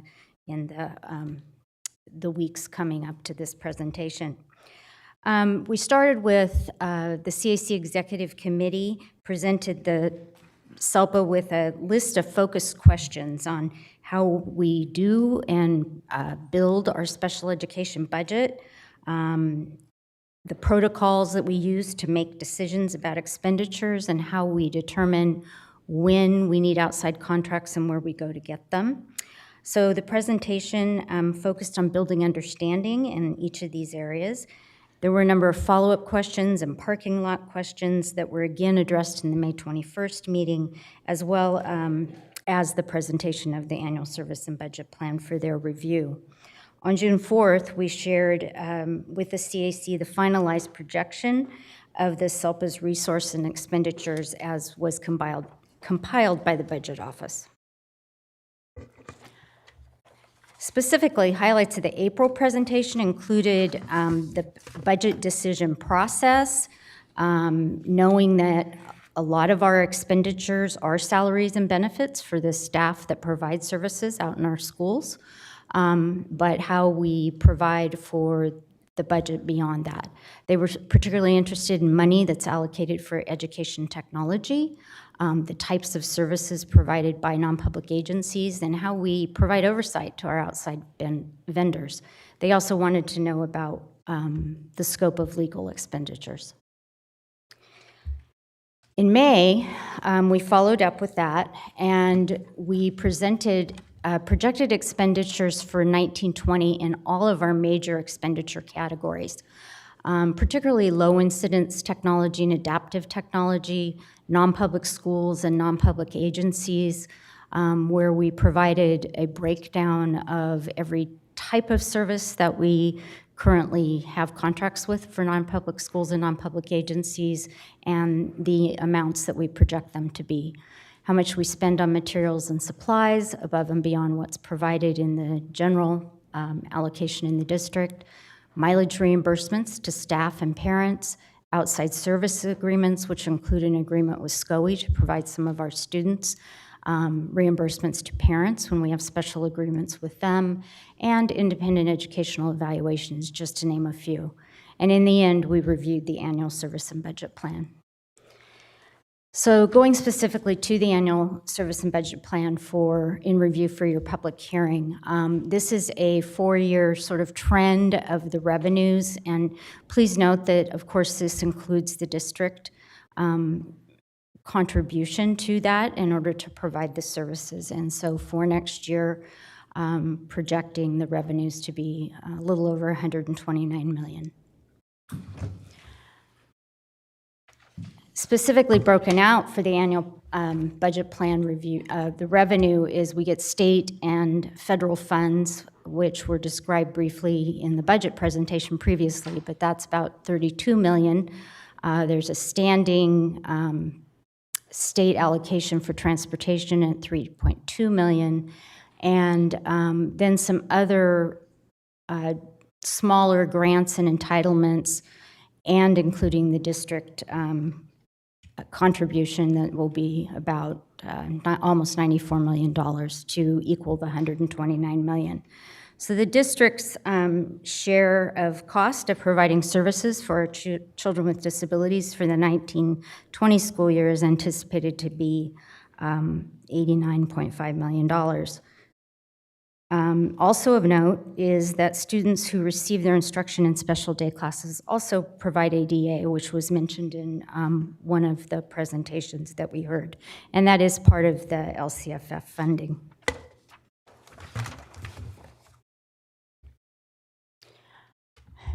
We have to show the state where we expect our expenditures to go, our administrative costs, which is our management staff and the support to run the SELPA and do the reporting that we need to do, is 1.9 million.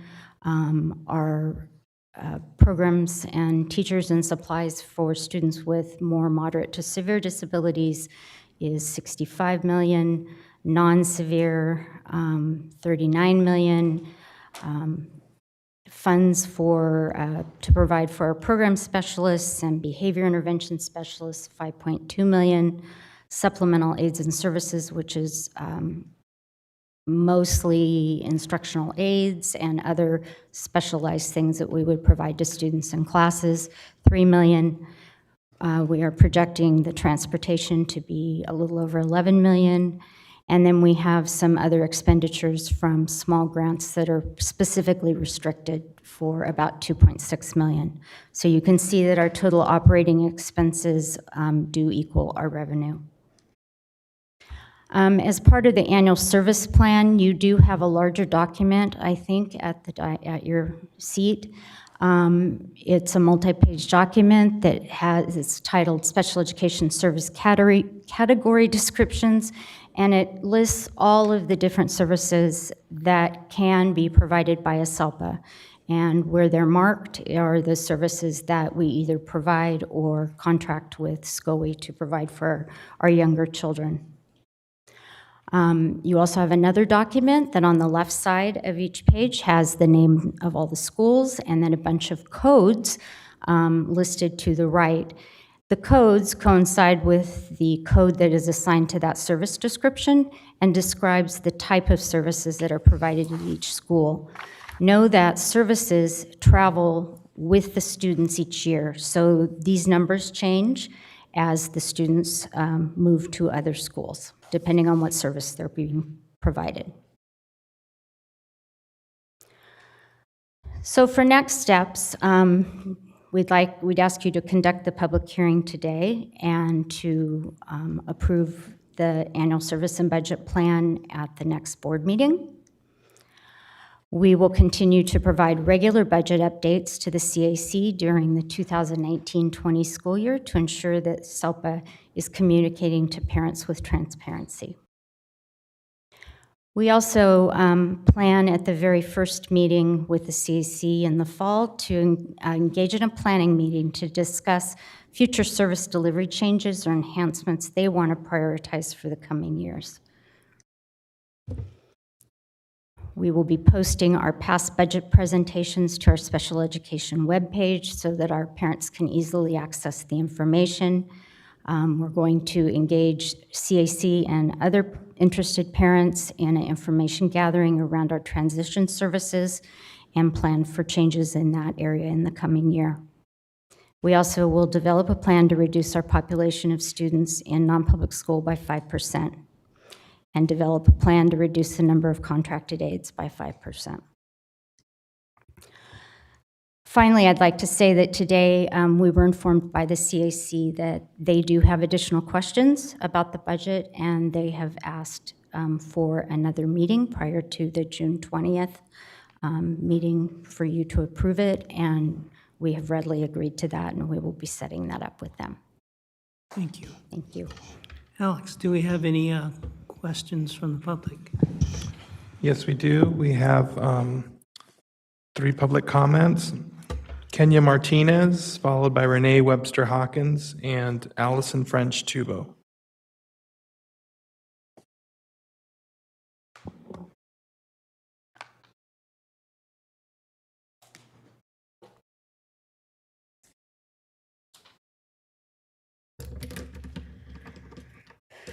Good evening, Chair Wu and the remaining members of the board. I'm Renee Webster Hawkins, and I'm here speaking to you as a parent and as a vice chair of the CAC. And you know, the annual SELPA plan and SELPA budget are presented to you in the form that you have before you, with all those codes. From CASEMIS, whatever that stands for, and in the template provided by the California Department of Education. And, you know, for me personally, and I think I'm speaking on behalf of most of the members of the CAC, it's very unsatisfying because it's prescribed and in the collaboration with Director Bryant over the last several meetings that she summarized, the kinds of questions that we have just don't, that fiscal data doesn't appear in those forms. And so the questions that we have really, I think, are geared towards working with the special education department and the budgets to present the fiscal information that we want to know about in a way that makes it more transparent and meaningful for you, because I imagine you have the same questions. So that's the kind of work that we would like to do, because we think that that will do a couple of things. It will help make the special education expenditures more meaningful, more transparent.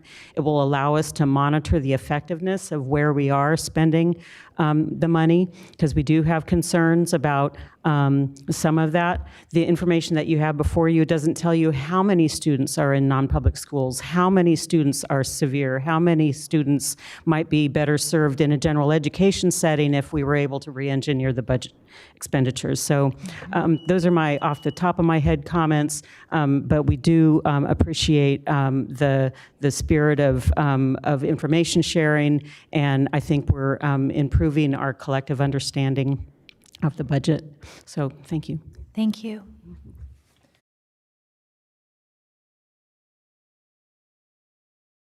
Good evening, members of the board. I'm just going to start off first by saying at 10 o'clock I got a text from my son who said, you're not going to be home until 1 o'clock again.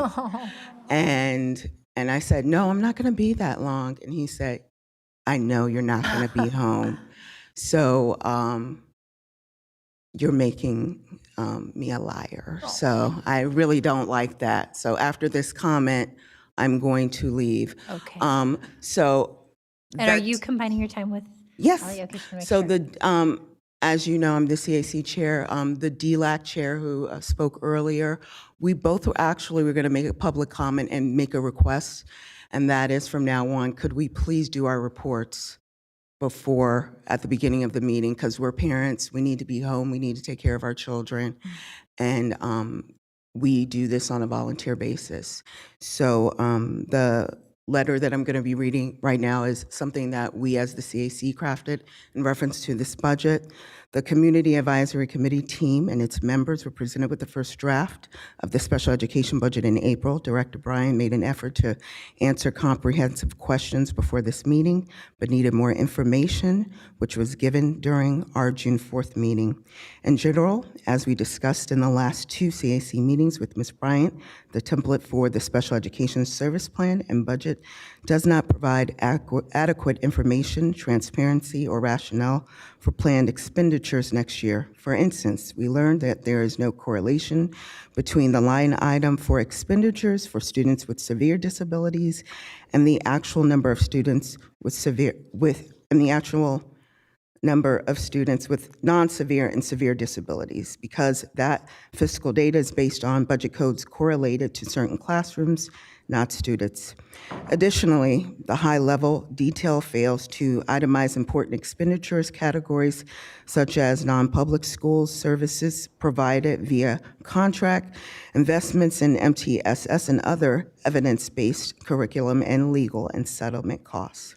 At this time, the CAC requires another meeting with Ms. Bryden in order to complete a full evaluation of the special education budget and work collaboratively with her in a report that provides a more meaningful fiscal picture of the special education expenditures for the board, the parents of the community.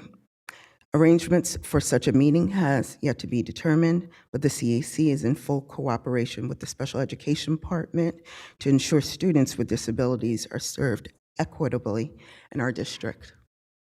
Thank you. Thank you, Kenya. Do we have any other public comments on this item? Board Member Morowski? Thank you. I have one question, one comment. So going from 17-18 to 18-19, it's quite a big jump. And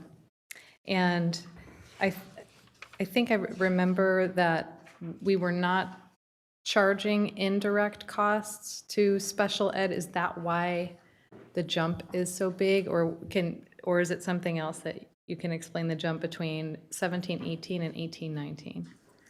It's going from almost 104 million to 121 million. So the amount that was presented in 17-18 and then the amount that was presented for 18-19 in June of last year as part of this process was actually lower than 121 million. When the budgeting process was sort of had to start over to build from and had to be reevaluated, they reevaluated our budget and determined that it needed to be more around 121 million to meet all the expenses for the year. But I guess, was it a question of we were under budgeted and we were going to run out of money, or was it a question of we recategorized or realigned like how we considered, like maybe maybe there was 5 million in 17-18 that was actually spent on special ed but wasn't counted in that 104 number? Well, in that year, we didn't have as many students in residential placement that we do now. there was also some contract negotiations that we now pay teachers after school to go to IEP meetings, or we pay for subs. We often we're paying for more staff now to accompany students for extracurricular activities when they're school-sponsored, so that our students have every access that every other student has.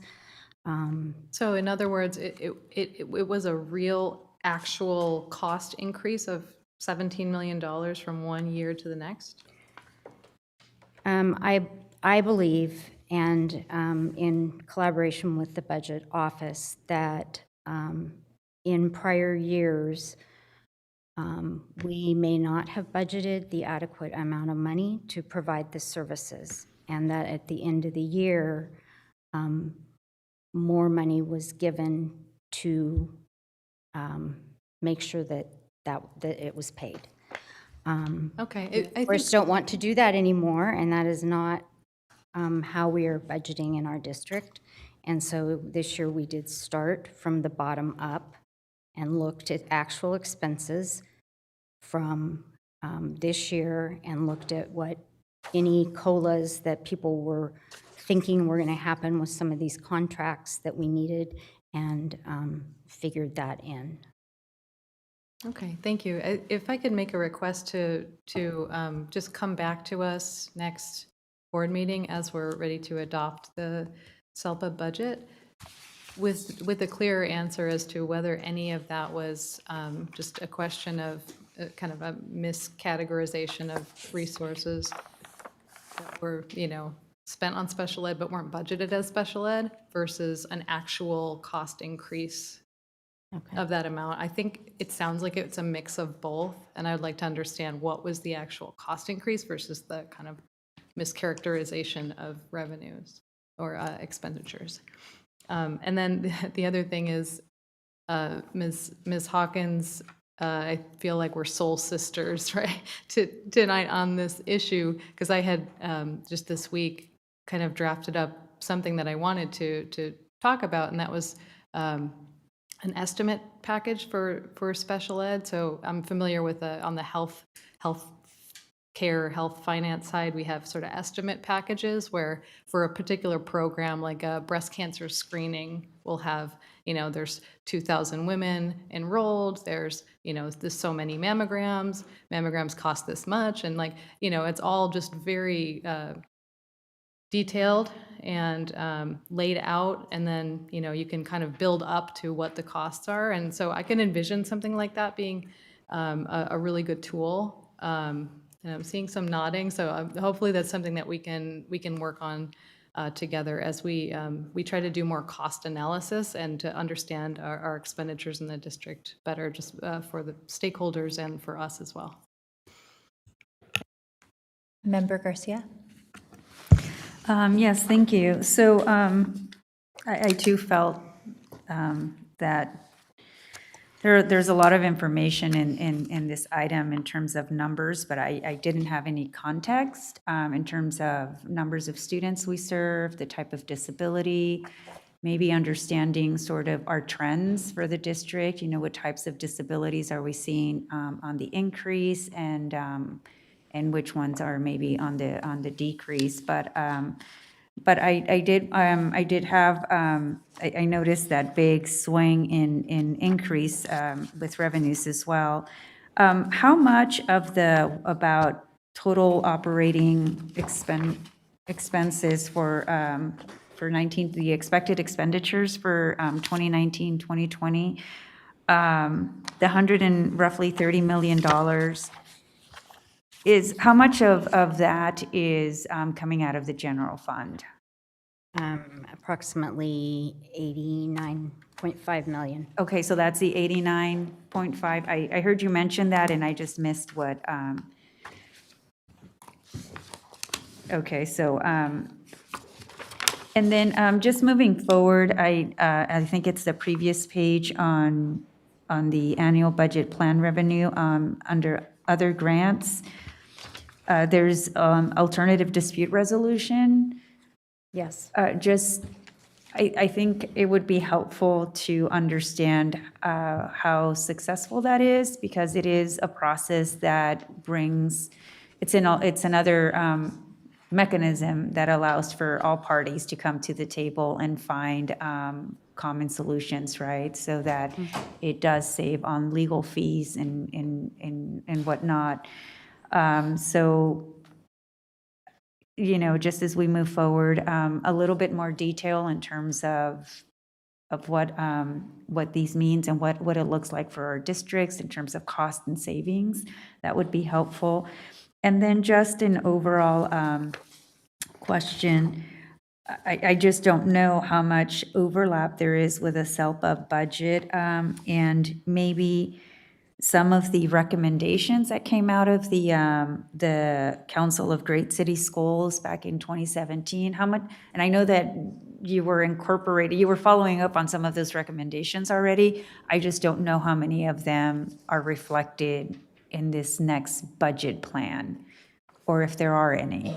I just want to make sure that we're continuously making progress on addressing some of those recommendations. So if you can just share. We are moving forward on that. We are also continuing to review the theories of actions with the CAC. We had to slow down, and because of the importance of making sure that there was a larger understanding of budgeting and our expenditures, the last 3 meetings have really been taken up with that and LCAP and some other things. And so we will be back to scheduling, making sure we get through all those draft theory of actions. We continue to work on the ones where there aren't suggestions that we need major revisions. As we presented to you in April, one of our plans for 2021 is to establish learning centers at the elementary segment. Next year will be our planning year, and that then would be reflected in our budgeting for that period of time. Okay, thank you. Do we have any other board member questions or comments? We do not. Okay, thank you so much for your efforts. We're moving on to item 9.0, general public comment. Okay, we have 4. Benita Ayala, followed by Alex Visaya, Christopher Wong, April Ibarra, and Kenya Martinez. I think Kenya left.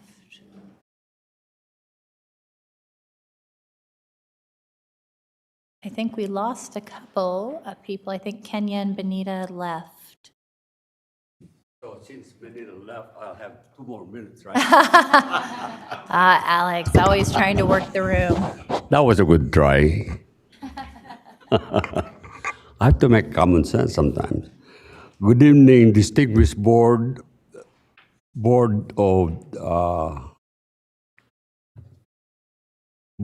I'm sorry, I cannot even read my writing. Cabinet and staff, Board President Ryan, Superintendent Senor Aguilar. What a crowning achievement that will never, ever repeated in my lifetime. I was 8 years old, 75 years ago when it happened.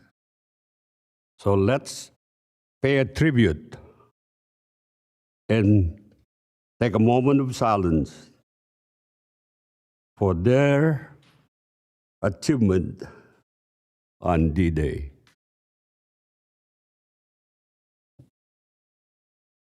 Thank you very much. Thank you, Mr. Visaya.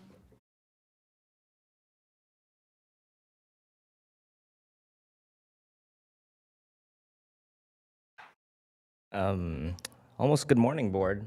Yeah, got 7 more minutes. I had a question on how the new science curriculum and the ethnic studies requirement will affect high school course plans.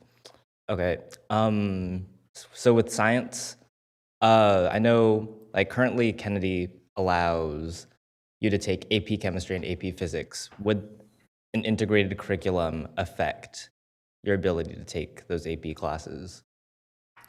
Dr. Taylor, are you able to answer that question? And you stayed here all this time to ask that question? Yeah. I'm going to give you my phone number. Next time, just call me.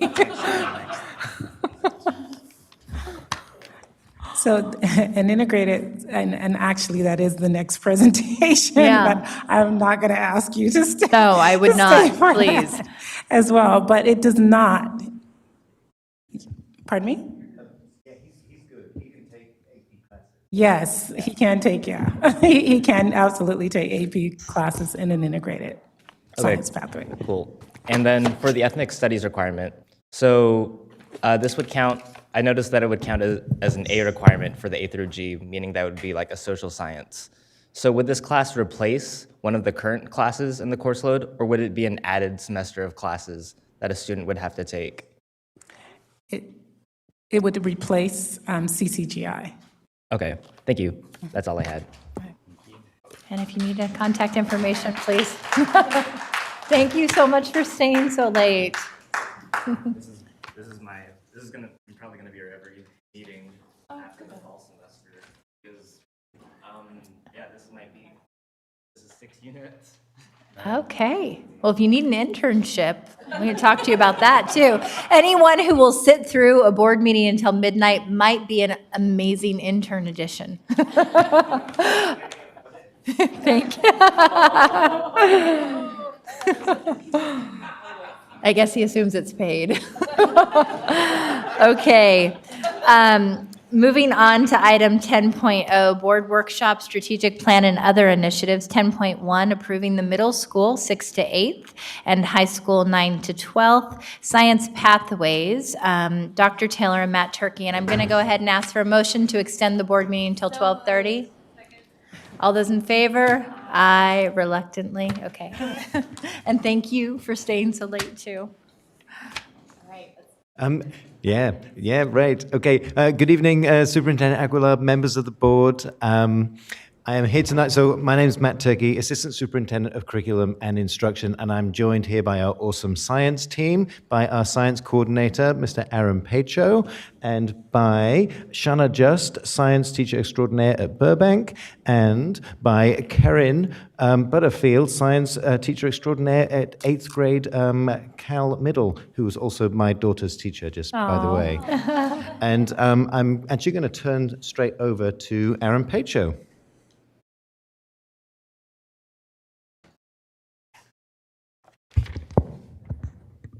Good evening / morning, Board President Ryan, Superintendent Aguilar, and members of the board. My name is Aaron Pacho, and I am the science coordinator for the district. Tonight, we hope to outline the decision-making approach to secondary science pathways, present the proposed secondary science pathways for middle and high school, and present the timeline and methods for curriculum materials adoption for grades 6 through 12. The Next Generation Science Standards was adopted in 2013 by the California State Board of Education and outlines rigorous instructional objectives aimed to empower students to be thinkers and contributors to the fields of science and engineering. The standards themselves usher in new instructional shifts where the knowing and doing of science are both prioritized in instruction. I began my tenure in the district as a high school science teacher and have since had the privilege of working alongside amazing educators to bring these opportunities to all of our district students. In addition to the rigorous learning objectives, the new science standards come with an ambitious vision for equity and access. All standards, all students means just that. No exceptions, no asterisks. Given this vision, we have to ask ourselves important questions and reflect on realities and propose new structures and insist on core beliefs to make this vision possible. The NGSS instructional vision will help us actualize our guiding principle to provide our students with every opportunity to graduate with the greatest number of post-secondary choices with the rightest array of options. We framed our work around two important goals as we began this journey. By the end of this academic year, we hope to finalize a science instructional pathway for middle and high school via collaborative decision-making and board approval. By the end of the 1920 school year, we hope to identify NGSS and pathway-aligned curriculum materials for adoption in middle, including 6th grade and high school. To accomplish our first goal, we established a committee of teachers and other practitioners to discuss the pathway options posed in the California Science Framework and evaluate the student-centered merits of each option. The committees in both middle and high school met over several sessions and engaged in rich learning, discussion, and data dives around our district's context and the pathway options. After that learning, the committee developed pros and cons and considerations for each pathway option and determined if the committee was in consensus on a pathway option. In the end, we decided to collaboratively develop a voting process and elicit teacher input from all impacted teachers. I would now like to introduce representatives from both committees to share more about each segment's options and the results of the voting.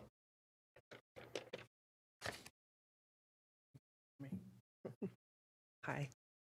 Hello, I'm Karen Butterfield from California Middle School, and was part of, and still am part of, the decision-making process and yeah, all of that. Sorry, it's late. So our two options were for the California Preferred Integrated Program, which would integrate all of the sciences each year, and versus the discipline-specific, which we've traditionally had, where we would have one of the domains each year. Mm-hmm. And yeah, there we go.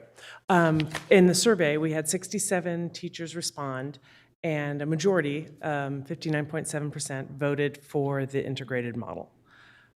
Back when we had done our Pathways Committee, our consensus had been also to go with the integrated model, but we took it out to the teachers as well for more input.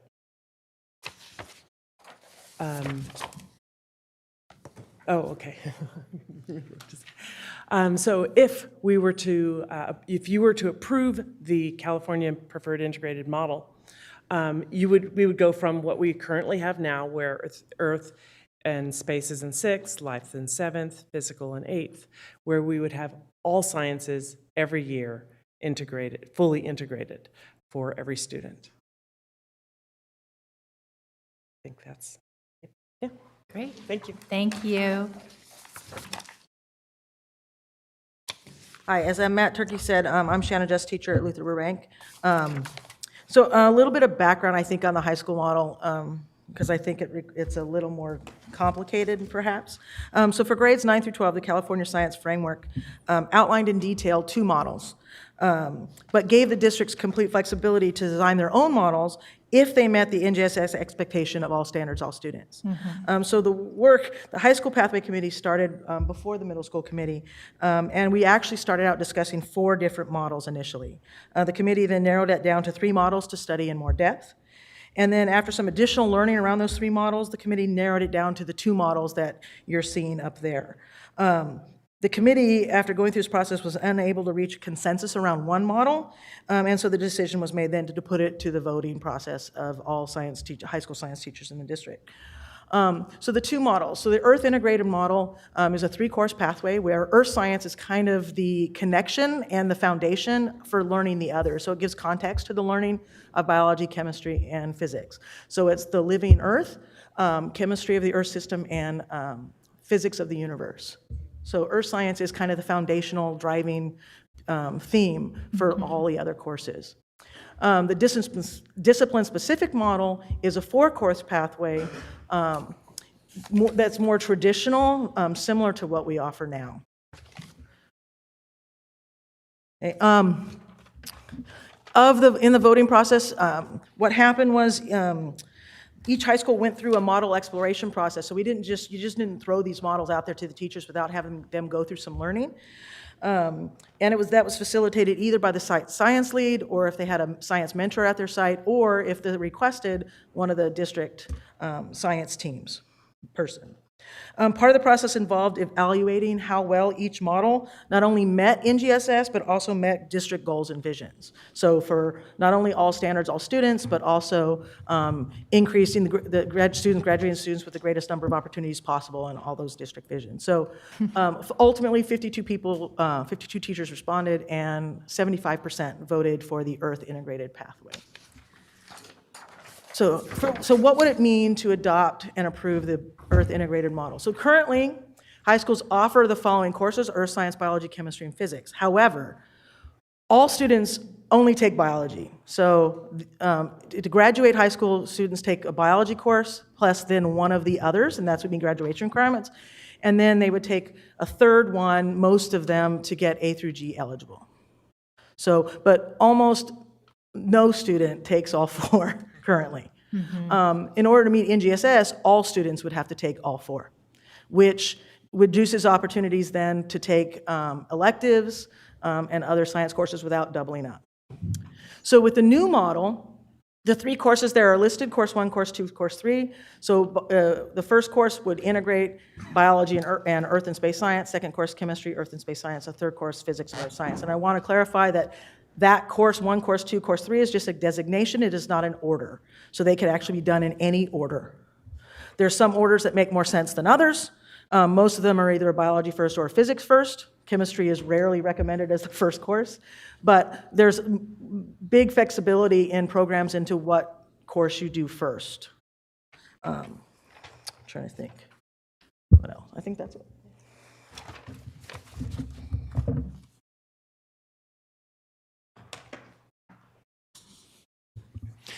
Okay, so we're at the moment now where we would be doing pre-screening of instructional materials. So that first level of screening is where anything goes. And basically, we put an all call out to all of the different manufacturers, all of the different companies, and they give us everything. Okay. When we go through the first pre-screen, we then try and get it down to a fewer number. So we go through the paper screen. The paper screen is when we go into more depth of the screening of the materials. Okay.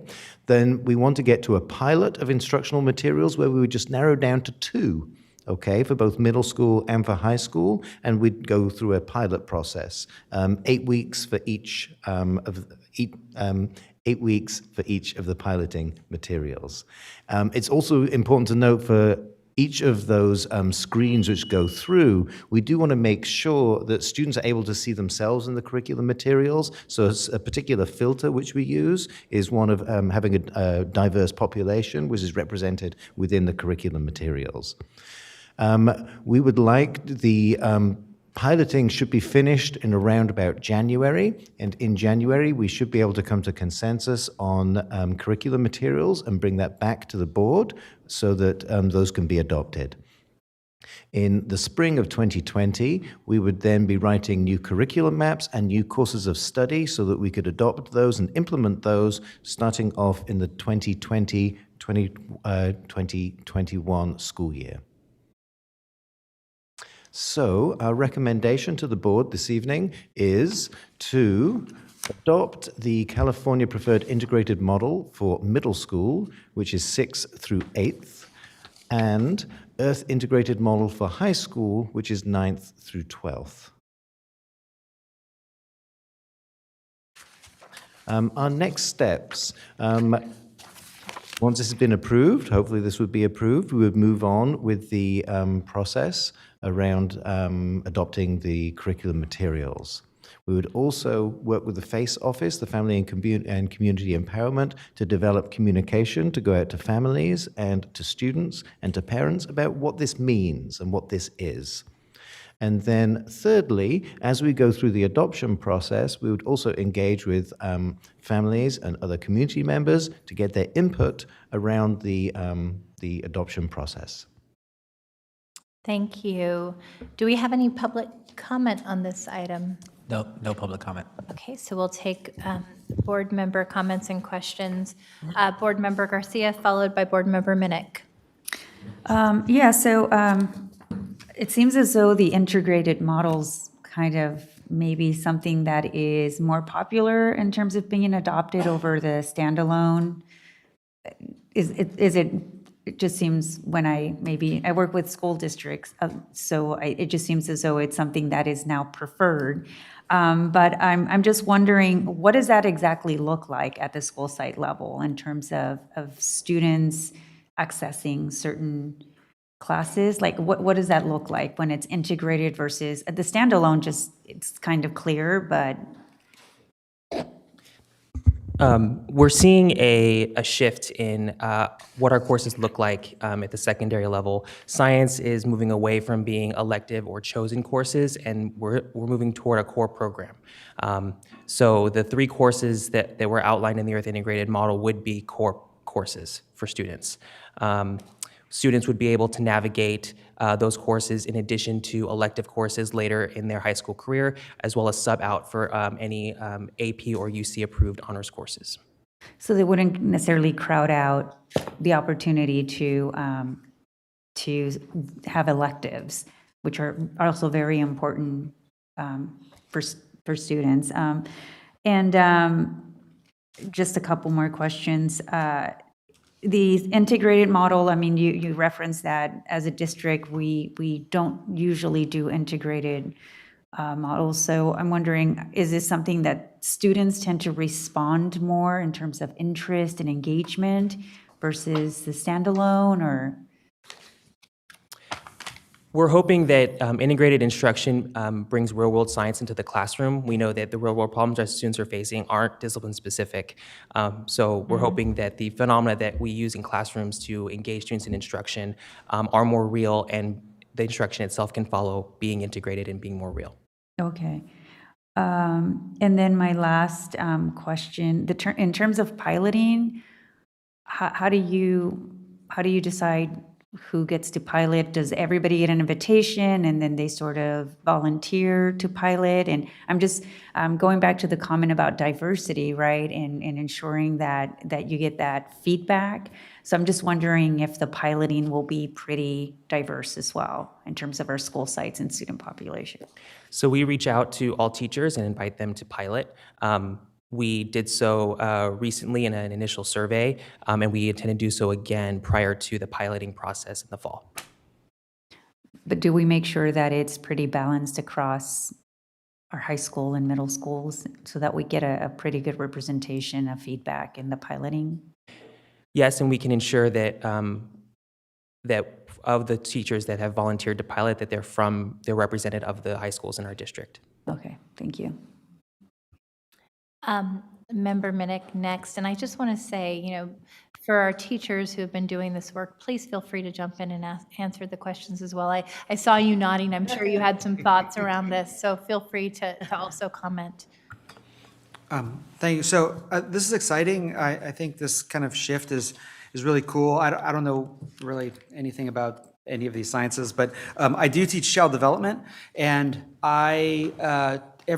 all of my colleagues taught it chronologically, historically, and I did too for a year and a half. And then when I shifted to doing things topically, all of cognitive development for 4 weeks, all of physical development, all of social emotional development, all at once, it totally changed my excitement about the content because it just felt right. And so I'm hoping that this has that same effect on our teachers. It sounds like people are feeling like that's the direction. This is going to be the thing that's going to help them do this in a way that's just more comfortable. So it's exciting. My question was related to Member Garcia's when we were talking about the students in the pilot. I was going to ask too, like, how are those classes selected, but also like how many classes are we looking at to pilot that? Is it whoever wants to try it out, like, is going to be in that pilot, or do you have a certain kind of like number that you're hoping to have to get the right sample, or what? I imagine there's a threshold we'd like to hit just to ensure that we have the data and feedback to inform our decision making. I understand that in previous pilots, we've done primarily opt-in for piloting for teachers, and we hope to do outreach to our classrooms and our school sites to ensure that we get a wide range of folks participating, including teachers and students. So there would not be like a maximum number? Are you have the availability for as many teachers as want to take this on? Yeah, we hope we get as many teachers that want to participate as possible. Cool. I think I brought this up in the past when we were doing the ELA standard adoptions, and this has been a huge area of concern for me. I love the idea of casting a wide net and providing the opportunity to participate, but I also think it really matters both when assessing curriculum from a teacher's standpoint or from a student standpoint that we're intentional ensuring the diversity of the student body and the district is reflected. And so, once again, I do think utilizing our instructional area superintendents to, in addition to making an offer of participation, really ensuring we are asking our Black educators, our Latino educators to be a part of the program, ensuring that the school sites in which we are piloting the program reflect the diversity of a Luther Burbank, and at every level, middle school and elementary school, is really key. And I do want to ask the question of our teachers, how you elected to become involved in helping to lead this, because I know this is an additional body of work.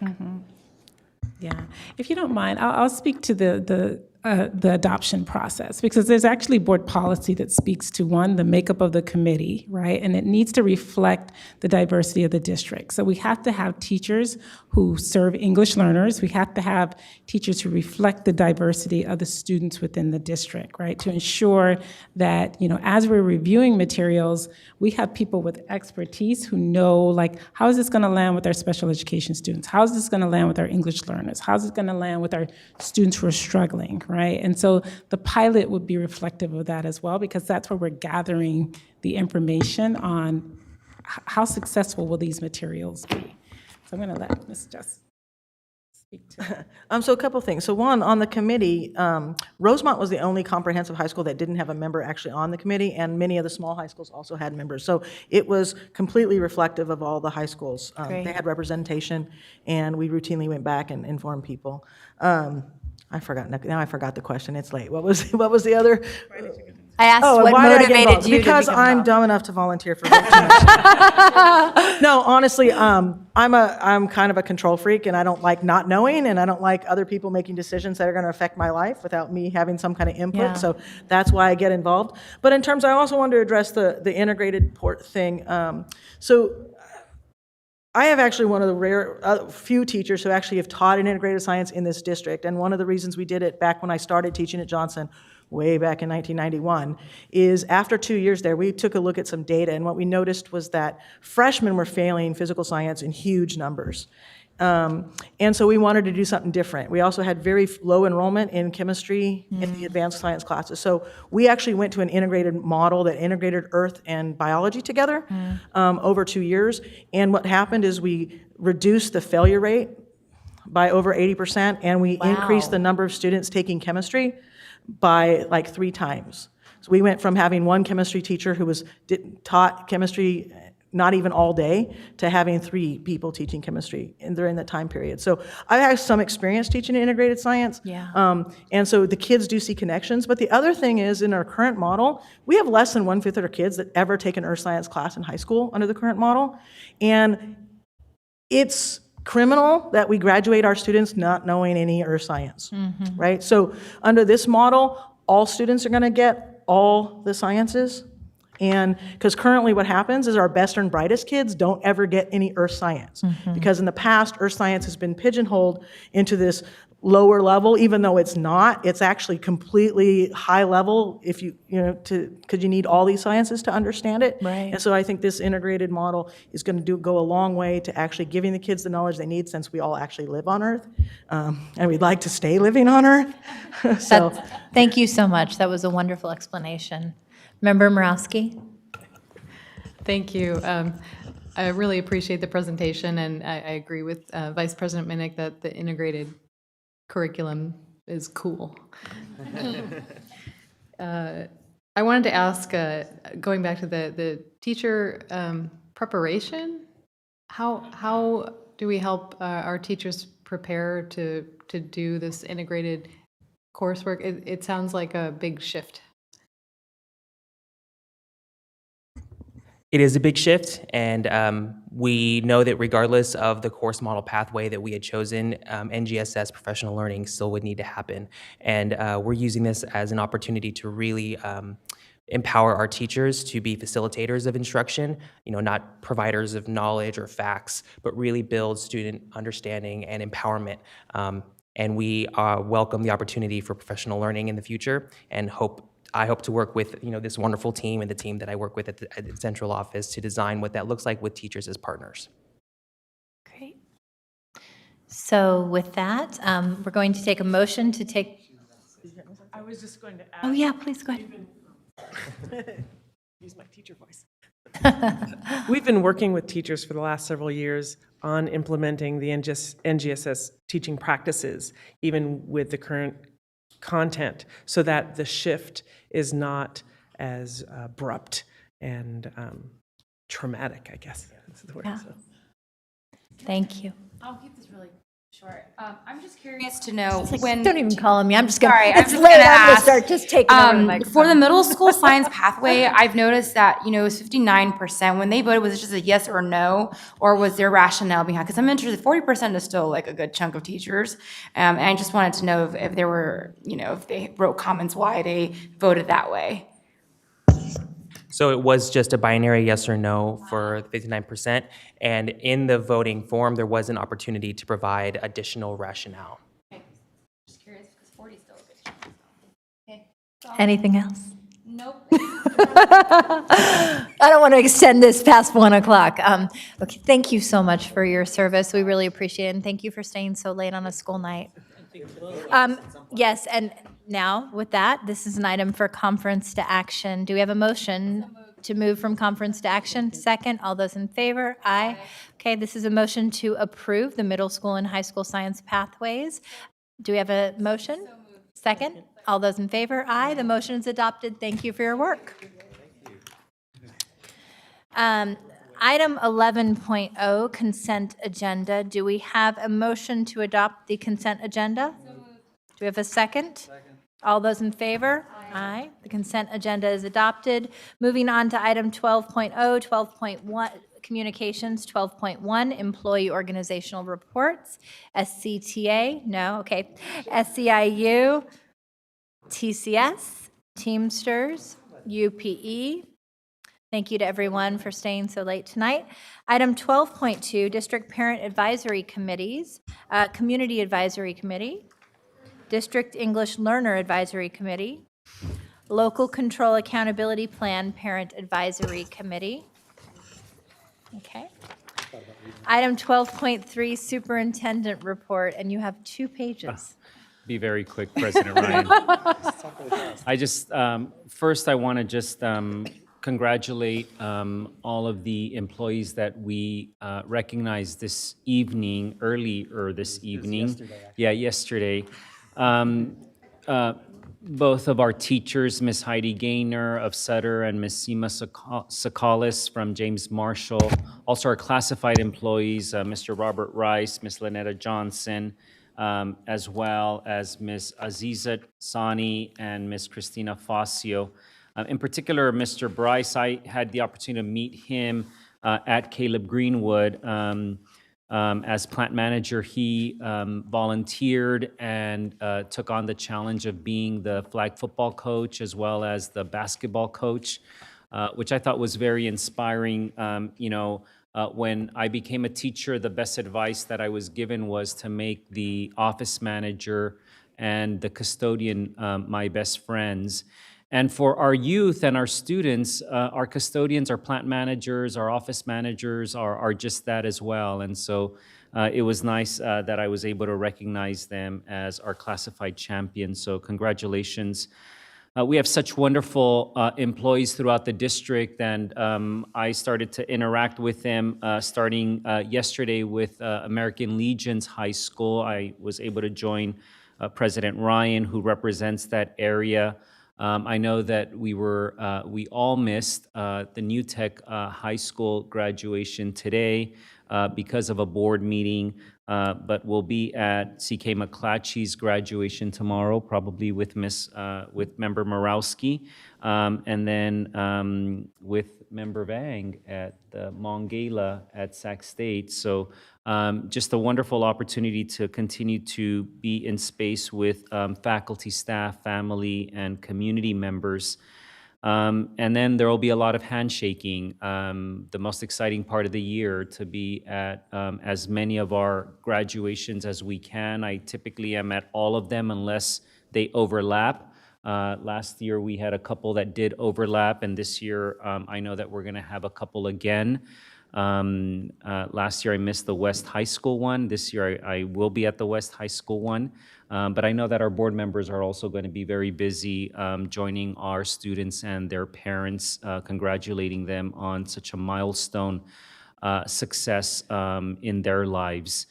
We will be live streaming all of our graduations via Facebook, so thank you to Elliot and our entire team for doing that. It's a tremendous amount of effort to make sure that all of that is done for the enjoyment of loved ones that, for whatever reason, just can't make it to the actual ceremony.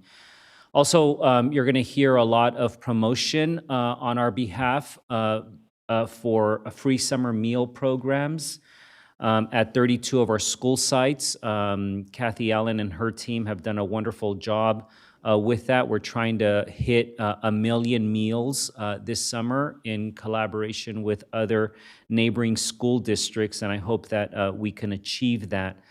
Just a reminder, because last year I got a lot of emails asking about why we would be paying for summer meals. These are resources from the federal government. We are simply capitalizing on those resources to make sure that our students do not go hungry, particularly in a community like Sacramento. So please help us spread the word. I'll be writing about this in my weekly tomorrow as well. And as we approach the last few days of this academic school year, I just want to wish everybody a wonderful summer. I also do want to remind everyone that we have one last board meeting, a very critical board meeting in 2 weeks on June 20th, where the board will vote to adopt the final budget. And as always, I welcome messages from any member of our community, school, and city as well. So thank you again. And for those of you who we will not see, enjoy the summer break because the school year is over next year. Thank you, President Ryan. Thank you, Superintendent Aguilar. Item 12.4, President's Report. I'm going to waive commentary tonight since I have to be in a classroom at 8 a.m. Item 12.5, Student Board Member Report. We don't have our student board member here this evening. Item 12.6, Information Sharing by Board Members. Do we have any board members who wish? No? I'm just going to share the...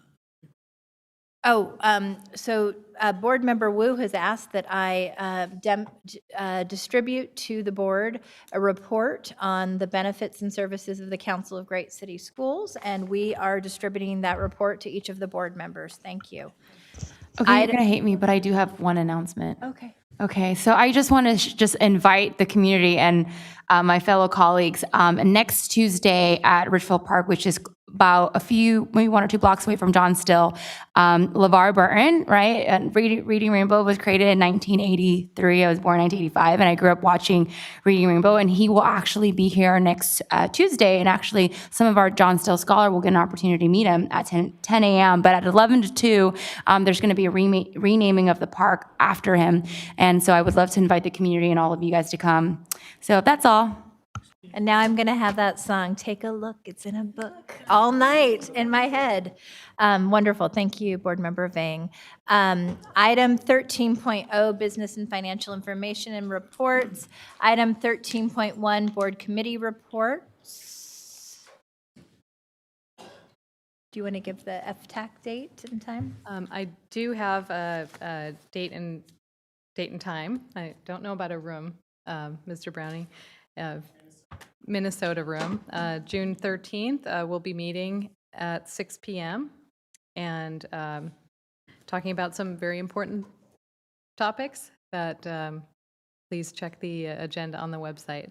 I did want to also ask maybe we can clarify the adoption of policies that deal with the jurisdiction of the Fiscal Transparency Committee, because one of the things that I wanted to look at was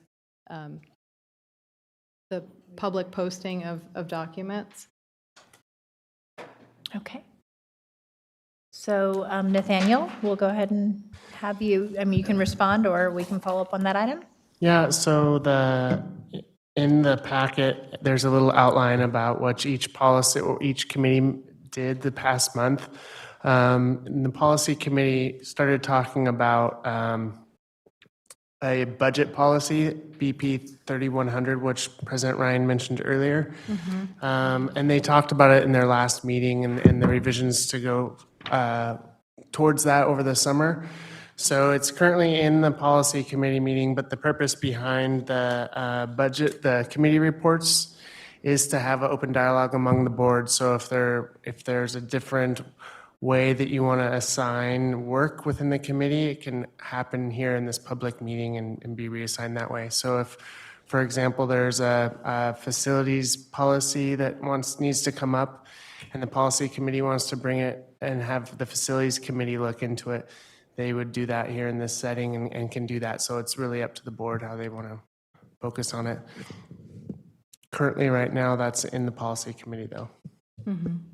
Okay, so the policy committee is the default place to adopt any policies unless we... It has been traditionally, yes. Correct. Okay. And so what is the process whereby, like, I mean, because obviously there's a lot of overlap in jurisdiction then if you consider any policy around fiscal transparency and accountability. So is there a process by which one committee makes recommendations to the policy committee, or? This would be the venue right here, right now, in this open meeting setting. So if the FTAC wants to make a recommendation to the policy committee meeting, it would be written either in the notes that are in the agenda packet or here verbally amongst the board. Does that make sense? Well, I guess I was thinking about the committee adopting a recommendation, not me recommending right now that the policy committee look at something, but that we discuss it what we would like to see in committee and then bring it to the policy committee or bring it to the board. That's absolutely fine. We can provide a recommendation that then would be taken to the policy committee to be vetted, and then it would come back to the full board, as we do always with our board policies and administrative regulations. Yeah, does that seem like a good way to do it? Yeah, that's fine, absolutely. Okay, just because I think we'll be hopefully digging a little deeper into some of the fiscal issues, so it would be nice to have a process by which to kind of pass it off and say, does this work as a policy we can adopt? Yeah, I think that's fine. So just to clarify, in the future, if FTAC discusses some policy-related areas and wants to make a recommendation, it would need to be added into the agenda packet for the next committee report, which is just fine, and then it becomes a public vetted thing. So then the policy committee could then take it from there through the vehicle of this agenda item. Does that make sense? Okay, yes. Why don't we put it for a discussion, because we don't have any, we don't have budget documents coming out. Or when's the next budget document actually? Are you talking about the budget policy proposals that we were looking at, the updated budget documents pertaining to policy? I'm just, because we were talking about adopting policies as far as when the public posting of budget documents. So I was like thinking, do we need to, is this something that we should address sooner, or do we have a little time to? Well, I think what we can do is, because I don't think Board Policy 3100 is going to be updated in time for the next board meeting, which I now understand what you're saying, Board Member Morowski. So I think what we can do is just direct staff that we want to ensure that the minute the board materials become available physically, they're also posted online until we get to Board Policy 3100. Yeah, and the sooner the better. Okay. Great. Okay. Sounds good. So we'll put it on for discussion next time. Yeah, thank you. Item 13.2, business and financial information, enrollment and attendance report, received that report. Item 13.3, Head Start, early Head Start expansion reports, received that report. 14.0, future board meeting dates and locations. Our next board meeting will be on June 20th at 4:30 p.m. Closed session, open session beginning at 6:30 p.m. If we can please have a motion to adjourn? So moved. A second? All's in favor? Aye. Thank you. We're adjourned. Good night, everyone.